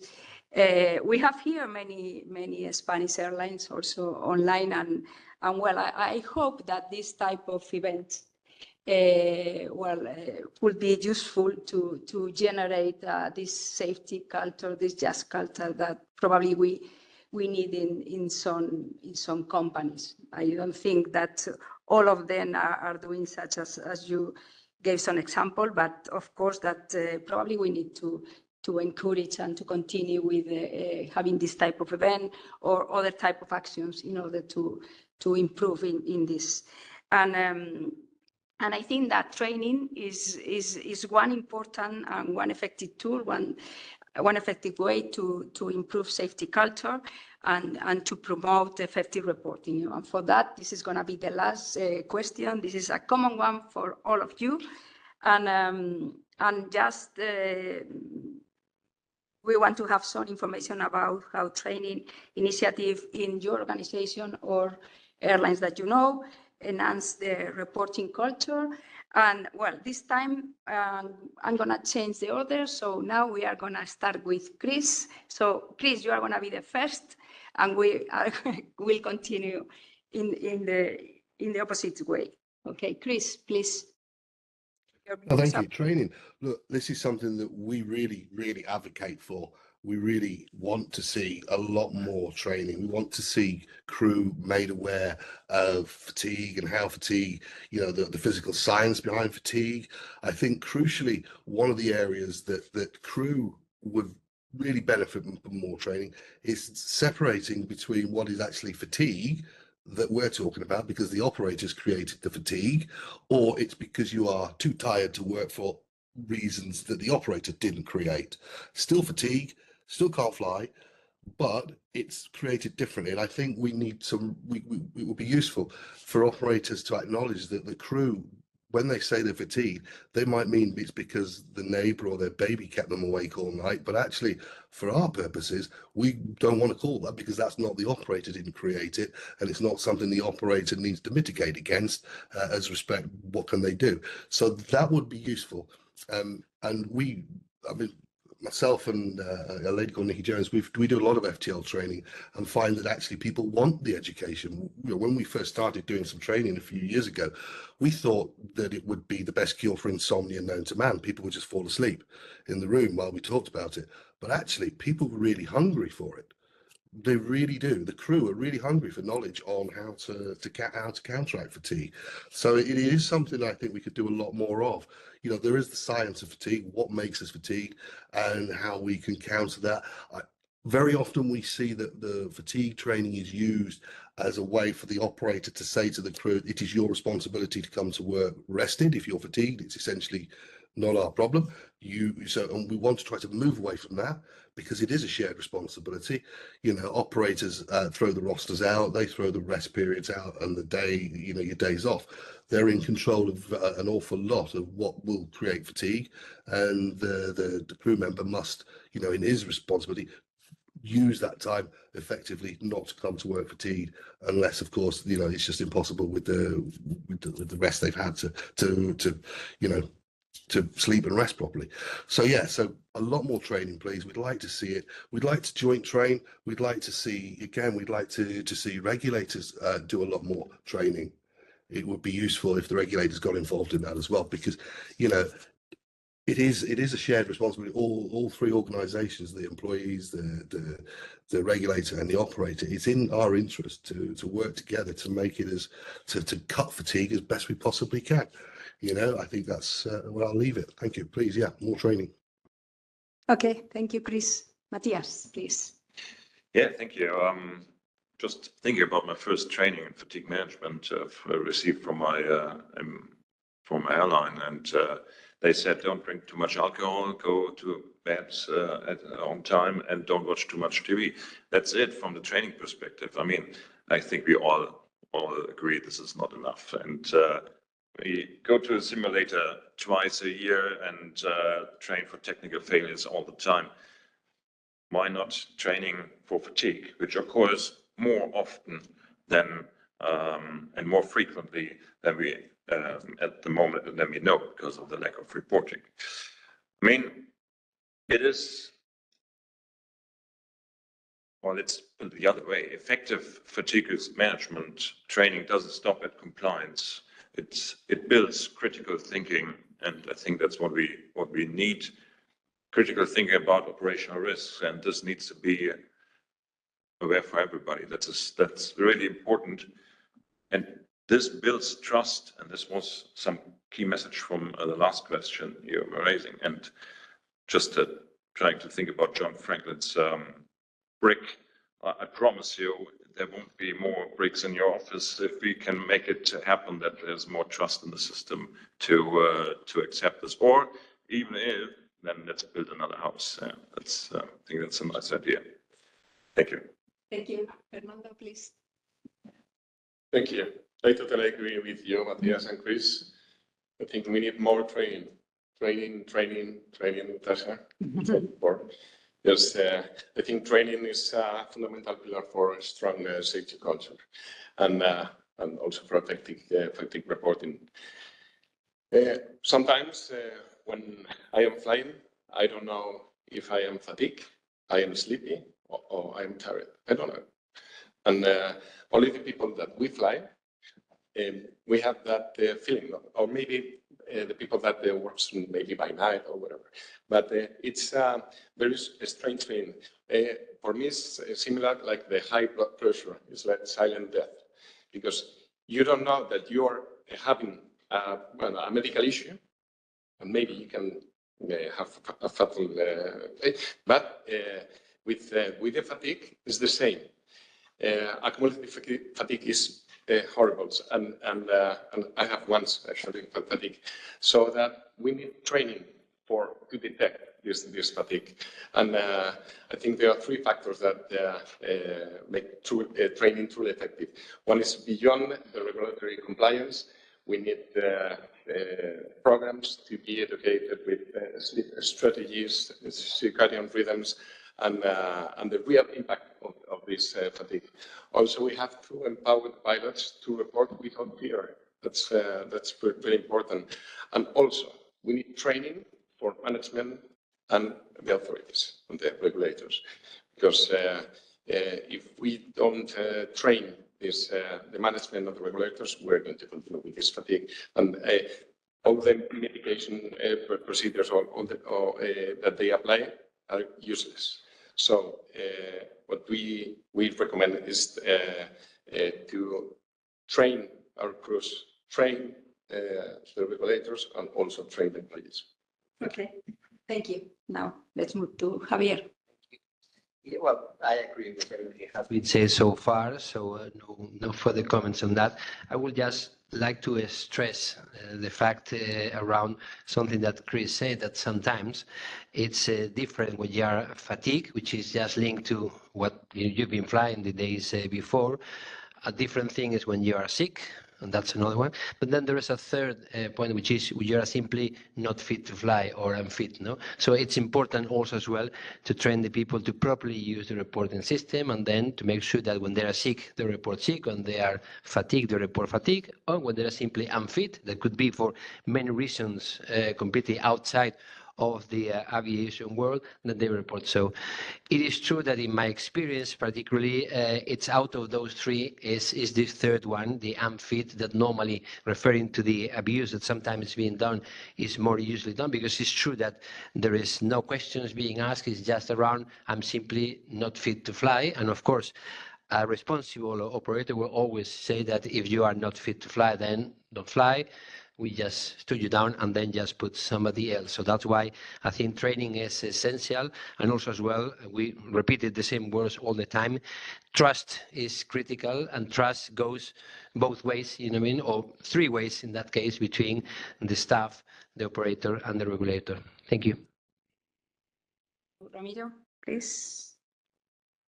Okay, so being the third is not easy to not repeat, but well, trying to add something. It's well, speaking about training, we have a specific topic in our initial and recurrent training in our company, and also we have training for the teams that are in the offices when they are directly involved with crews and maintenance for the planning and for the rosters, let's say.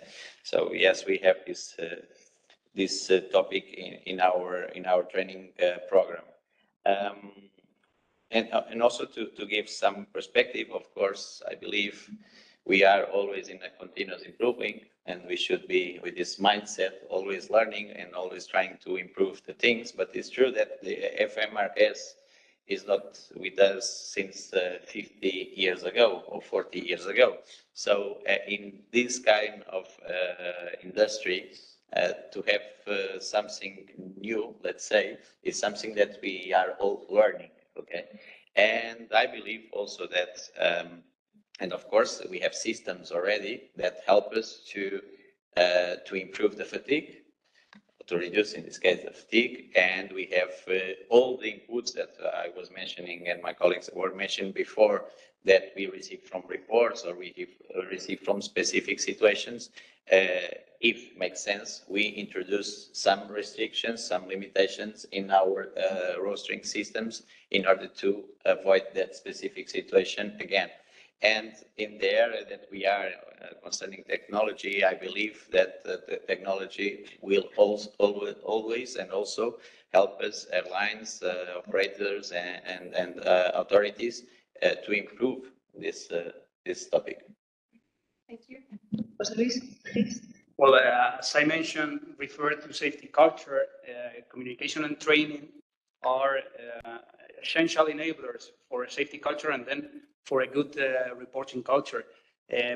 Initial training should be not only a teaching and learning activity, but also an opportunity to build trust and to build confidence on what the organization does, or to create collaborative networks within people. So when a training program is developed, it's very important to check what kind of trust, what kind of culture are you sharing, are you creating? So, and it's not only an issue of initial training, but also communication. So safety promotion materials are a very important tool to build that trust, to build that confidence, and to a way to see the value of reporting, the value of getting information to take actions. So it's like we encourage everybody to create good safety promotion materials and to share them if possible. Okay, thank you for your contributions. Can I add one thing? Yeah. Okay, thank you. I would like to say to Javier, because I think it's that the anti-flight, the improper use of anti-flight is an exception. We are totally against the improper flight, this figure of improper use of anti-flight. The thing is that if somebody, in my opinion, or also in my opinion, use this figure of anti-flight improperly, should be investigated. And we are totally against that figure. Okay, that's the use of this. I would like to say that. Okay, thank you. Yeah, of course. Good discussion. Really glad to see that, because well, I even had experiences when just asking somebody that reported on Fit to Fly on a day of industrial action. He was just called for having a meeting just to check what's going to help. Then we've got a strong push from the union to say that we were putting pressure on the pilot and so on. So that's why I know, it's shaky ground, because it's true there is a very shaky barrier between, when you are just putting pressure, when you're just asking, what's going on. But anyway, I think, I'm welcoming you as the new chairman of SEPLA to work together with ALA, but also well in my case with EasyJet, to try to measure with it, because I think we agree that this is really not helping the system, any kind of misuse, being from the employee or being from the company. Thank you. I think we are getting on really well. Okay.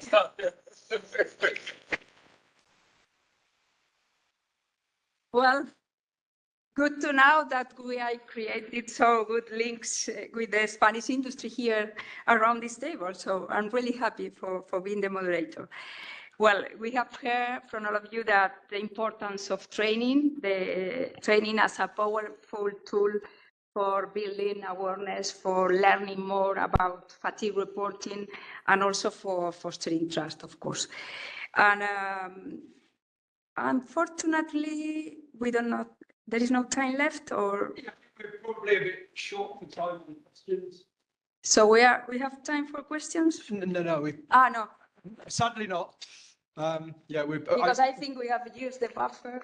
And the extra buffer, but it was a good discussion. So it's a topic I love, so it's fine. And actually, one thing to say is, as I keep saying, the questions won't be lost, and particularly on this topic, we have lots of promotion that we're preparing on the topic, particularly of reporting as well as fatigue. So believe me and certainly my team will be going through the questions from this panel. I'm sure Chris and I see each other fairly regularly anyway, so for sure Chris and I will discuss some of them, and hopefully, I know we see each other, some of us as well. So if there's anything we can come back to as we go through the different comments and questions, we'll come back to the panelists as well, and we'll share everything with both the people online. We have everybody's email addresses and everybody who's here in the room as soon as everything's available. So huge thanks to our panelists.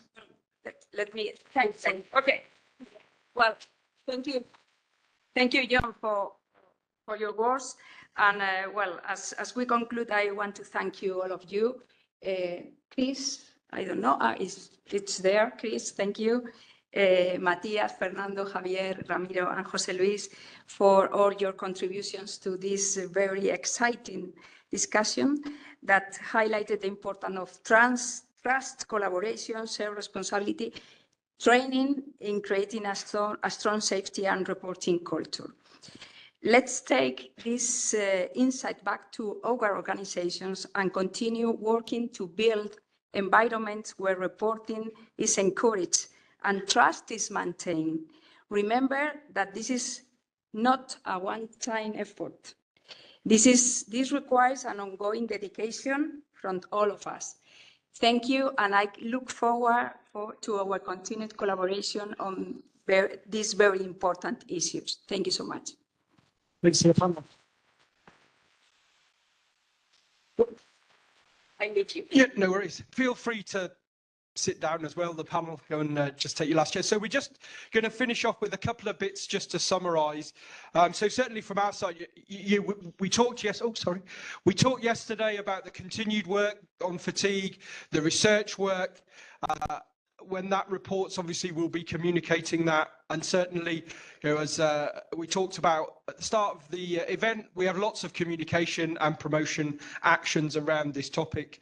We talked about the need for a learning mindset, the difference between compliance and risk management, particularly on this topic, the need to help staff look for certainty in their rosters and how we handle particularly that in the communication, the importance for mathematical models and technology, and particularly we start to see with AI lots of new possibilities, and we have a whole stream in the EASA strategic plan around innovation and safety and how we balance those two.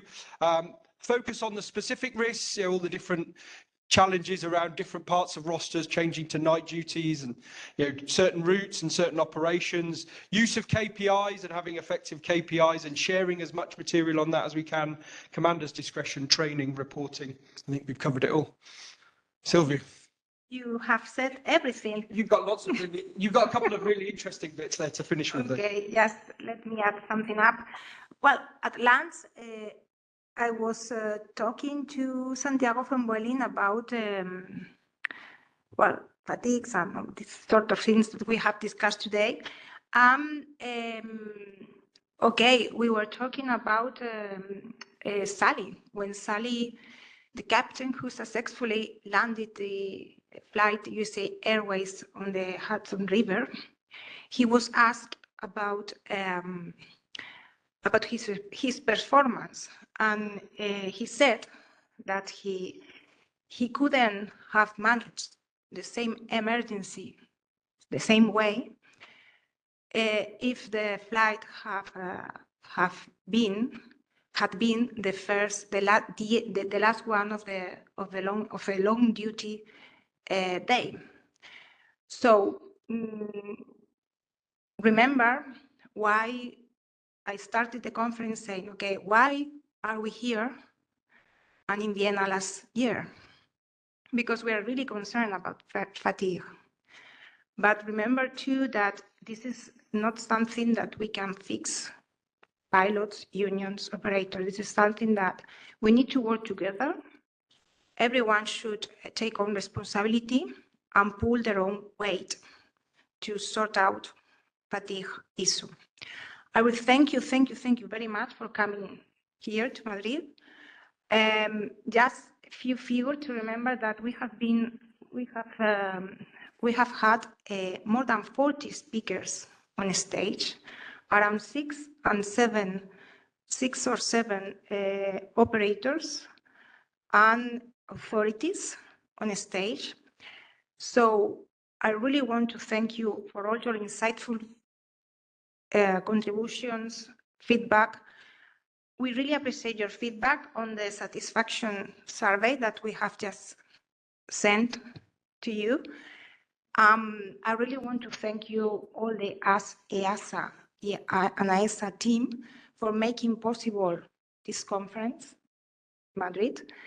That's all from me, from us, and enjoy the afternoon in Madrid. Fantastic, thanks so much.